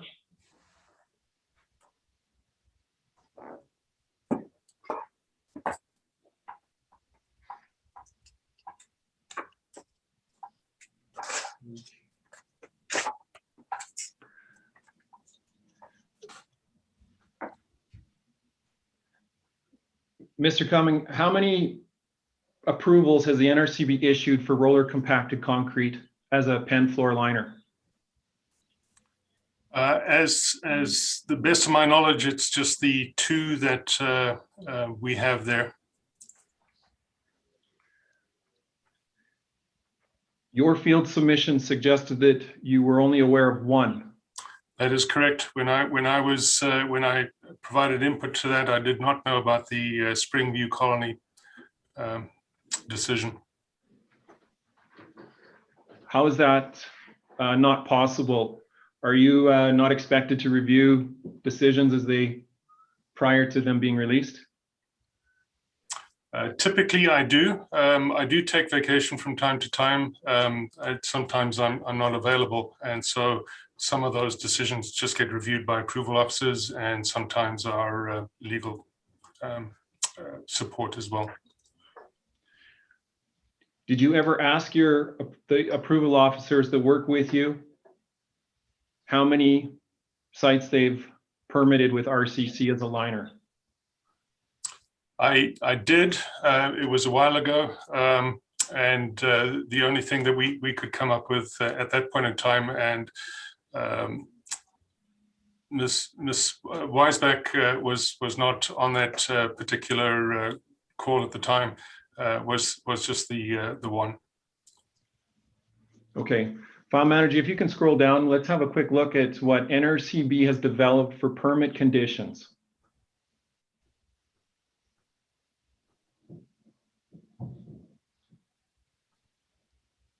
One more, a little bit more. Yep, right here. Andy, can you describe this permit and the structure of it and what a permit condition means to the operator? Well, a permit condition is a condition of the permit, obviously, and it's a requirement that the permit holder would have to follow in order to be in compliance with that particular condition. In this example here, the new feedlot pens it's referring to as a construction completion report, and the information that for the liner is set out there in several different bullet points. Okay, let's have a quick look at bullet 3. The RCC product was placed on a bed with an even thickness of at least 7 inches and at least 6 inches when compacted. That appears to me to be very similar to what was submitted by Ari in his part 2. Would you agree? You're talking about his part 2 application? Part 2 application. And in your decision summary, And in your letter to Walter Sarosi, you suggested that 6 to 7 inches was what the applicant put in his part 2. Is that correct? I don't disagree with you. What's in the application is very clear. It's also included in my decision summary. This is a permit condition. This material has not yet been placed at the time that the permit was issued. So that there's a whole lot of other stuff that you're not reading into this particular document that probably took place prior to the permit being issued. I was not the approval officer on this particular application. Right, I'm aware of that. But you would have reviewed this first application. I believe this is the Strongs. Let's find the Strongs application. For clarity, this is Fiona Vance. For clarity in the transcript, there's a number of Strongs applications. So I would ask for the transcript's sake that Mr. Metherell just be crystal clear about which one he's talking about. Sure. If we can just scroll to on this document, file manager on this document, if we can just move to the top of this document, it'll tell us, yes. So it would be LA19036B. This is the first roller compacted concrete approval that the NRCB issued. It was issued by Karina Weisbach. But Mr. Cumming, are you suggesting, or maybe I'll ask, have you reviewed this, or did this document come across your table? Yes, it did come across my table for review. So you were aware of it as an NRCB permit, and yet you did not include it in your submission for NRCB as an NRCB article or a technical experience, your technical experiences. I'm not sure what you're meaning by the second part of that. I am aware of it. I'm not Okay. sure about the second part of that question. It didn't, the board has asked you specifically, what experiences does field staff have related to technical requirements? I'm pointing to you, pointing out the technical requirements that were in the first NRCB permit.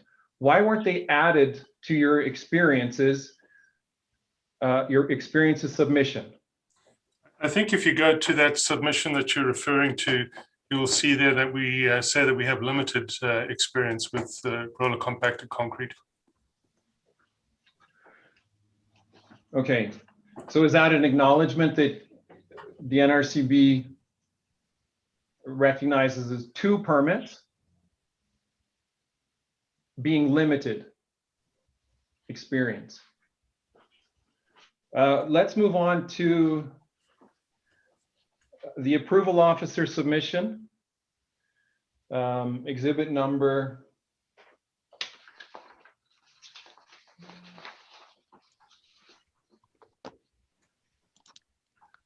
87.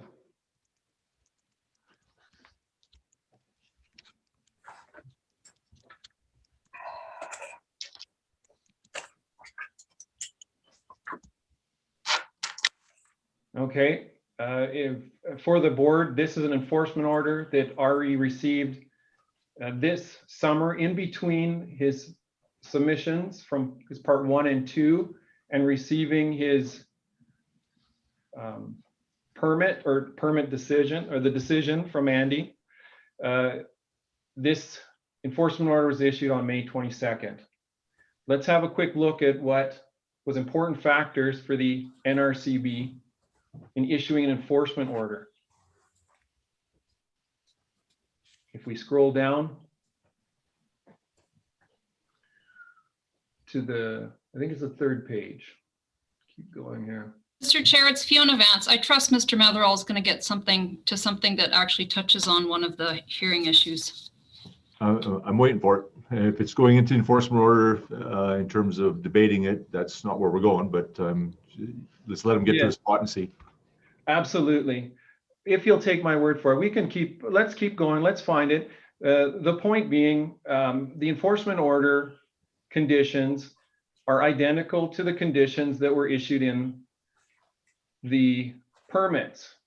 The point being, the NRCB is prepared to use these permit conditions for both the approvals and inspections for livestock facilities in Alberta. Mr. Chair, is there a question coming, please?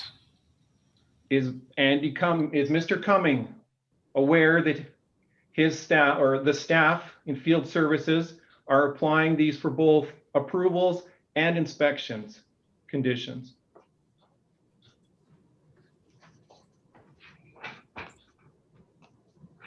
So I'm struggling a little bit. I think in my testimony earlier on, I mentioned that the role of the approval officer and that of the inspector are separate. I think if you refer to the field services submission about this, that'll add clarity to that. The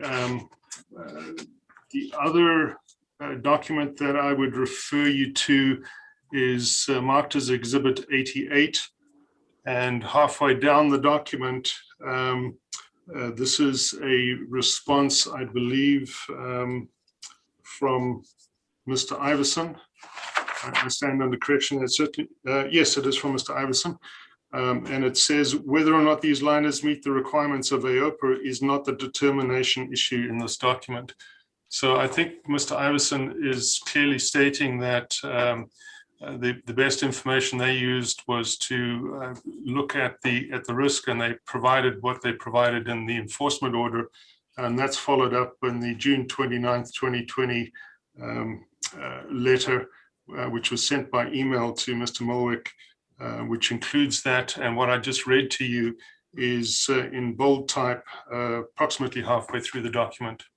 Yes, and I think the piece there was that your response there was that this is for immediate emergency use only. Is that in the document? I believe the third or fourth paragraph down. Again, this is a compliance document. I had no part in this, in the development or writing of these documents. The point being, there have been 2 approval officers that have provided NRCB technical data, technical permits, technical information for 2 facilities and Mr. Muilwijk's facility. The approval officer is referring to the technical, NRCB's technical details in his enforcement order to deal with immediate risk.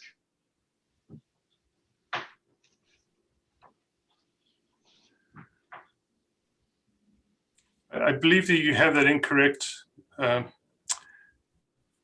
Metherall. I believe you're talking about only 1 approval officer and 2 permits, not 2 approval officers. Let's pull up Exhibit 19. This is the database, 9/25/2020 or 2019. It's in reference to Mrs. Snowden.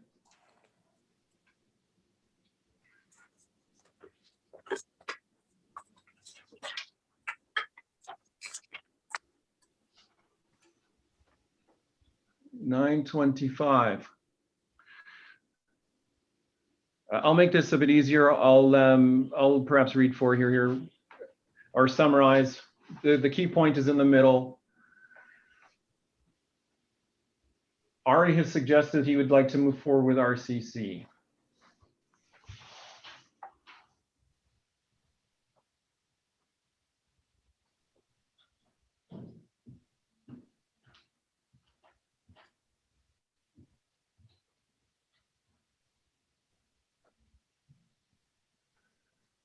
The second sentence,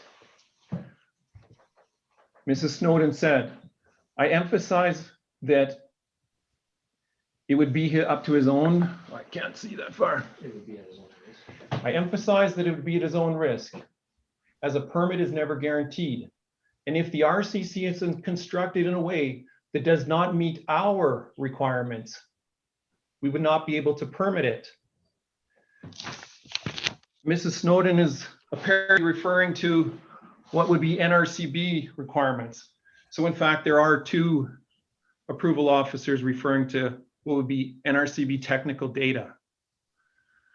Is Mr. Cumming aware that the approval officer, Adrian Snowden, was promoting this material also?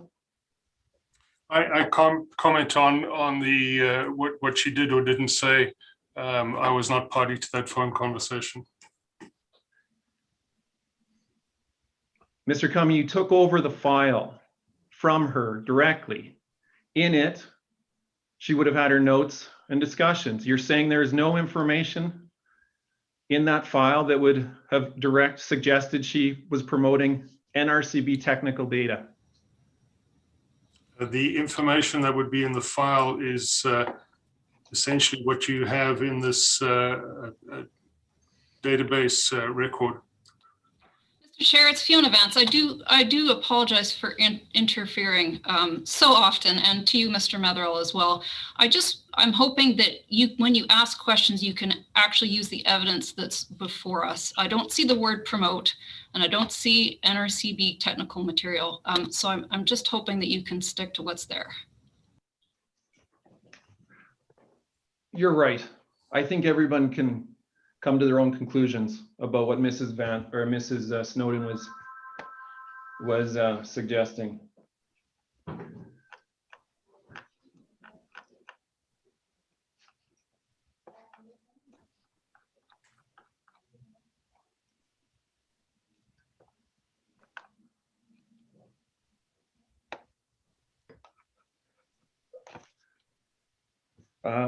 So this would conclude my cross-referencing. I would ask Mr. Labazou if he would like to engage in any further questioning. Mr. Chair, we would conclude our cross-examination. Okay, thank you very much. Oh, sorry, you're done, Mr. Metherell? I'm getting some feedback from Mr. Labazou. We're going to talk to Scott about the texture of the soils, the medium coarse texture. Sorry, I apologize. Mr. Labazou brought forth some pieces that I forgot. I was quite excited to talk about roller compacted concrete, and I forgot Mr. Cunningham's environmental risk screening tool work. Okay, and who's going to be asking these questions? I will be. Scott, I think we can move through this quite quickly. We provided some work or some suggestions that some of the key pieces in your calculations weren't quite where they needed to be. So I do appreciate the update that you made to the catch basin risk score. That was one of them. We would have identified that piece. We would question though why you chose to pick borehole number 4, BH04. You suggested it was for consistency. Would it not have been more appropriate to select boreholes that were closer to the facilities that you were assessing? So when choosing a borehole, part of how the risk screening tool works is to choose a reasonably conservative assumption. And so I looked at all 4 boreholes. They all had the same, like a water bearing zones throughout all 4 of them. And I picked the shallowest of the 4. The consistency was not because borehole 4 was more consistent. I chose to use borehole 4 across all facilities across the site for consistency in determining the risk screening tool scores. That's interesting.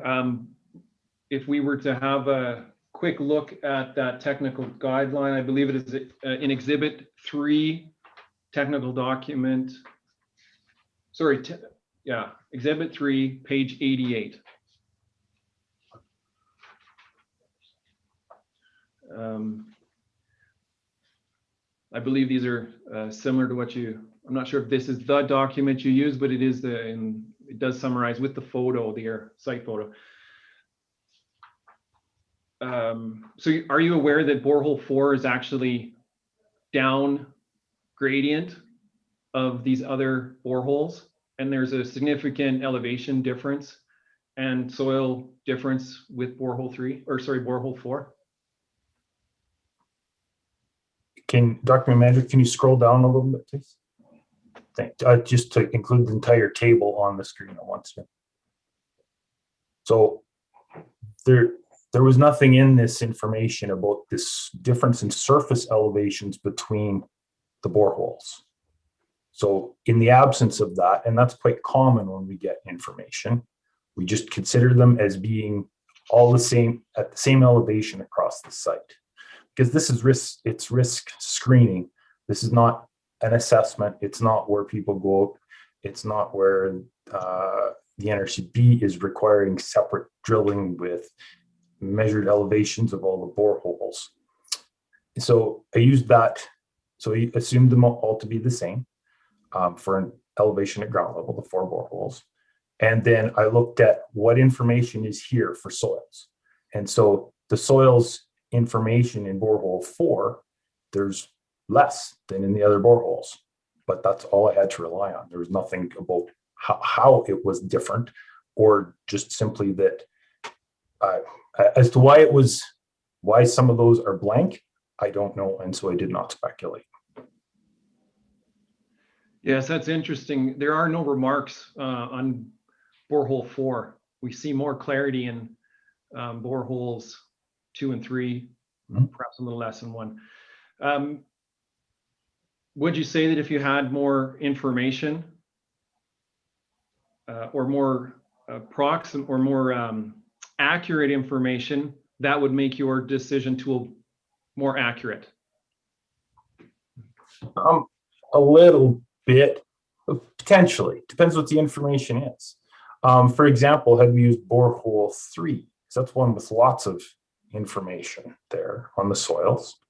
And so the same very fine sandy loam that's shown there from 3.0 to 4.1, shown as saturated. That's the part that says free water in it. So had we used that as the top, had I chosen that as the top of the groundwater resource during that consideration, then it would have ended up 0.3 of a meter, 0.3 of a meter deeper than using borehole 4. Now, I know from my experience in the risk screening tool, the scoring, that the differences are between the points that change the scores for risk to the from the bottom of the facility, or for the thickness of the protective layer, is at 2 and 5 meters, and that's where they change. And then in the uppermost groundwater resource, it's more or less than 8 meters. And so for the depth to uppermost groundwater resource, it doesn't matter which of these boreholes was chosen, it was going to be less than 8 meters. For the protective layer, it may have made a minor difference from choosing between one or the other. It may have taken one that was showing as 1.5 or 1.7 or something and made it 2.5 or 2.7. So it could have made a slight difference in the score, in the calculated numerical score. Right. Calculated numerical score is just to find the number or which category you're in, low, moderate, or high. I think you can appreciate, though, the magnitude of your decision making, in that eventually the ERST results, the risk screening tool results, dictate perhaps potential change or action. So do you think RE should have more of a precise assessment because of the long-term effects of what this decision could have? So part of when the risk screening tool was being developed, the idea was to base it on available information.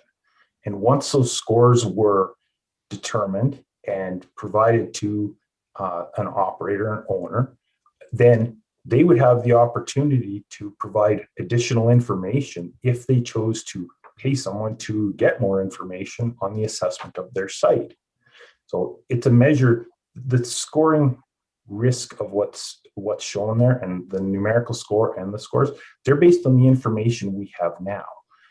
If Mr. Muilwijk decides to provide more information in the future, that may or may not reduce his score. It's unknown at this time. Okay. There is another piece of data that was submitted by Shelaco Drilling. If we can keep this sheet close, the email that I'm looking for is, I believe it's Exhibit 22.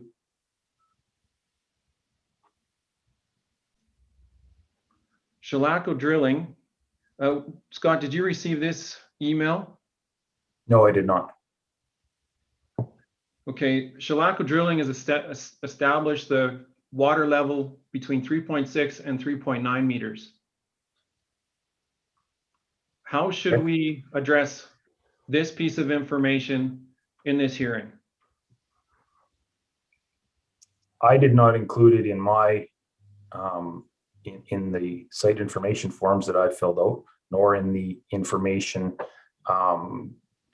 in my memos supported to that. But perhaps we could go look at the memo as how I determined the groundwater resource and look at this relative to that. So that would be Exhibit 3. In the interest of time, would you be interested? Is it possible that Scott and I can sit down and have a quick look at these numbers for the board? No, not off the record. We're not doing that. No. I mean, it may be more time efficient, but it probably isn't more transparent or fair. So, sorry. Okay. Then I would simply ask the board to consider directing the approval officer to ensure that his pieces are accurate using accurate water table information. The next piece is a little more vital. If we go back to Exhibit 3, page 88, it's the determination of the, I guess it's the texture that's used. Scott, you reflected that you used the very fine sandy loam and arrived at a coarse texture. Yes. How did you determine if it was a medium textured soil versus coarse textured soil, considering the scale of this guideline here? I believe, Dr. Manager, could we go down a couple pages, if you please? I'm looking for a table that's from the directly. Yes, next one, directly from your screen. This is it. Thank you. So this is the table I used. It is from the environmental risk screening tool and the companion document. And so I looked at what we had for description of materials for and I think it was the silty sand and the clean sand, both overlaid nicely with the coarse at the bottom. And so I chose coarse. Certainly the coarse assessment versus medium assessment adds significant numbers to the Muilwijk score. Do you think it would be appropriate to ensure we're not overscoring him based on what is really just a desktop review? So it makes more of a difference for the Muilwijks on their protective layer determination. That's where there's more of a change in this score than on the groundwater resource, is how I look at it. Well, I guess it does change on both, but the tool's been designed to be so it would be reasonably conservative. We use what information is there. It is not designed to be used, well, there's livestock or manure there, therefore it's high. That's not good enough. It needs to be information that supports any choices throughout the entire tool. All those choices are numerically added up and come out with one of the three, a low, moderate, or high, which really equates down to one of two things. Does something need to be done or not? Okay. Yes, our concern is the risk screening tool results for all the facilities. That includes the. Mr. Methero, you may have a question coming, but it sounds Yep. like sort of a commentary and a concern, as you expressed, which is absolutely valid, but perhaps more appropriately placed in your direct which would be tomorrow, rather than now, when really it's the time for asking Mr. Cunningham or Mr. Cumming questions. So it's not that I don't think you should do it. It's just I think the timing may be wrong. So if there's some commentary that you have, I would ask you to perhaps wait for your direct tomorrow. Yeah, fair enough. Although I am saving you some time for tomorrow. Specifically then, Scott, the borehole logs indicate, I'm going to call it a texture, very fine sandy loam in number, if we scroll up to the logs, let's have a quick look at the logs themselves. I think it was 88. Borehole 1 describes very fine sandy loam, and the remarks are, they call it silty. And that is from 0 to 2 meters. And very fine sandy clay loam from 2.1 to 1.3. And then I think we've kind of established that the water table starts somewhere in here, perhaps at 3.5. So we'll, at least in borehole 1, we've got a more of a silty material. Borehole 2, very fine sandy loam. The remarks are that it's silty. And then from 2.9 to 3.6, silty clay loam, which is sandy. And that, again, at the water table. So what I'm suggesting here is, would you agree that we might have actually a silty loam at surface? And then if we were to correlate that down into the graph, moving down to the page, that we would actually have medium risk. Sorry, medium soil texture and not coarse assessment. It's possible that if you change the texture, that even looking at the information that's here, if you change and include the various remarks as part of that assessment, that it could change the texture that you look at. But I also looked at these. Okay. That's all I need on that. We would, we'll have more for that then, that we would look at that possibility. Mr. Chair, it's Fiona Vance. I just asked that Mr. Cunningham be allowed to finish his answer. Sorry, Scott, you're. So the remainder of my answer is that normally in logs, and it's not identified how they were logged here, relation from the texture and the remarks, but that the texture is what's dominant. And then so for on borehole 1, the texture is very fine sandy loam.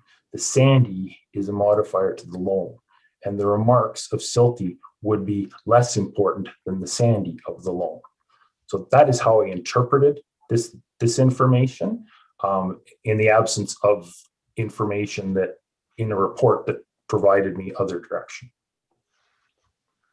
Thank you, Scott, or thank you, Mr. Cunningham. And secondly, quick question on uppermost groundwater resource. When you're, and we don't need to pull any of this material up, I'm just confirming, when you did your research on the water wells, did you confirm if any of the water wells were abandoned or in use? I did not access any sites. I did review the water well database to see if there were any decommissioned reports for any of those water wells, and the wells I used did not have a report of being decommissioned. However, I'm aware that doesn't necessarily tell the entire story, that's not always an indicator that whether a well is still existing or not. Right. Did anybody from report to you that they had done field reconnaissance where they looked at those wells that you identified to determine if they were actually in use or not? No, no one provided that information to me. Okay.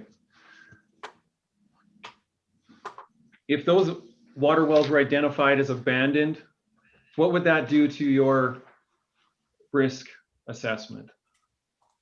Because I understood it would change your uppermost groundwater resource classification.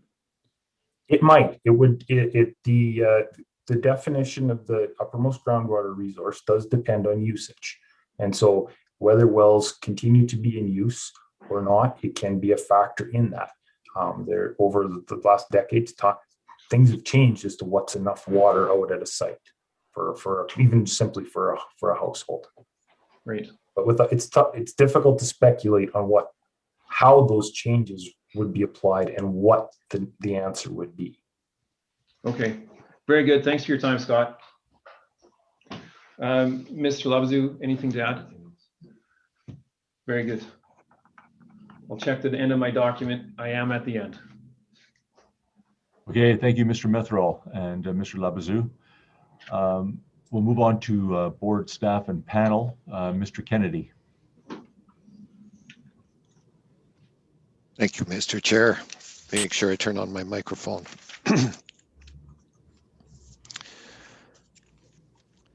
I'm going to start, and if document manager, if you can pull up Exhibit 94, PDF page 19.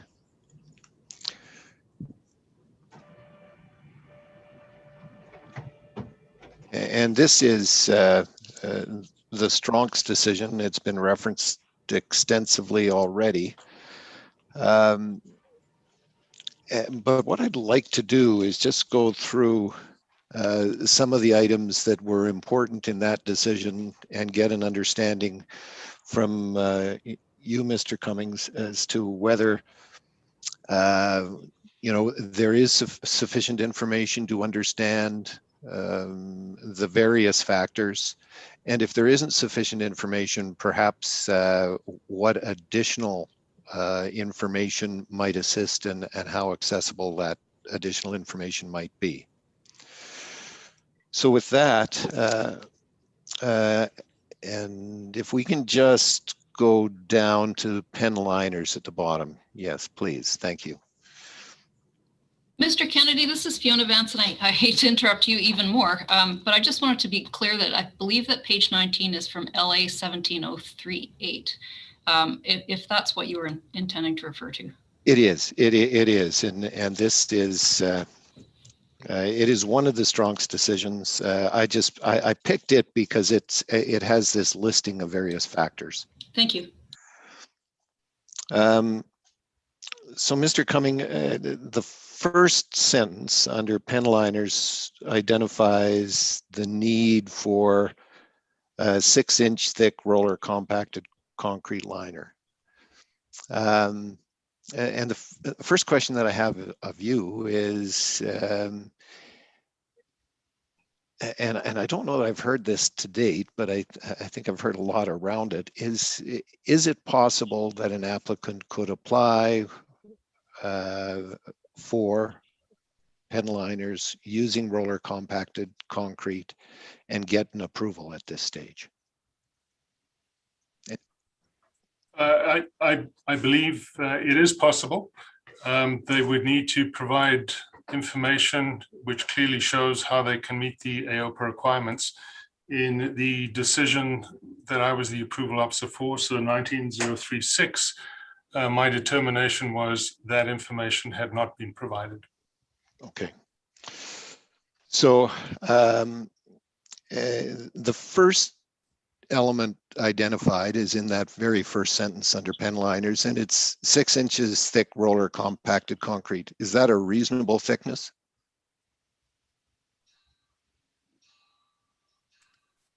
I was not the approval officer on this particular site. When you start to talk about the thickness of a concrete liner, many other factors would come into play, including what equipment would be placed on there, the preparation of the bed onto which this is placed. So I can't comment that this would be generally acceptable. I think you have to look at the design that is proposed for that particular application. I thank you for that. And we're going to go through a number of those other factors as we move forward. So what can you tell us about an understanding of the thickness of the Muilwijk RCC liner? Do we know the thickness? We do know the thickness that is in the report that was provided by Mr. Labazou under the wood letterhead, and it ranges. It's approximately 6 to 7 inches. He's got the details in millimeters. I think they go from, I stand under correction here, but about 150 something, 160 through to right around 200 millimeters. Okay. And so I'm moving down and I'm looking at the penultimate sentence in that paragraph, and what it talks about, it makes a simple statement that RCC meets the standards and administration regulation. Is it your understanding, or do you have any understanding whether that would include a calculation for the presence of cracks in the RCC liner? I don't know how that statement came about. As I said, I was not the approval officer on the site, and the approval officer is responsible for that decision. Okay.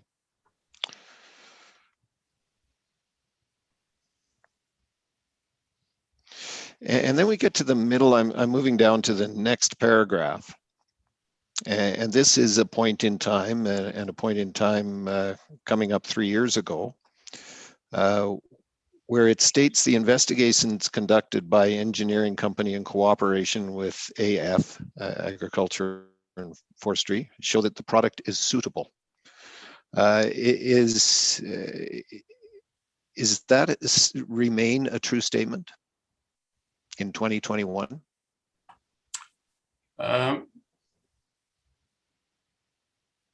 It's an interesting statement. I can't comment on what it's actually referring to. I'm assuming that your meaning, is it suitable as a liner? And as I mentioned earlier, I was not the approval officer. I did not see the details on this particular application.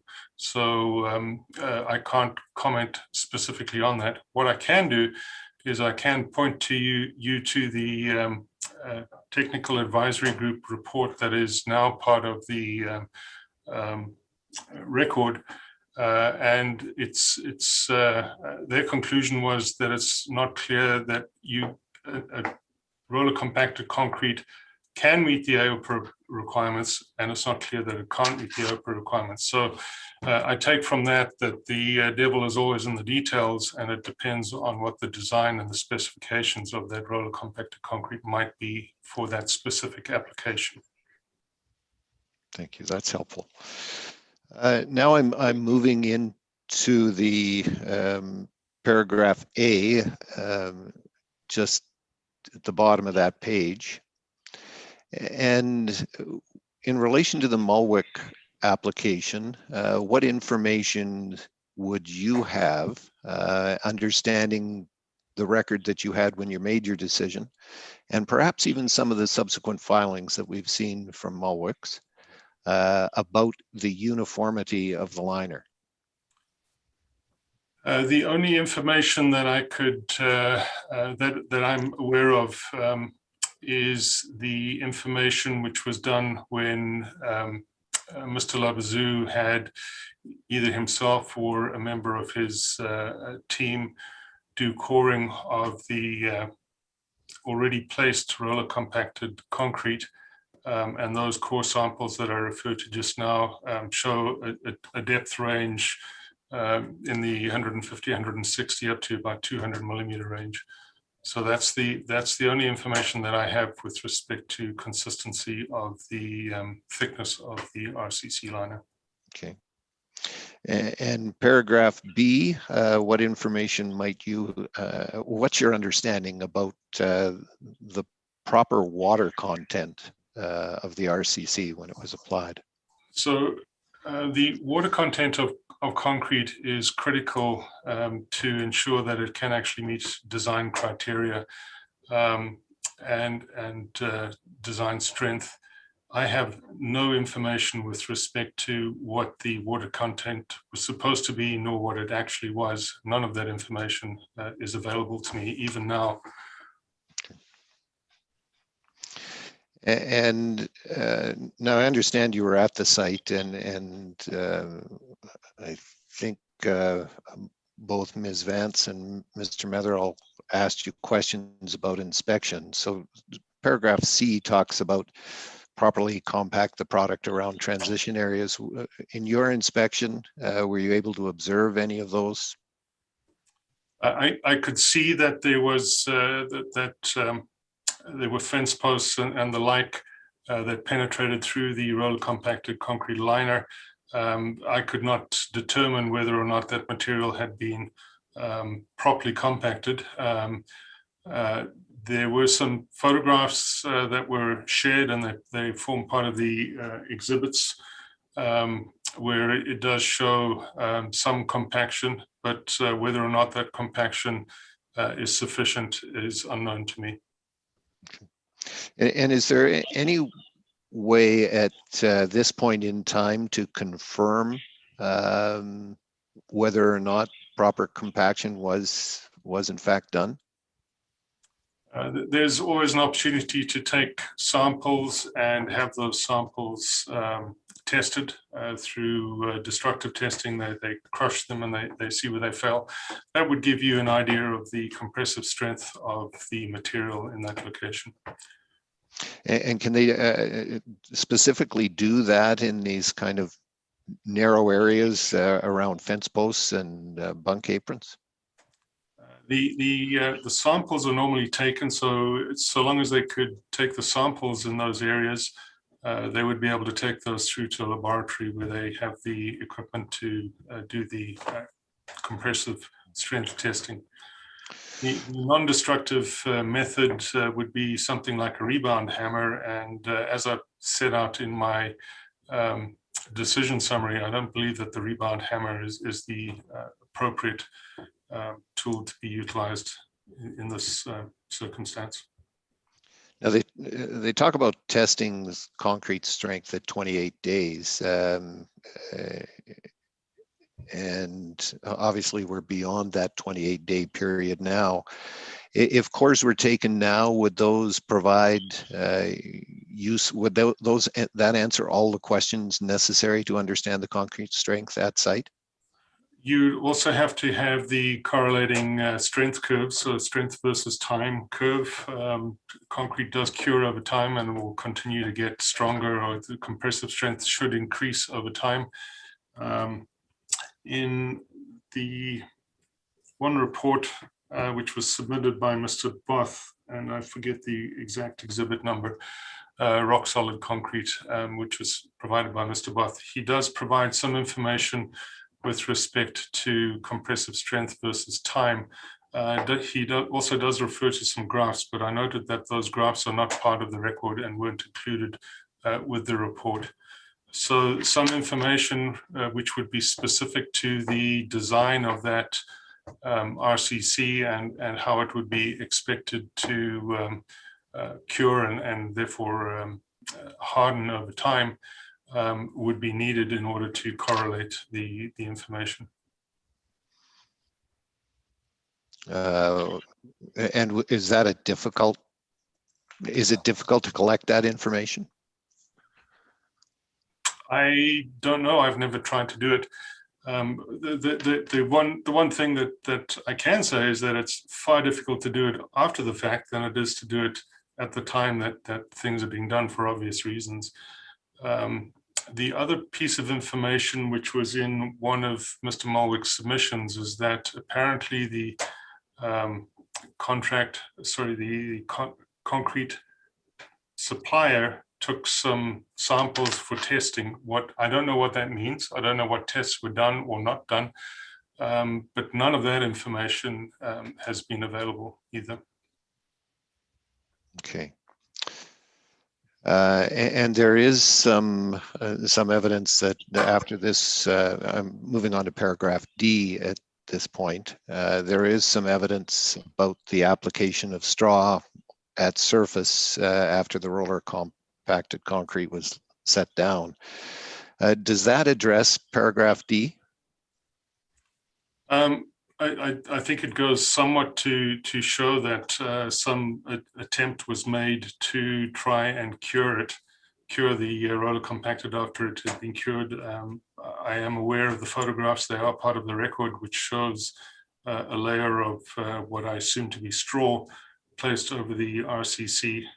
What I don't know is whether it was wetted down or if there were any other measures taken to assist with the curing and minimize the drying out of the surface.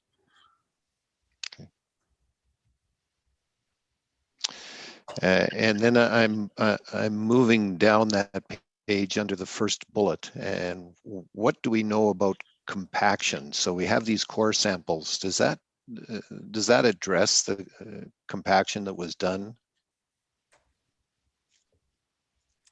Are you talking about the roller compacted concrete, or are you talking about the base upon which the roller compacted concrete was placed? So what I got ahead of myself. So what do we know about the compaction of the bed under the roller compacted concrete? The only thing that I am aware of is in the Wood report, where he refers to looking at, Mr. Labazu refers to looking at photographs and makes an assumption based on looking at the photographs.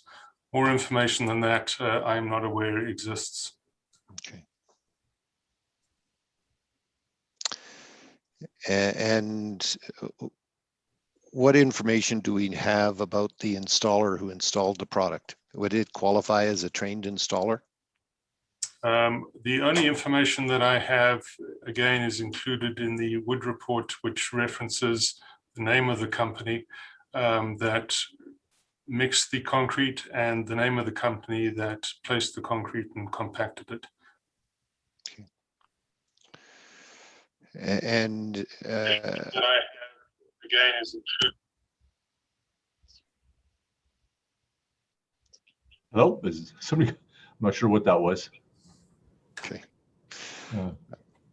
And just moving on to the next bullet, and I saw in the PowerPoint presentations that were filed in advance of the proceeding that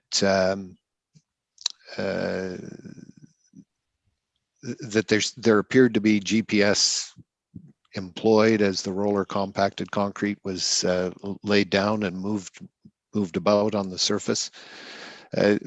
That's really what's called for by this bullet. Is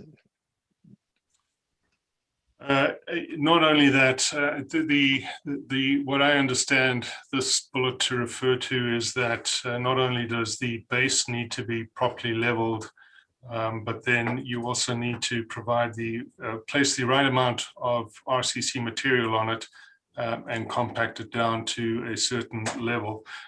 Using a laser technology, sometimes they're linked to a GPS system as well, can assist with that.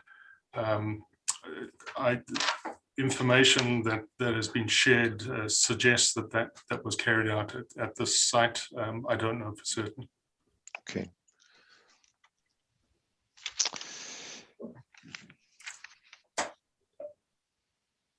And in terms of the RCC, we have some strength information. Is that sufficient to address the fourth bullet in this list? The only strength information that we have is on that one report, which shows that it had a design strength of 25 MPa. It doesn't tell you at what time that strength should have been arrived at, and I don't have any information, not when I made the decision, as to the actual strength of the concrete that was placed. So again, there's nothing from the concrete, the person who mixed and developed this concrete mix and took it to site to say what was actually done. We have information at the bottom of that testing report, which suggests that the design strength was going to be 25 MPa, but I don't have any other information on compressive strength of that concrete. Okay. And if we had a complete description of the formula that went into the RCC, would that go a long way in addressing this question? I think it would. It certainly, if you had, if I can call it the recipe, where you have the amount of concrete powder that goes in there, cement powder that goes in there, all of the different aggregates that go in there, including their sizes and strengths, etc. The water ratio, and all of that information, that would go a long way to helping to be able to assess whether or not the concrete mix can meet some sort of design criteria. And when they're referring to the minimal strength, that's compressive strength? That would be correct. Okay. And that, if cores were taken, we could get at least a point in time measure now as to compressive strength. Yes. Okay.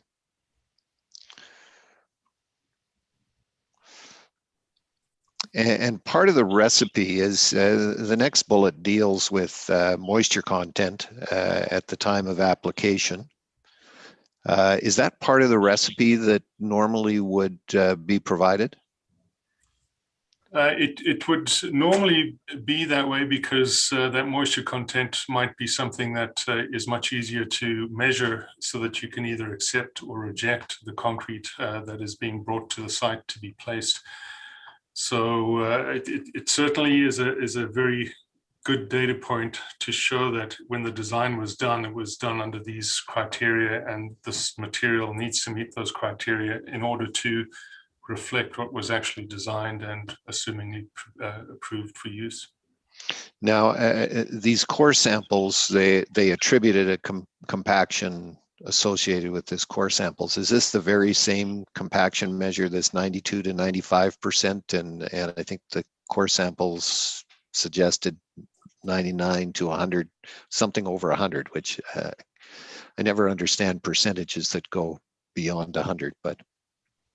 That would be my understanding. Okay.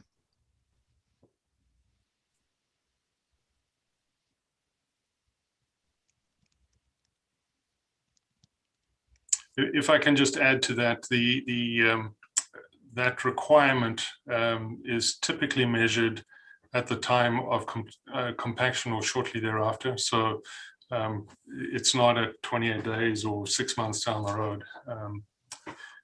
It's at the time that the material is placed. Now, going to the next set of bullets, which is just moving down the page a little bit. And we can go through these individually, but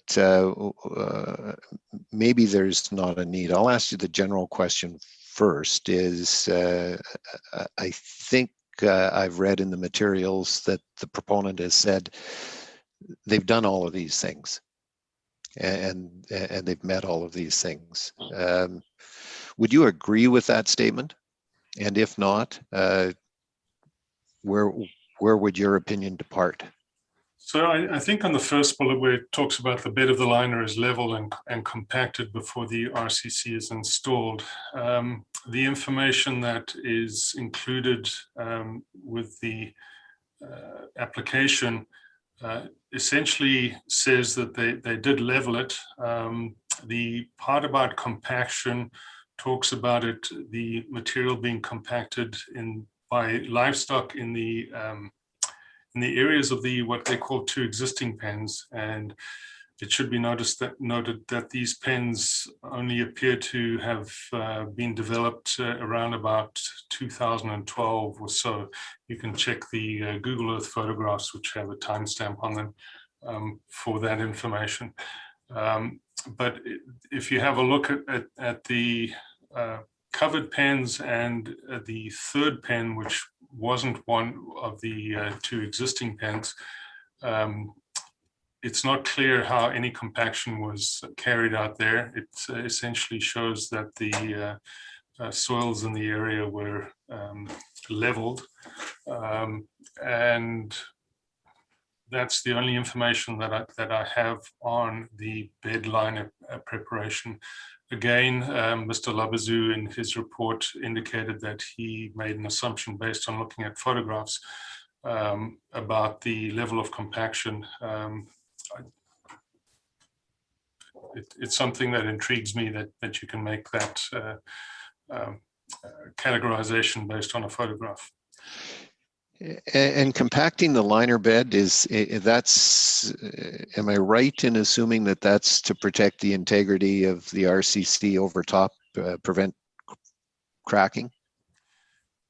It's certainly, that's one of the primary functions. It's to level off the surface, provide a uniform base on which to place roller compacted concrete or anything else that you're wanting to place on it.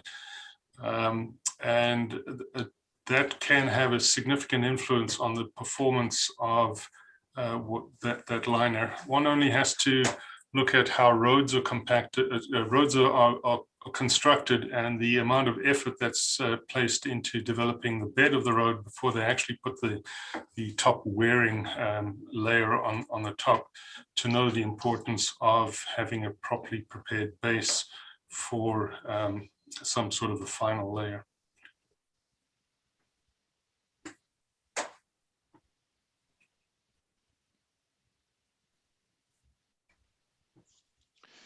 And just to confirm, so a lot of my questions I think have already been asked, and I think this is one that was asked, but I'm going to ask it again. Is what you've called the recipe for this RCC? It was never provided to the NRCB? I do not have any record to show what any recipe might be for the RCC.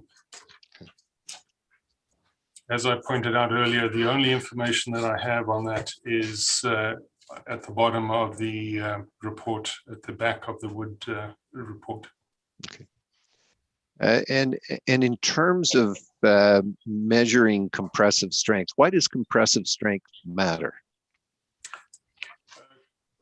Compressive strength is one of the ways of measuring the performance of concrete. And it's a known quantity, it's a known standard. Compressive strength will also have an influence on the durability of the product.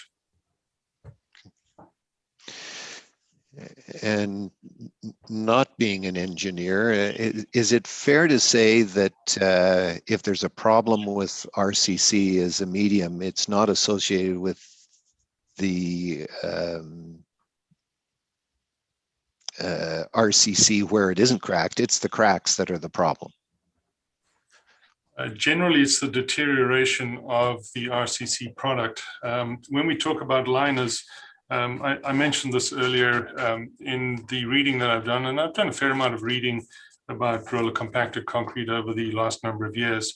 There are articles that I have read which talk about having what I can call porous concrete for use in large parking lots. This is typically done in the States, the United States. So it's areas where they are wanting to use roller compacted concrete for its abrasion resistance, for its properties as a pavement for driving upon, as opposed to a liner. But where they have designed the roller compacted concrete so that it is quote unquote porous. In other words, it allows rainfall and water to pass through the roller compacted concrete layer and be absorbed into the earth that way. And by doing that, minimizes the amount of storm water retention that needs to be constructed for capturing stormwater drainage for those types of facilities. But to be fair, I don't think there's any suggestion that it's porous RCC that we're looking at in this instance.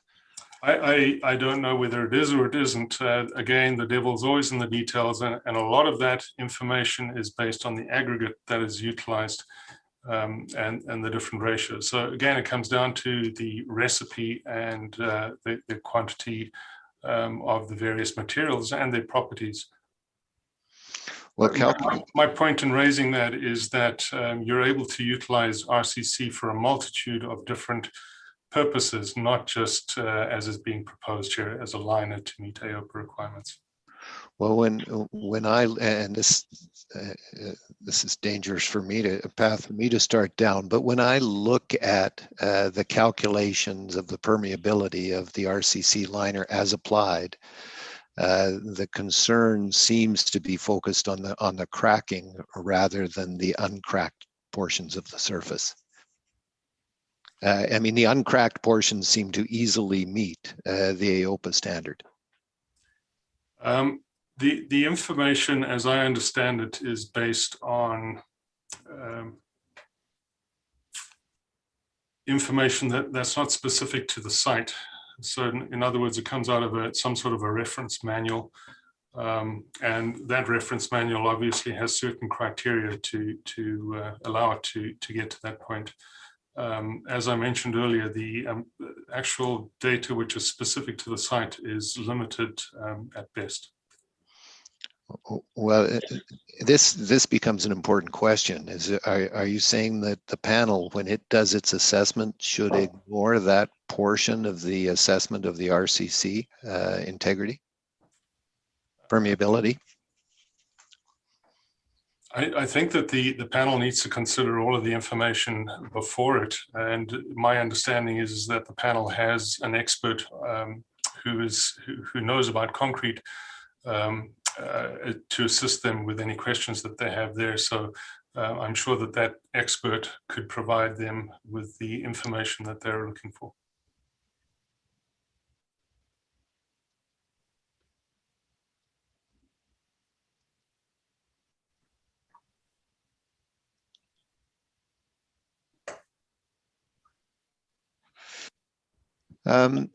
In terms of identifying cracking, so are you aware of any evidence of inspection that once this concrete had an opportunity to cure and before it was covered, perhaps either with straw or livestock, to assess and respond to cracking that would have appeared after the RCC was applied? I am not. The only evidence of that is some of the photographs that were submitted in the most recent submission from Mr. Methrol and Mr. Labazu, which apparently, well, it's my assumption, and I'm sure that they're going to provide information on this in their testimony tomorrow. It's my assumption that they had cleared off the manure, scraped the manure to try and determine what cracks were there. That's the only information that I'm aware of with respect to cracking and evidence with respect to cracking.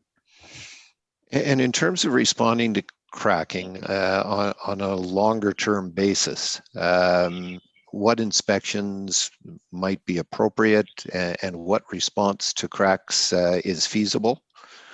And second, appropriate, and what results might be expected from whatever program is available? That's a difficult question. If I make the assumption that the board overturns the decision and approves the roller compacted concrete for use as a liner, I would, and it's part of what I have recommended as potential conditions, is I have recommended that there would be some sort of an inspection program carried out where they could identify cracks, identify damage to the roller compacted concrete, and have a method of repairing that damage or cracks. from what I understand, in the feedlot industry where they have utilized roller compacted concrete, and this is typically, it is where it's not been as a liner, it's been put on top of an AOPA liner. That I understand that they use regular plastic type concrete to fill any cracks and damage that is either created by the cleaning equipment, the livestock, or some other something else that's damaged the liner.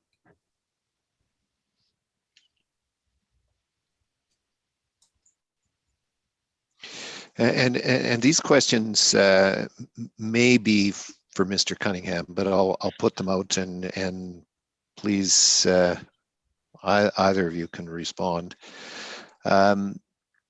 In terms of the permeability calculations,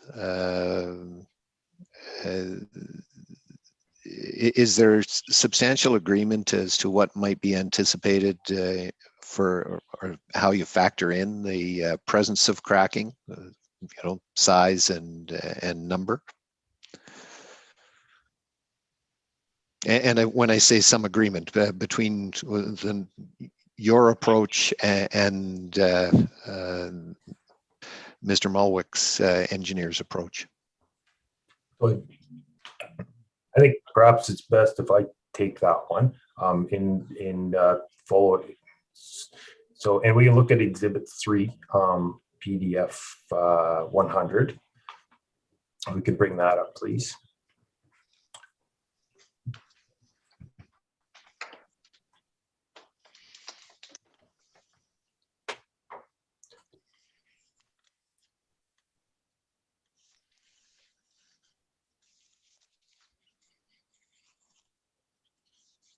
Document manager, that would be Exhibit 3, PDF 100, please.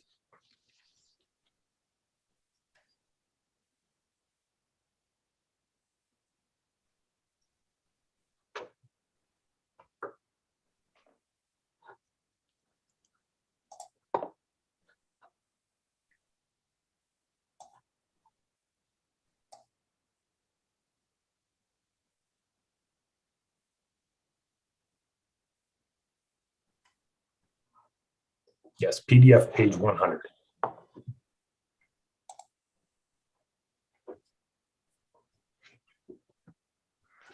Thank you.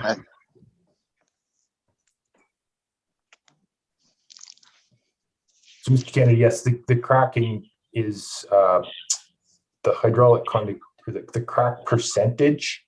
I used in this analysis here, I used the same percentages that were provided by Mr. Lubizo in his November 6, 2020 report. And I did not do another assessment of them. And in his April 8th, 2021 report, he provided different values for the cracks within that 10-meter size. But is the main difference between your approach and the approach by Muilwijk's that you calculated values for the RCC uncracked area and the RCC cracked area, and then added those together and then averaged them over the site, whereas they may have averaged the two permeability factors and then carried it out over the site? So it's the time that the average was calculated. We both started with the same equation that I have here on this page is equation 6. So that's in the April 8th edition from Mr. Lubizo. They provide their answer. When I used this same methodology here with their updated numbers, I got the same answer they did in their April 8th, 2021 report.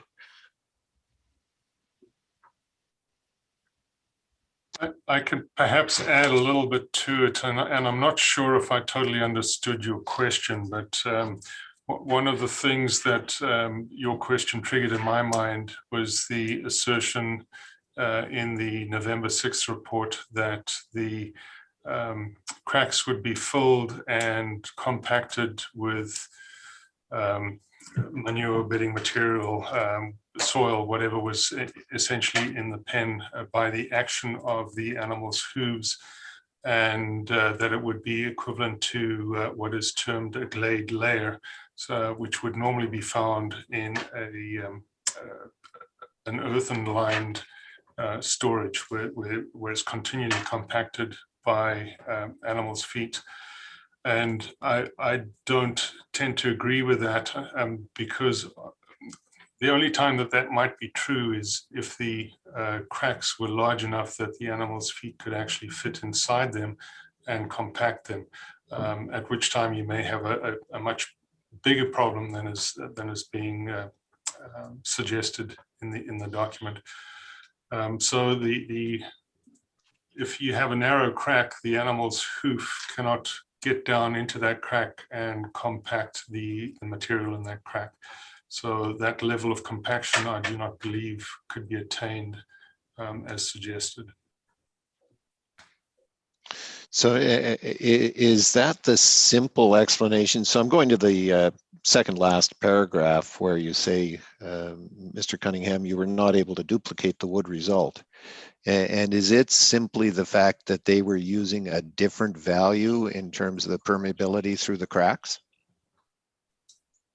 They provided the same permeability through the cracks in both their November 6, 2020 report and their April 8, 2021 report.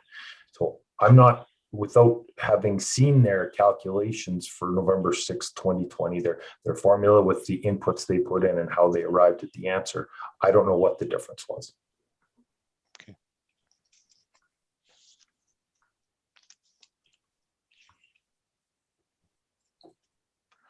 I think I'm getting close to being done. I just want to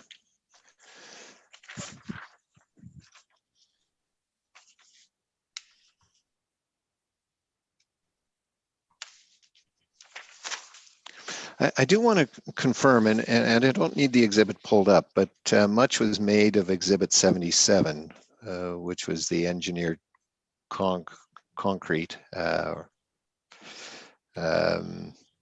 non. Yeah, it was for non-engineered concrete, I think, but it's that guide, and that's that whole AgDex piece. That's dealing with traditional concrete, not roller compacted concrete. So it's dealing with traditional concrete with rebar. Is that fair? If I can respond to that, the table 2 in that document provides. I apologize for the noise of the paper, provides the minimum requirements for non-engineered concrete liners, and that is what we would call traditional or regular type of concrete. It does have rebar, so some sort of crack control built into it. It is not roller compacted concrete, so the recipes or the specifications, if I can call them that, in table 2 are not for roller compacted concrete, and hence why I kept on going back to the point that if you're not going to be providing one of the concretes that are set out in table 2, it needs to be engineered by a professional engineer. Okay. That was, I think you answered my next and final question on, that was my final question on concrete. I simply had a question related to the water well and the fact that you said, I cannot grant an exemption because the facility already exists and the water well is there. I'm assuming that an assessment can be done, and in terms of assessing the risk with the facilities in place, and if not, why not? That's a great question. I'm glad you asked it. So if you have a look at section 7, sub 2 of the Standards and Administration Regulation. Sub A of sub 2 says that subsection 1 doesn't apply, 1B doesn't apply, so that's less than 100 meters from a water well, if the owner or operator demonstrates the approval officer or the board before the facility or area is constructed. So key there is before it's constructed. So it has to be done prior to construction. So at that point in time, there could be an exemption granted under this section. Because the facilities have been constructed, I can no longer utilize that. You have to then look at what other options are there, and that's where you have to look at a variance. So a variance is in the Act, so the Act itself. I'm going to guess section 17. Correct. And to be fair, you made no assessment that would kind of start down that path of section 17 variance, so that, or do you have an opinion one way or another on the potential for that variance to be granted? There's always a potential for a variance to be granted. One would have to get into the specifics of that and what is being proposed and requested by the applicant seeking that variance, what they're wanting to do. Typically, when we're talking about an exemption, so prior to the fact of a water well, we're looking to make sure that the water well is going to be protected and not impacted by the manure storage facilities. So if you were to translate that to a variance, then it would be an assumption of mine that you want to achieve at least the same protections for that water well through a variance as opposed to through an exemption. And then my final question is this: in terms of a site inspection of the roller compacted concrete as set down, is it feasible? And if so, how would that be undertaken?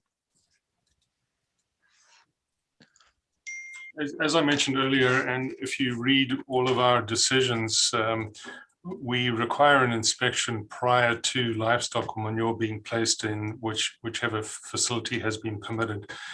The reasoning behind that is to allow for the actual liner to be inspected prior to it being covered with manure or livestock or a combination thereof.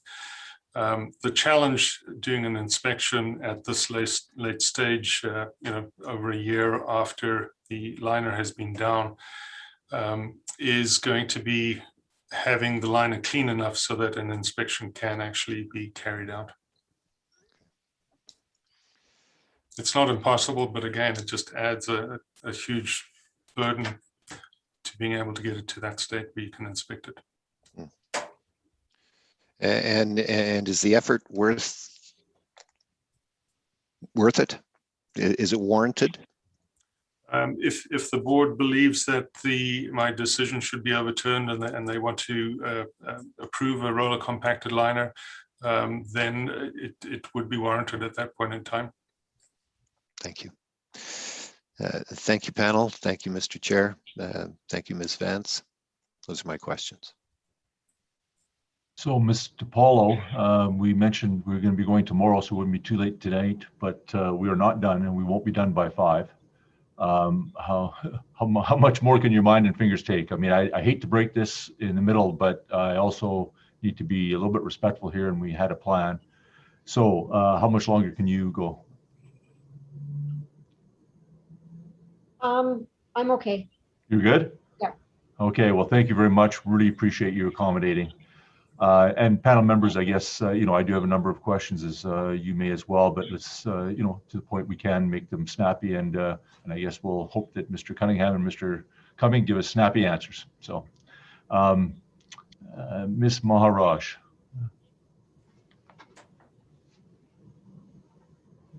Thank you, Mr. Chair.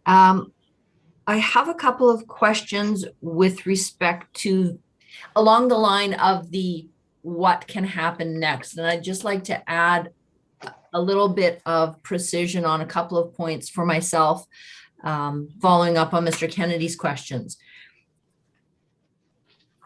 For point of reference, if we go to exhibit number 94, PDF page 13, where Mr. Kennedy started to take you through the list of bullet points that were criteria or indicators of an assessment for the RCC. I don't know, document manager, if we could pop that up on the screen. Thank you. And Ms. Kaminsky, I spoke with the court reporter. I forgot to ask, thankfully you're still there and you're still able to provide document management. So you're able to stay late? Yeah, you bet. Okay, great. Thank you very much. Okay. So I'm looking at the decision summary for LA19038, and it's page 13 of that decision, rather than the PDF page, because I printed mine, and so I don't have the PDF page handy. I too printed mine, so I'm in the same boat. It'll be under Appendix C. There you go. You got it. There we go. Okay. Thank you, Caroline. So just a couple of short snappers with respect to the application of straw and or water to ensure that the curing of the concrete happens correctly. Your information and evidence so far has been that we can't tell but for the photographs what actually occurred. My question to either one of the panel is whether there is a method available to us today to test whether or not successful curing did occur. I think that there probably is. I'm not sure how easy it would be to accomplish. And I have to apologize. I've just looked at my picture here and I see that the sun's moved and I now have a very bright background. So I'm tending to get a little darker. So my apologies if you can't see my face correctly. However, when we talk about the curing of the concrete, it's more detail with respect to how that was achieved and how long it was on there. I think that there might have been a reference to it being kept on for a week or so, but I stand under correction on that. And then once that material had been removed, one would hopefully inspect the concrete to see what sort of cracking had occurred. So the idea about curing concrete, and hopefully your expert will be able to provide more detail on this, is to make sure that you don't get drying occurring which is not uniform throughout the material that's been placed. So if you get drying that is not uniform, you're going to start to get cracks and spalding occurring in different types of concrete in different places, which may degrade the material. So I appreciate that we can't go back in time, and we may be lacking some clarity around what actually did occur. So would it be a fair summary of what you've just advised us, that the only way to really determine whether curing was successfully done would be ideally to have that information, but in the alternative, to conduct some kind of a physical examination to determine whether there has been inappropriate or excessive cracking and or spalling? Yes, I believe you're correct with that. Okay. All right. And then I would have the same type of question with respect to the moisture content. We have no information that I have put my finger on in the evidence yet to identify the amount of moisture that went into the original product that was installed. Is there a means by which we can, without that information, determine whether or not an acceptable amount or a ordinarily expected range of moisture was incorporated within that recipe for the product? So I'm getting sort of to the fringe of what I would consider to be my experience with the concrete, and your expert may be able to provide more insight into this. But my experience has been that when you have a material, concrete material that you're concerned about, that you can potentially test it by doing destructive tests and measuring the properties afterwards to figure out whether or not the design requirements were actually met.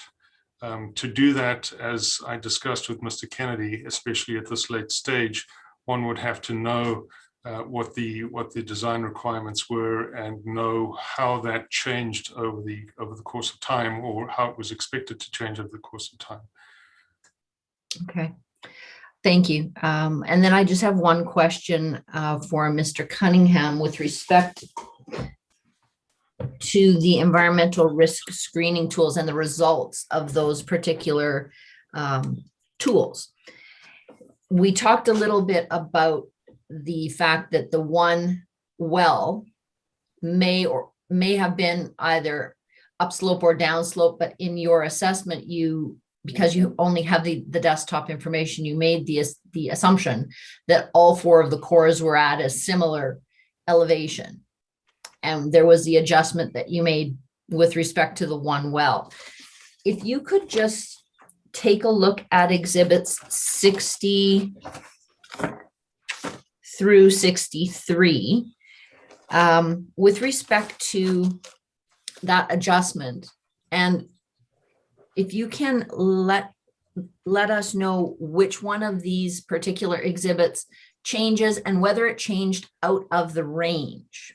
I think that's the question, is did that correction change your assessment out of a low potential risk into a medium potential risk? And I might have just missed it. So if you are one of my panel members, can point me in to the right exhibit, that would be helpful. So I think those would be the exhibits. So if the document manager could start pulling them up, the exhibit. Starting with 60. Or this Sure. Yeah, right. So is this the one that had the change? And if not, is there anything that changes the range here? Because it seems quite within the low risk when I look at it. So let's clarify what the change is, because there were the 4 boreholes, yep, which I chose the shallowest, and then Mr. Metherell showed me the water table information from 2019 that was deeper than the numbers that I chose. Is that the change that you're referring to? Yes. Okay. Document manager, I believe it'd be page 3.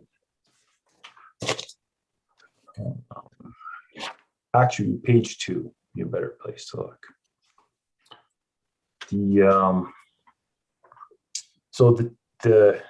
There are 6 lines in the middle of the page, and to the right of them, there's A, B, C, D, E, F.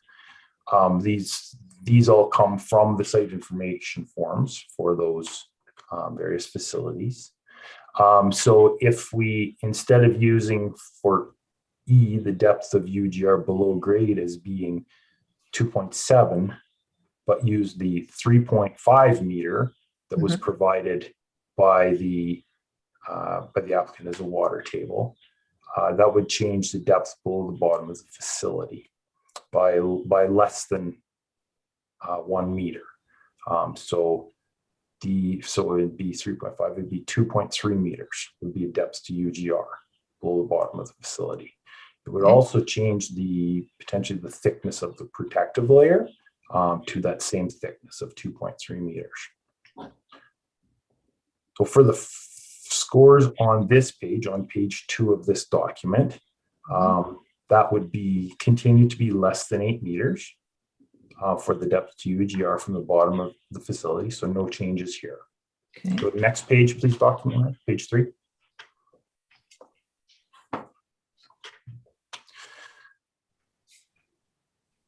So if it changes the protective layer thickness from what before was less than 2 in the table at the top of this page to now between 2 and 5, 2 and less than 5, the score for both of these barns on this point would go from scores of 20 to scores of 16. So it would reduce the score by 4, the overall score by 4 points. Okay.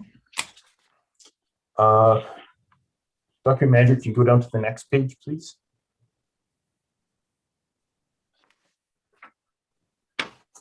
Now, these were not this is the distance, so the relationship of the well relative to the facilities. No change. This was discussed only in relation to the catch basin as it being upslope, so I would then make no changes to these scores.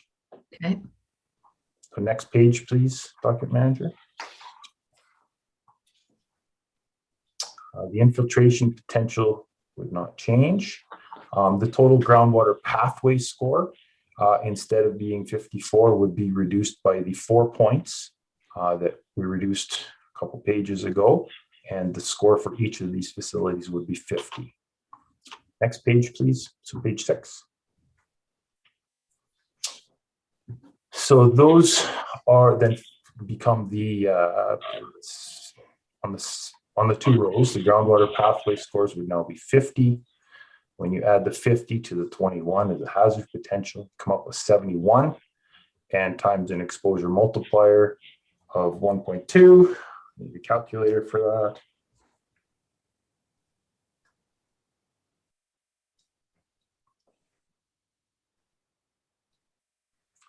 It's 85.2. 85.2 for both risk scores. So they were scored at 90 as a moderate, because high is greater than 90, not equal to 90. And so these would both remain as moderate risk to groundwater, same as with this change. Since I won't go through the surface water part, but I believe we can go next to the number 61.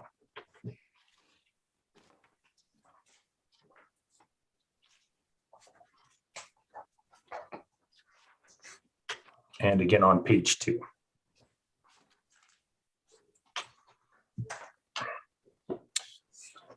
So we'd be looking at similar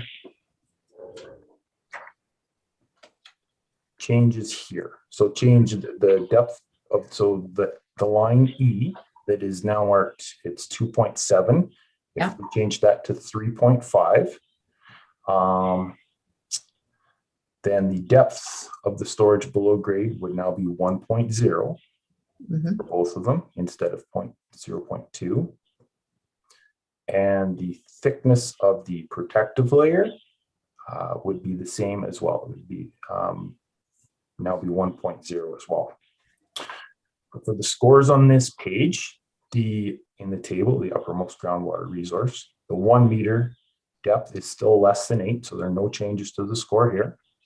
Next page 3, please. In this one, we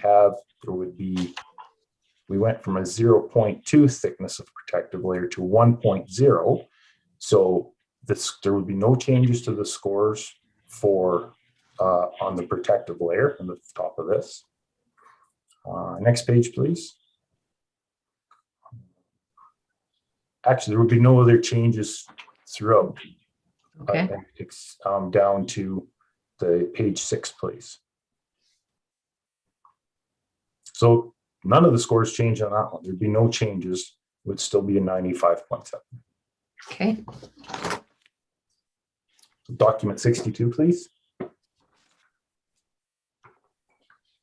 Page 2. So using a again 3.5 instead of 2.7 for lines C and E. We now have the thickness of the protective layer would be 2.5, and the depth to UGR from the bottom of the facility would be 3.5. So for the table, the scoring on this page, the 3.5 below the bottom of the facility for the UGR, there will be no change to that score. And okay, next page, please. The protective layer score, where it would now change is greater than 2 meters, so it should be in this as a 16 instead of a 20. And that should be the only change. So we can go to page 6, please.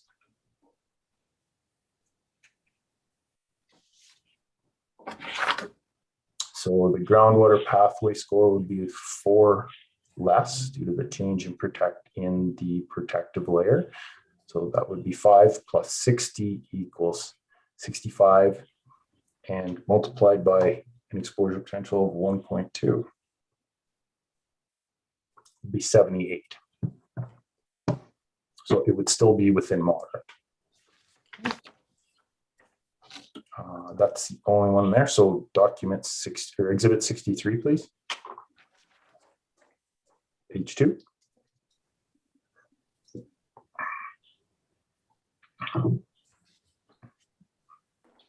Because there are 3 facilities in this one, I would perhaps go through it twice. The first 2 facilities are for the open pens, the one existing ones and the new one. So that's the red column and the green column, the left column and center column through the A, B, C, D, E, F rows. Over here, the depth to for C and E would become 3.5. We'd have a thickness of protective layer of 2.5 and a depth to UGR below the bottom of the facility in F of 3.5. Now for the scoring for those 2 facilities, it's still the 3.5 would be less than 8 meters. So there are no changes to those scores on this page. Next page, please. And on this one, for the 2 facilities, the thickness of protective layer would have gone from less than 2 to now 2.5. So the score, instead of being a 20 for those 2 facilities, would be 16. That would be the only changes down to, we could go to page 6, document manager. So then the groundwater pathway scores for the first 2 facilities here, where they state 62 now, would be 4 points less, so they would both be 58. 58 plus 5 is 63 times 1.2.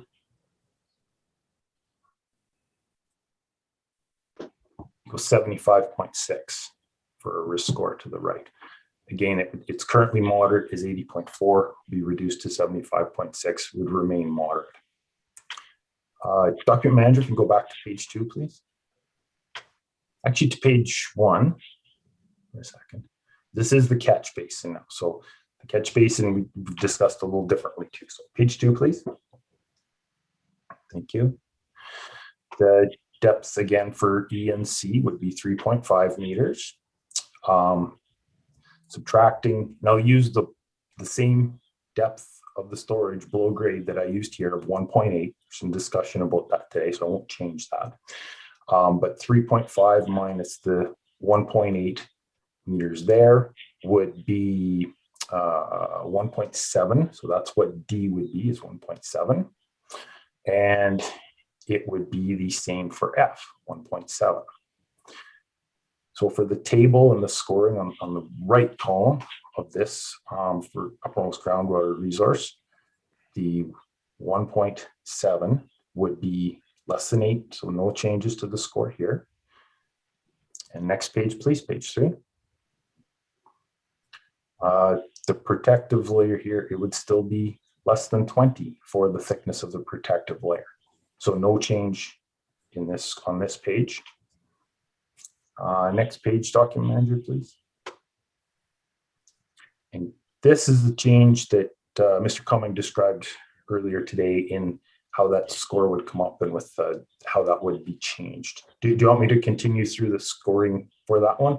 No, it's okay. I got that one. Yeah, there would be no changes from the scoring from what Mr. Cumming had earlier today. Okay.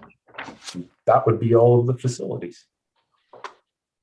Super. Thank you very much. I appreciate your patience in walking me through that. Those are my questions, Mr. Chair. Okay, thank you, Ms. Maharaj. Mr. Graham?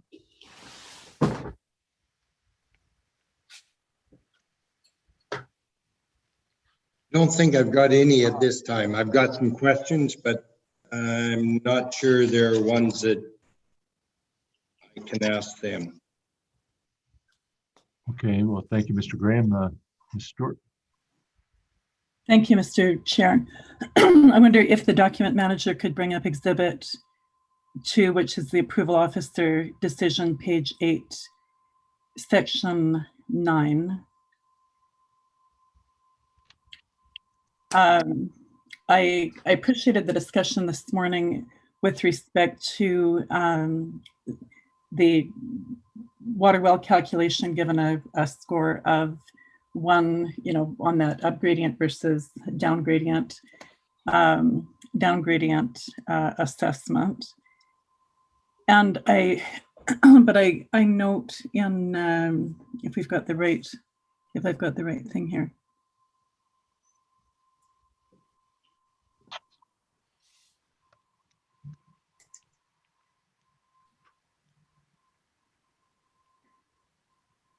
Right. So in keeping this document manager, in Exhibit 96, the applicant comments that an installation of a leak detection system below the catch basin is not warranted because the site determination, as per the NRCB's ERST, indicates the site is a low risk to groundwater and surface water. And when we look at the decision summary, we see the description that does say in that first sentence that in the last sentence, rather, the second paragraph under section 8, the catch basin scored low risk to groundwater and low risk to surface water.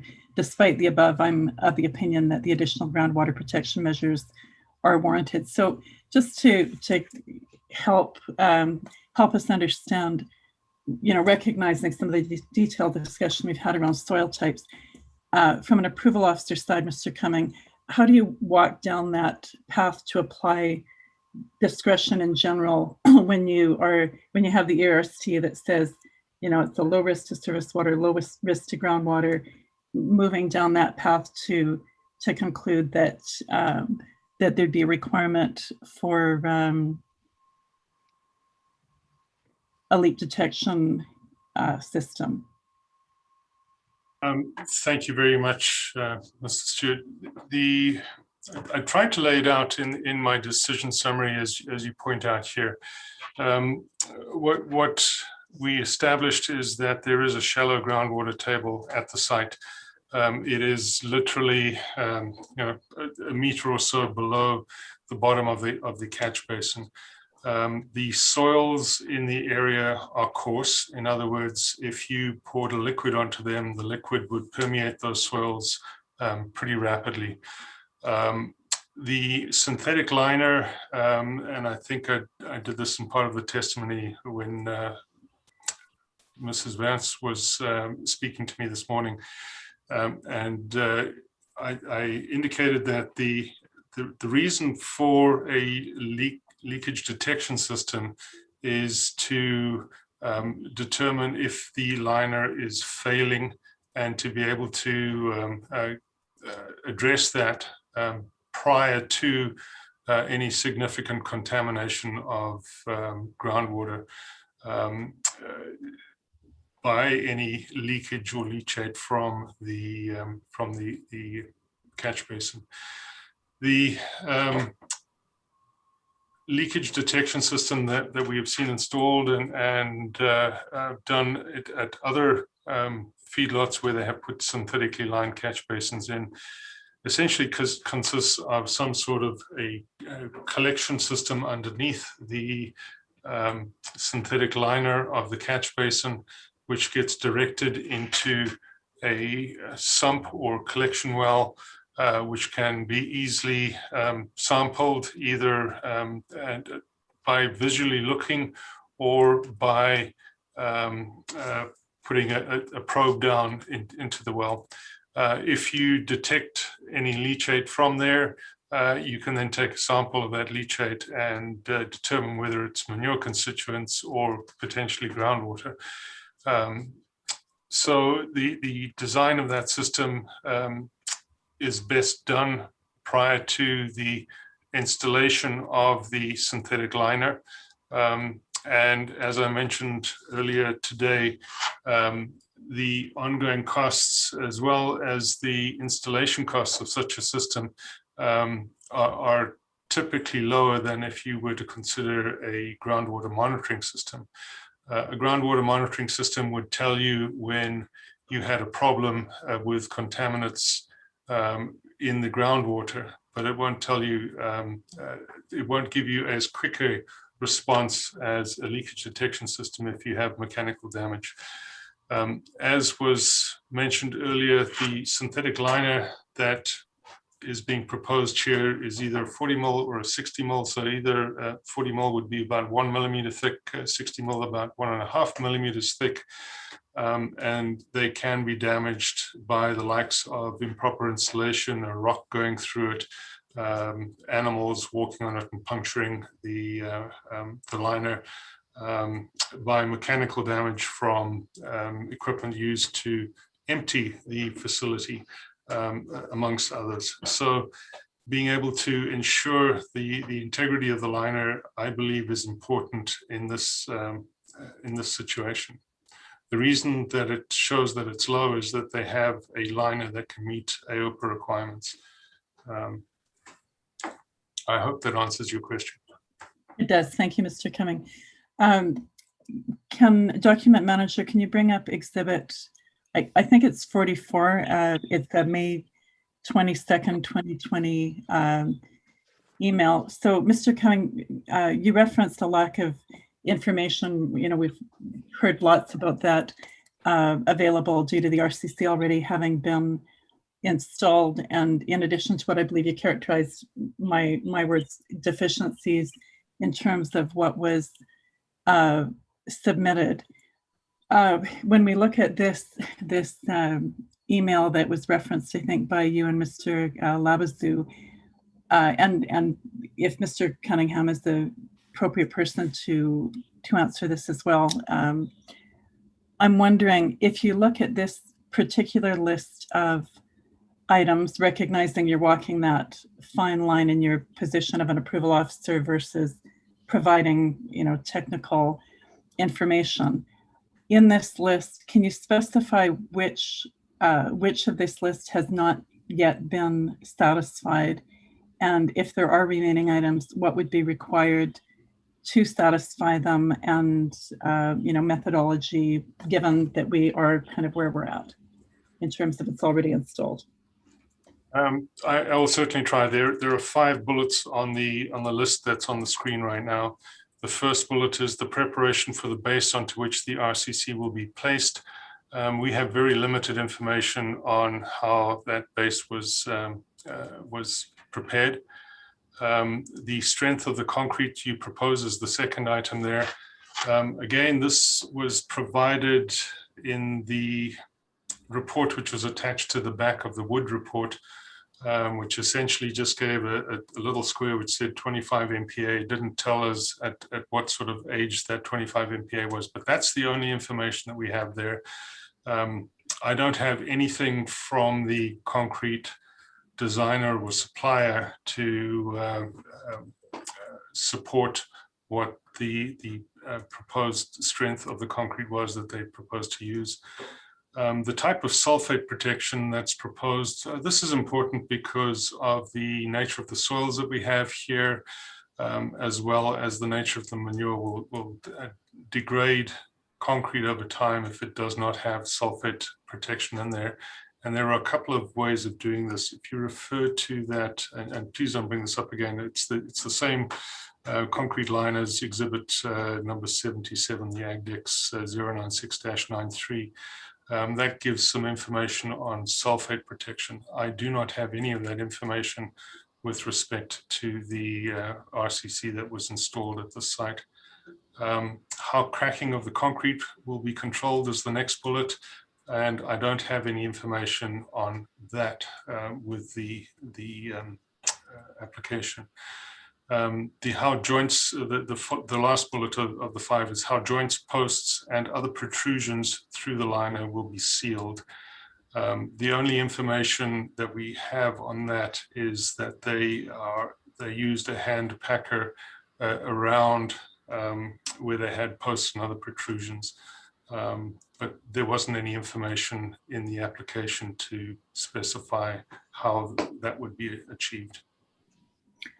Thank you, Mr. Cumming. Just a follow-up on that. I may have this incorrect. I thought exhibit 44 stated that posts were poured in place with concrete. Is that not correct? Can we pull up 44, please? 44. We're on 44, aren't we? Oh, all right. Sorry. Then go further. If you could go further up, please, document manager, and if you could make it a bit smaller, that would be great. This is essentially, from what I understand, if you can scroll to the top of this page, it appears to be something that comes out of the decision, and I can't see the decision number there, but it's LA190 something or another. So it would not be this particular site that it was referenced to. That was the information that was provided to me. Is that what you were referring to? You know, I'm just going to double check if you can give me one moment.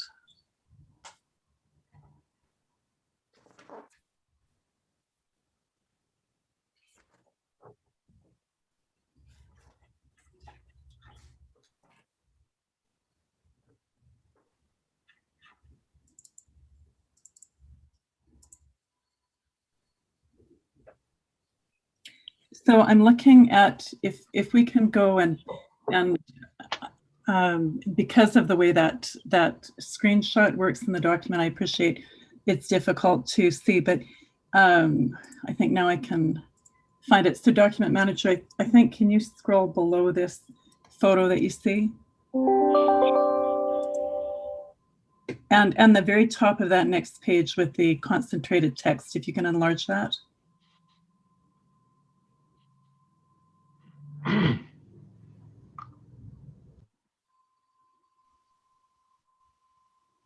And so above that list, it'd be right there. And I'm going to just make this bigger so I can see it. Kind of halfway down this email in the middle, it says any posts that came through the RCC liner were poured in place with concrete. So that would be the only information that we have. Okay, thank you, Mr. Cumming. And I'm wondering, in addition then to that list of items that you've identified, are there any other outstanding questions other than those listed that, you know, in addition to the ones that Ms. Maharaj identified, that would be outstanding to determine whether the RCC satisfies AOPA? I think it's been covered off by my responses to questions from all of the other panel members, legal counsel, and in my testimony already. Okay, thank you. That's all I have. Thanks very much. Thanks, Mr. Chair. Okay, thank you. Just the spot I want to be, after a long day, last guy between you and getting supper and pets fed and the kids. But I do have a few questions, and I guess I would really indulge Mr. Cunningham and Mr. Cumming short answers. If I feel the panel, we need more detail, I'll ask you, but so short and snappy if we could. There's been a lot and including in your decision summary, Mr. Cumming, you indicate that there would have been benefit if a professional engineer was on site when the RCC was laid. And because he wasn't or she wasn't, you don't have information from a PNG. Is that routine for the NRCB? Do we typically require PNG on site for construction of liners, whether they're clay or RCC?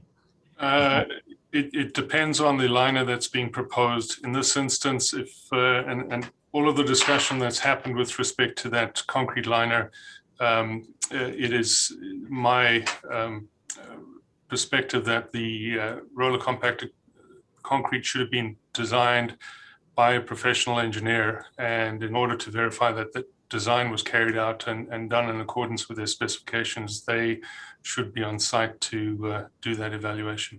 So for clay liners, we don't require that? It depends. Sometimes we do. It depends on what is proposed as a compacted soil liner. We can have the engineer, design engineer who's designed that liner out on site, doing testing to ensure that the liner meets the specifications that they have put forward. So we can have that, but is that in approval policy? We don't need to look now, but that could even be an undertaking. But in our approval policy, do we have anything to direct approval officers in terms of the sort of minimum requirements that, or the requirements they would be looking for asking for professional engineers to be present during construction? I'm not sure if it's on the approval officer. It's the end of a long day, so please forgive me. That's fine. The direction is the approval officers have the discretion to ensure that the permit that they are approving can get constructed the way that it's been approved. And there is guidance to suggest that they can have the inspections carried out by the appropriate professional. I understand. So, I mean, they've got discretion to do it. I guess my question was really, do they do it? And is there some baseline? It doesn't sound like there is. Strong, for the other two RCC liners, were professional engineers, were there conditions on those permits for professional engineers to be present during construction? I wasn't the author of those. I didn't go into great detail about them. Of the two liners that you refer to, that Mr. Methrow referred to, only one has been constructed. The other one was actually amended, and a regular concrete liner was put in its place. Okay. I don't believe it was. So, and I think you were reviewing the stroke. So I was just wondering if that may have come up under your review in terms of providing that guidance to the approval officer. But again, Mr. Chairman, if I can, and this is what was covered by Mrs. Vance in the testimony that I gave early on.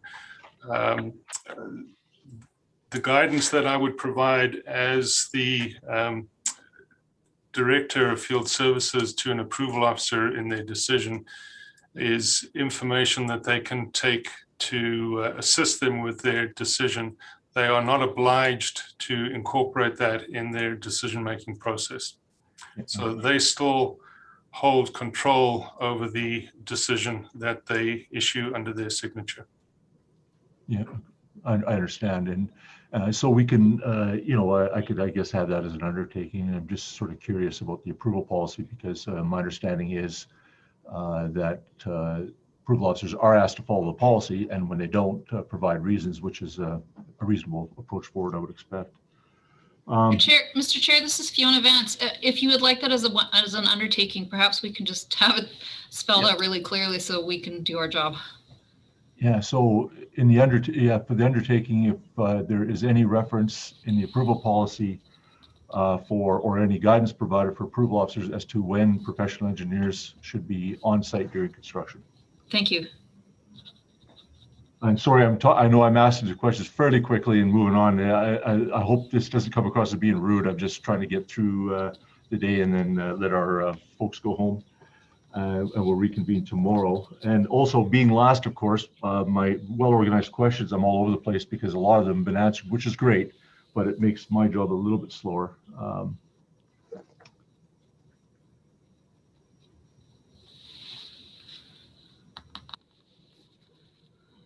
Yeah, so there's on your conditions, if the board were to overturn your decision, Mr. Cumming, you suggest that you recommend that any inspections be carried out by a professional engineer, once again, but after the liner has been thoroughly cleaned with a signed report listing their observations and findings provided to the NRCB. And I guess my question there was, thoroughly cleaned for the entire surfaces of all RCC facilities at this operation, depending on what that cleaning looks like, could be extensive. In your view, is random, and again, back to some other experience, crop insurance, you throw hoops, do your counts. There's other ways to find out, I guess, what damages might be. Do you view as sampling so that as an alternative, and depending on what that sampling turns up, more extensive cleaning and inspections might be warranted? Or do you view the only way path forward, perhaps, with your condition, is all surfaces at the facility that have RCC be thoroughly cleaned and inspected? Mr. Chairman, that's an interesting question. And the challenge with this particular application is that the liner was constructed prior to permit being issued and put into use.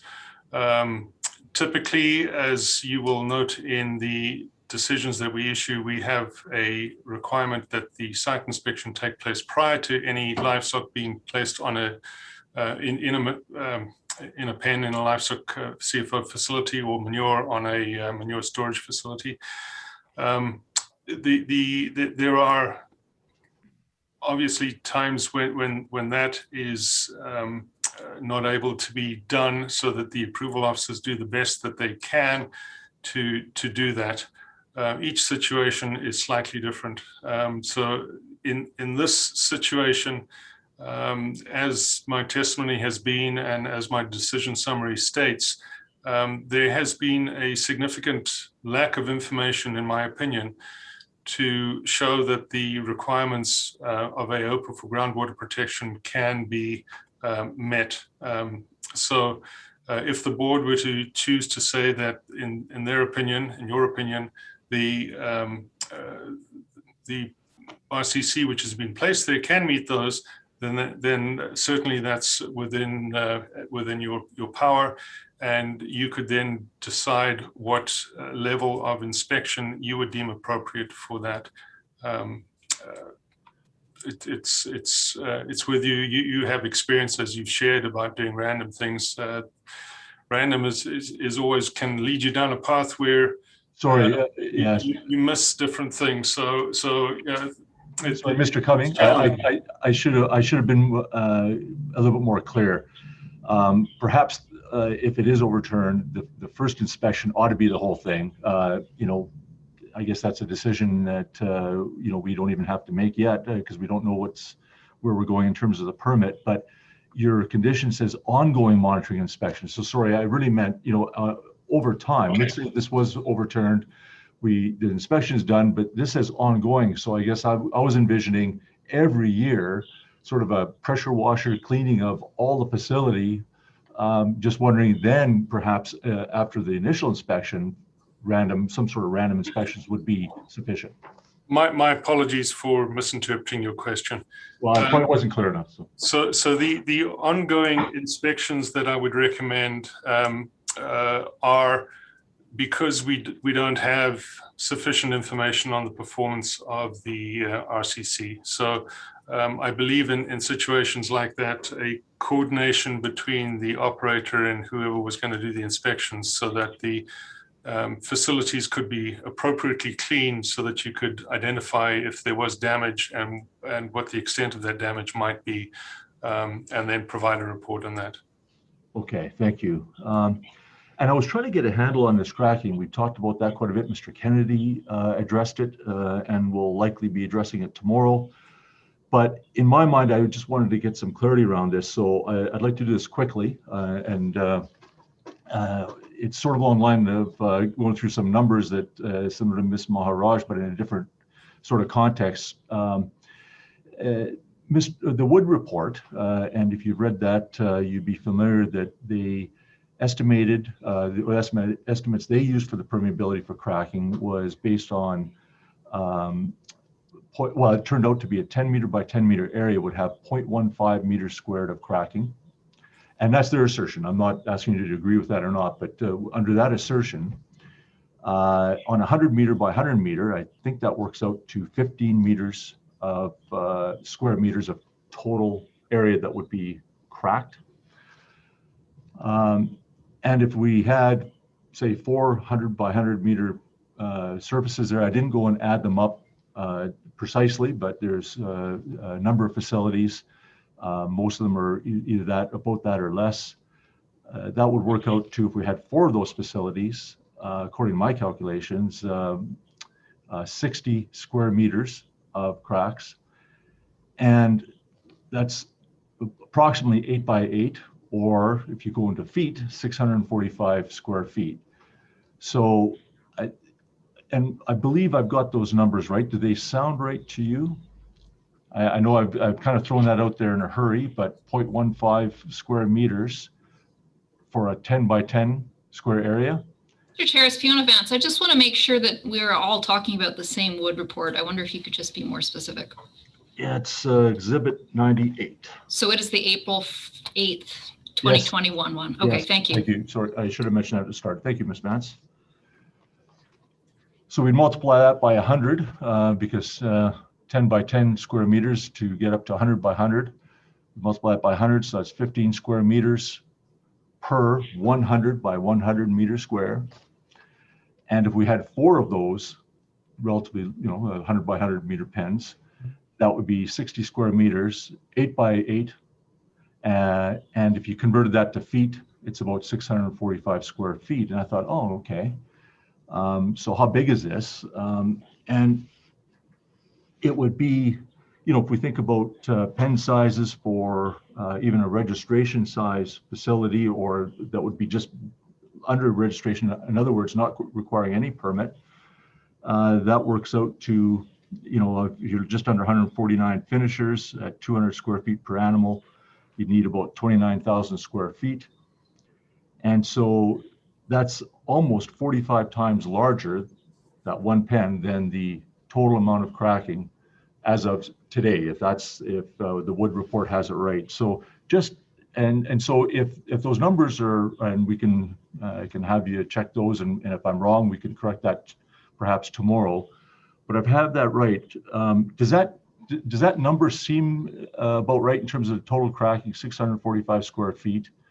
And in relative size to just a small pen, it's quite small. So is that something that we should be concerned about? And is that something that, over time, if they keep expanding or we have more cracking, then obviously they get bigger. But what weight should that be given, perhaps, in terms of the average? And I'm wondering if, and perhaps Mr. Cunningham could answer this as well, as you went through some of the calculations, but was it a weighted average based on that small amount of total area of cracking to the average permeability that you calculated and the wood calculations? I will try to be brief. Okay. It took a while to get through that, I understand, but it's been an important issue. So I'd like to get kind of a handle on, how big of a deal it is in terms of risk. So the simple answer to your question of can you scale the 10 meter by 10 meter area and the amount of cracking within that 10 meter by 10 meter to larger areas and do more calculations? Absolutely. That would be absolutely fine and fair.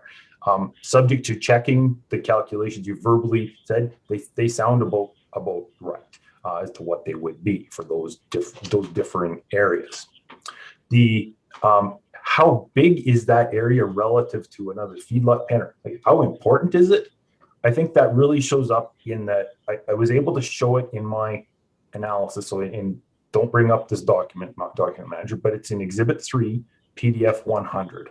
So this is using the numbers from November of 2020, but I went line by line as I changed, or as I did the calculations to show that as you go through that, it's the area of the cracks and the hydraulic conductivity of the cracks that govern the total seepage and leakage through the entire air, through the overall.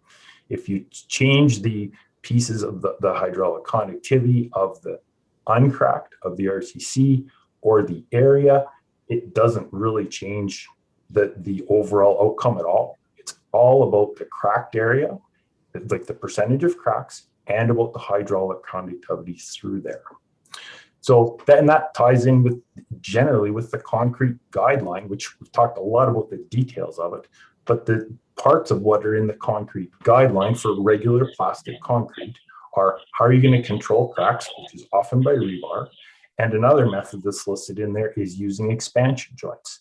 Neither one of those have been proposed, nor been there any information that they've been installed here at this site.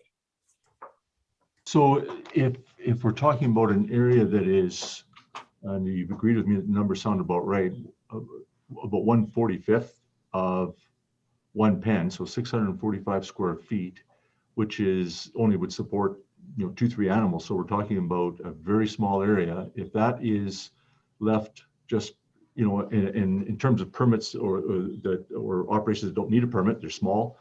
They have 2-3 animals on a small area. That would be creating a potential risk to the environment or is it because the cracks are gathering potential nutrients and effluent from the entire surface of these pens, and that provides a conduit down? Is that the issue then? The question is more about permitting it as a liner than the risk to the environment. And so the permitting of the liner has much to do with the two things specified in there are the thickness and the hydraulic conductivity. And so to change the area of cracks to get it minimized to the point where it's similar to the flow that would be through the uncracked RCC, it's got to be changed by orders of magnitude. So not by a factor of 10, but by a factor of 100 or more less cracking than has been what's been proposed by Woods in their April 8th memo or their report. So in other words, what matters is that the entire liner can demonstrate 10 to the minus 7, not that the entire liner, but for 600 square feet out of some gigantic number, say, is much more permeable. That's of no matter. Okay. Yes, the permeability differences between what wood is used for the uncracked and cracked is 5 orders of magnitude. So that's a factor of 100,000. And typically the concrete's used for liquid manure storage. Typically, I mean not always, but if you're going to a traditional concrete reinforced, expensive, high value, and is that potentially the basis of that, or it doesn't really matter? Does the entire liner meet or not is really the question, whether it's solid or liquid. And that's how we did in the guideline for concrete and in any designs we would expect that would be under category A would include with plastic concrete. We would expect that there'd be explanation of how they're going to control cracks with some rebar or something else, and or expansion joints or other methods that may not be as typically used but may be perfectly appropriate. Right. And this next question came up I think with Mr. Metherall's questioning, and it relates back to the water wells used for assessment and ERST changes that say if you become aware, and I'm not sure it matters how, but of potential shallower groundwater resource, then you need to use that one, not the one that is in use currently on the site. So I believe that's what you've done. So it was a shallow well, but it hasn't been used for many, many years. And the reason, this is a bit intriguing because this is something that there's a connection, and we had the exact same situation on the farm that I grew up on. And I never really thought about its connectivity to neighboring parcels or quarter sections. How confident are you that in these shallow aquifers, with the amount of variability that you see, even in the boreholes, there's a lot of discussion about borehole variability and which one to use. How confident are you that that groundwater that is on the Muilwijk property is actually connected, the shallow groundwater I'm talking about, is actually connected to those other users? in other words, if there was contamination there, would it get to them anyway?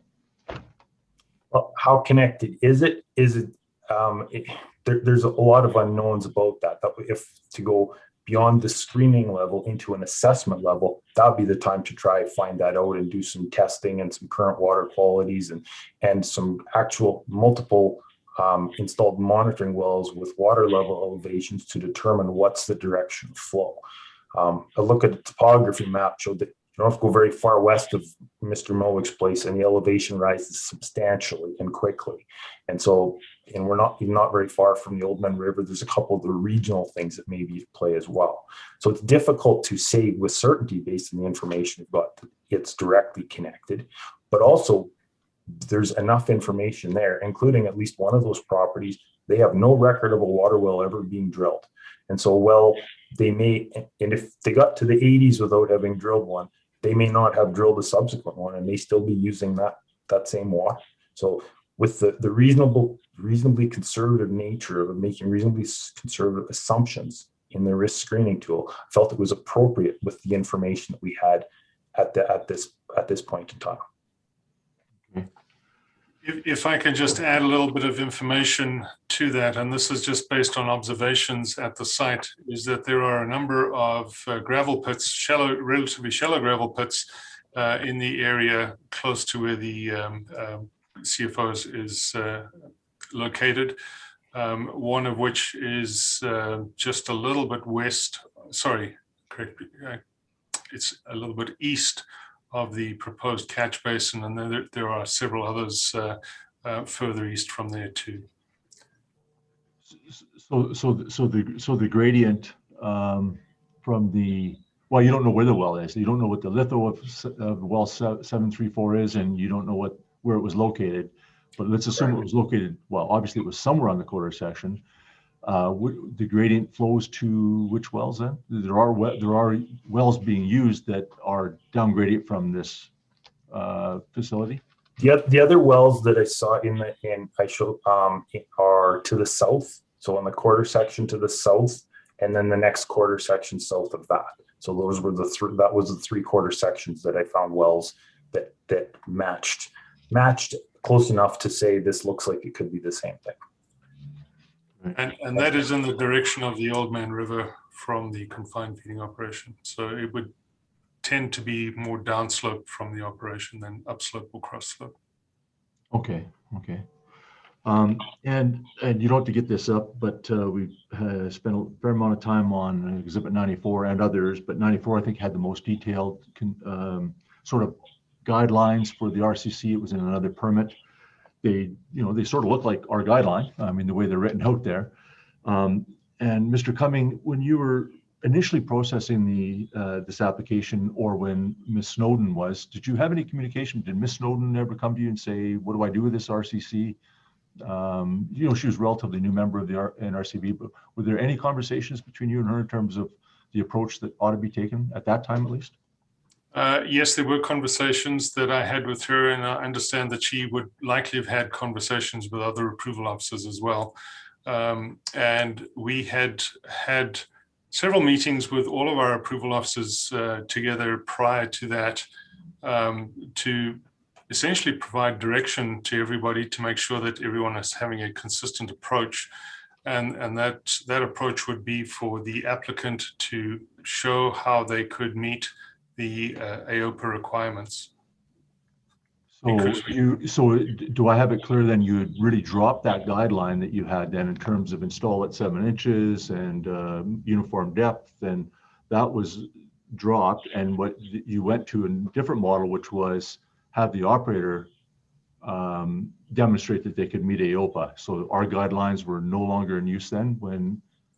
There was no guideline which you relate to, which said it has to be whatever just thickness and stuff like that. We did not have a guideline to that effect. Right. What we had was an example where an approval officer had done research and processed an application that proposed roller compacted concrete, and that was the conclusion that they came to with that, and how they believe that it best be addressed.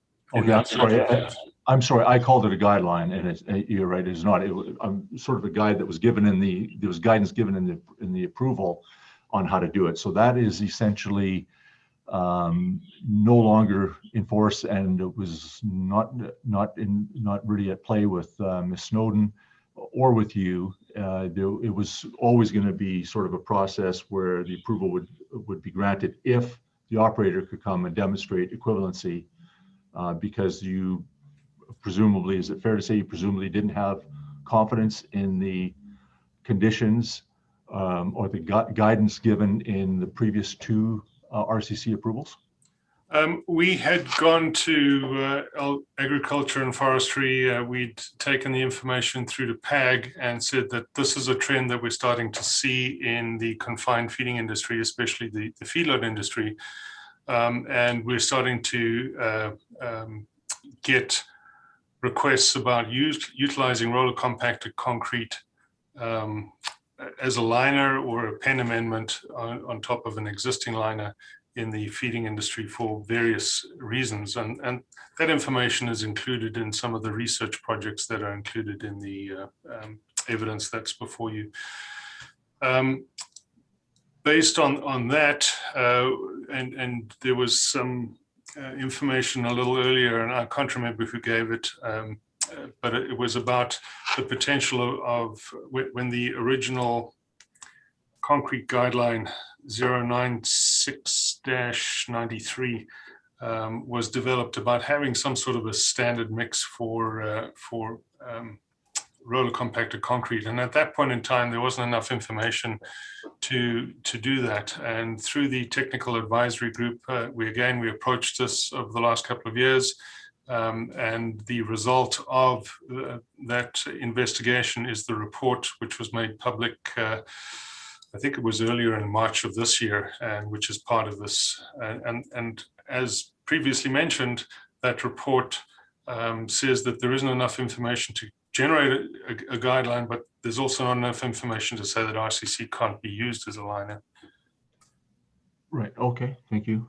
And two quick final questions, and I'm sure I missed something, and I'm sure you won't mind if I miss something. But RCC or some other medium, and I think I just want to be clear about this. I think I got the answer right, but I'm not 100% sure.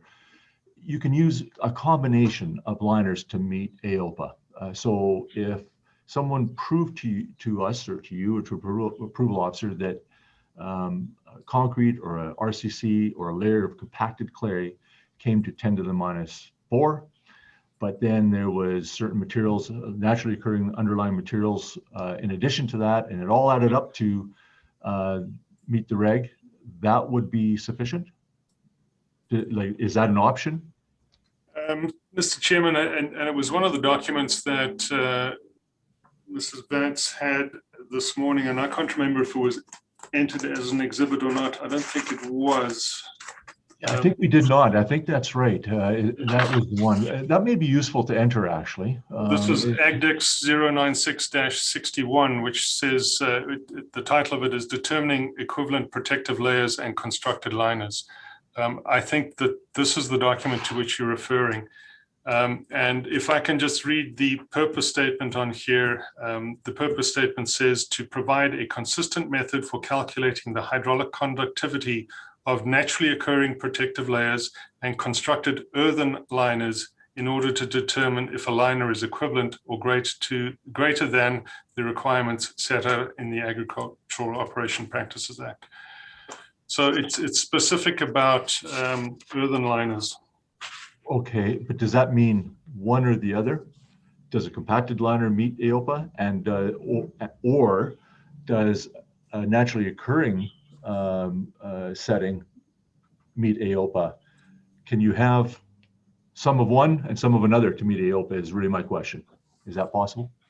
I'll let Mr. Cunningham respond to this. He did so earlier on today as well. And I ask, I think for good, I think you know where I'm going. I mean, that might be what we have here. I don't know, but I'd like to have your input in terms of, is that even possible? Is that a possibility? So this equivalency guideline is written, it directly talks about natural occurring protective layers and compacted soil liners as its intended purpose, and provides examples as to how you could use a thinner, for example, of a compacted soil liner, or a thinner or thicker protective layer. If you've got a single material, how that might equate to the regulations. It also provides methodology for how you would do that if you've got multiple layers that you want to, that you potentially would work. And they could be both like two protective layers, for example, is a possibility. But it's also possible you could use it for a protective layer that has compacted soil on top of it. It doesn't get into Andy's read of the purpose statement and what it's for is absolutely correct. But part of what the guideline does is it introduces the methodology in a guideline, and it could be used for other types of products like concrete or others. Potentially, if the case was made by somebody providing a design that it should be used for that, my advice to any approval officer would be to listen to the case that's made in the application as part of an engineering report. Here's what the guideline says, and if the design engineer provides, here's how it could be done and used in this manner, whether it's within conjunction with something else or not, that's within this. As long as it's something you can measure permeability on, then you could, there's the option they could make the argument that this guideline would apply. Okay, well, thank you. Ms. Vance, you use that in your direct as a sort of an aid to direct, I guess. If there's no objections, I wouldn't mind having that entered as an exhibit. I think we've spoken to it enough that it's worthy of getting in the exhibit. If the board wants to do that, that's fine. I would just be clear that it is not our evidence for whatever that matters. I'm not sure what, but it works for me. If you want to make that clear, that's fine. So Ms. Friend, what number would that be? That will be number 105. Okay, thank you.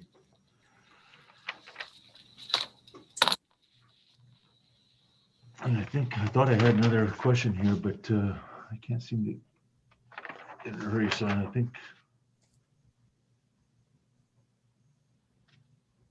Oh, and I think this is my final question. So, and thank you for everyone's patience. So, and this was a follow-up to my earlier question, Mr. Cummings. So sorry, I should have asked it then.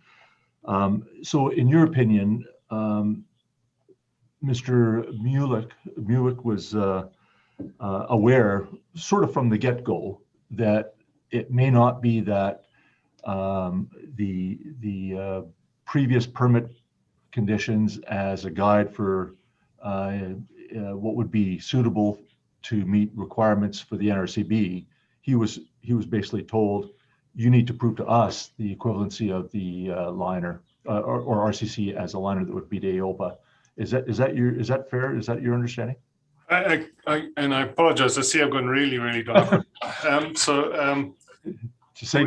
When I read the CFO database input that was provided by Adria Snowden, that is my assumption from one of the inputs, and we had it up on the screen. I think it was September of 2019, thereabouts. You can see where she has detailed that he's proposing RCC and everything else, and there's a mention of risk, and there's no guarantee that any permit would be issued based on what was being done. That is my interpretation of that, based on my understanding and my recollection of what took place at the time. Okay, but when you took it over, it was clearly your intent that it would need to be, even before you discovered, it was revealed to you that it was already constructed, it was your view that Mr. Muilwijk would need to demonstrate equivalency as opposed to using those permit conditions that we've been talking about quite a bit. I contacted him, and I believe this is in the, I can't remember, it's the May 22nd or May 25th email that I sent to him. And it was very specific about his application only providing very limited information, and that's all detailed in the decision summary. and me seeking information from him to demonstrate how the AOPA groundwater protection requirements can be met by what he's proposing. Right, but that was when, May what, sorry? I believe it was May 22nd or May 25th. I think it's included in the exhibit 44, if I'm not. But didn't he already by then, maybe I have my dates wrong. When did you find out, or when did he contact you and Mr. Muilwijk, sorry, and say, I've already placed this stuff? I thought it was early May, wasn't it? It's right around the same time that you can see that. The database reflects the exact dates. I don't have them right in front of me at this point. Okay, so I guess really my question was, before you knew that the RCC was already placed, was it your intention that, and your thinking that the permit conditions that have been used by the NRCB in the past is not what you were going to go with? It was really having Mr. Muilwijk demonstrate that he could meet the requirements of RCC, and then you found out, well, he already built it, and you continued on with that mindset. Is that a fair? So you're referring to permit requirements. I hadn't even at that point in time even come to whether or not I was going to issue a permit or not. So permit requirements wouldn't be part of my thought process at that point in time. Taking the application on, I would be reviewing the application to determine whether or not there was enough information there for me to process the application and move forward with it. I quickly determined that there wasn't sufficient information to show how the groundwater protection requirements under AOPA were going to be demonstrated to be met for the roller compacted concrete being proposed. And I communicated that with Mr. Muilwijk and gave him the different options. I think the different options are in that May 25th email. And then he chose the option to provide additional information. Okay, thank you. Those are my questions. Now we have redirect. Ms. Vance might be somewhat unusual, but maybe not crazy if we did that tomorrow morning, but depending on how much time you need and depending on whether Mr. Paulo will quit on us or Ms. Kaminsky. And I am ultimately at your direction. I have, as the time has marched on, I have crossed a few questions on, I'll be honest. Okay. I do have 3, and the reason I would beg to be asked, to be allowed to ask them right now is that if I do not ask them now and we wait until tomorrow, I cannot speak to my witnesses overnight. Yeah. Which is what it is, but I might require a break tomorrow that I might not otherwise require. Right. So I'm in your hands. Mr. Paulo, how long do you think oh, sorry. Go ahead. Do you think maybe 10, 15 minutes? Would that cover your questions? Absolutely. Okay. Okay, let's do it. Hang in there, and I do appreciate this, but it would make things a bit awkward overnight if I couldn't talk to my witnesses. Ms. Friend will be sending flowers to our document managers in our quarters, or chocolates or something. Okay. Okay, question number 1. And I think either Mr. Cumming or Mr. Cunningham can answer this question. Exhibit 77, of which we've talked, this is the AgDex 09693 non-engineered liners. We all know which one that is. Are professional engineers among the intended audience for that? And we can bring it up if that would help. I can read very quickly. The audience is operators, consultants, and contractors constructing concrete liners for manure collection and storage areas at confined feeding operations. Professional engineers, in my opinion, would be considered to be consultants. Okay. Second question, this is probably for Mr. Cunningham. Mr. Metherell had brought up Exhibit 22, which is a September 17th, 2019 email that had been forwarded and maybe forwarded again, but originally was from Chilocco Drilling. And I wonder if Document Manager could quickly bring up Exhibit 27. Exhibit 27, you will see, is the first page of it is an October 1, 2019 email.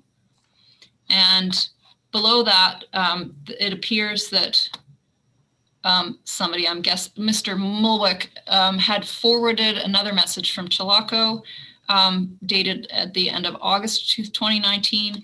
And if we could just maybe scan to the next page. And Mr. Cunningham, perhaps you could just confirm that this is the same printout that we've been looking at all along. It looks like it to me. I believe the date on it is the same, the August 9th, 2019. Okay, thank you. And my last question, I suppose can be for whoever wants to answer that. There's some question about wells on other quarters, which is part of what you did in your 1.6 kilometer exploration, if you like. If wells were on other quarters that was land owned by people other than the Muilwijks, how easy would it be to go and check those to see if they are in use?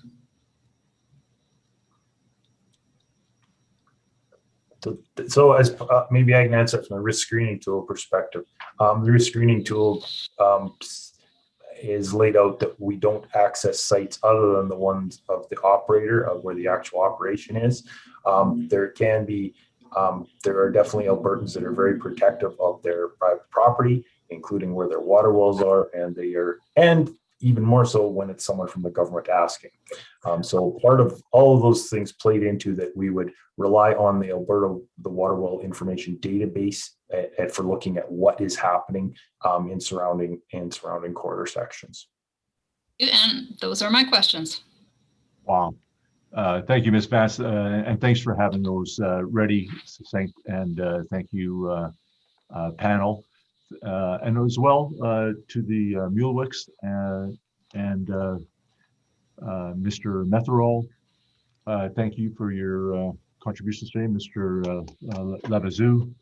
We'll see you tomorrow morning, but I don't know if we had concluded on a time or if that was sent out. Ms. Friend, was the starting time the same and if so, what was it? And if not, we need to find a time that works for everyone tomorrow. Sure, Mr. Chair. The Zoom invite starts at 8:30.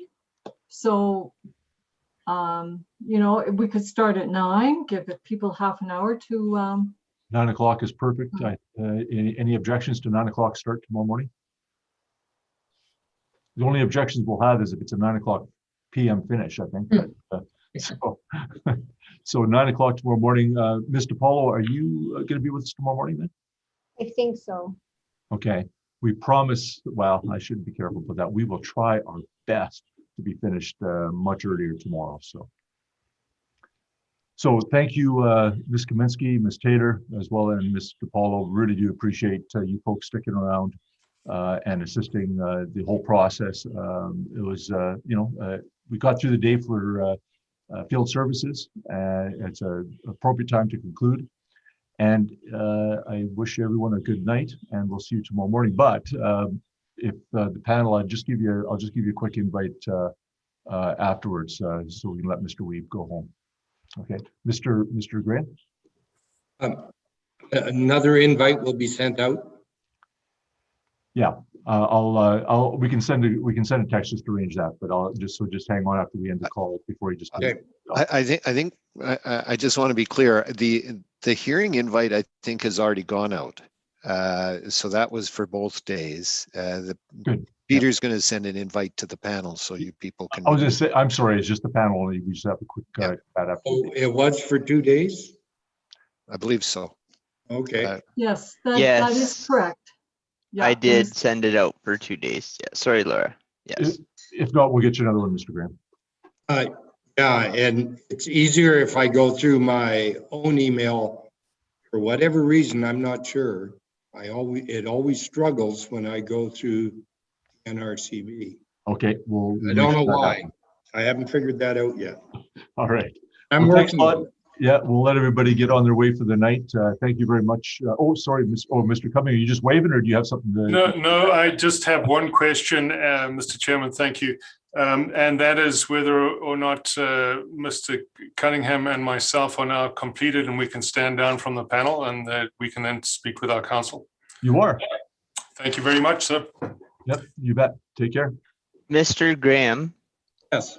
If you want to email me through your email account that you like to use, I can send you the Zoom invite, and then tomorrow morning you can just click on the link in there. Does that work? Okay, I'll get that to you tonight, you bet. Okay, do you have my email, or does Miss Friend want to provide that to him? So, Mr. do Paulo, not just excuse me one sec. We're off the record, Mr. Paulo. Yeah, you're good. Mr. Cunningham and others, the panel, we got a little bit of mucking around here to do. So if everyone else needs to leave, Mr. Weber, you can keep us alive for a minute, but don't everybody else hang around thinking that you got to listen to us chatter here. We're just trying to get some things figured out. So have a great night. Earl, just proceed then. And Justin, do you have just a couple of minutes? Yeah, for sure. I mean, it's late here, so I don't want to hold you up. So breakout room panel, the breakout room with Justin, the issue is that then Justin has to hang around even later. So that's why I was going to send out an invite. But if you think we can get together tomorrow morning in our breakout room a bit earlier, we could do that and let everybody get on their way tonight. So I leave it, which Indra, Bill, Paige, what's your preference? I'm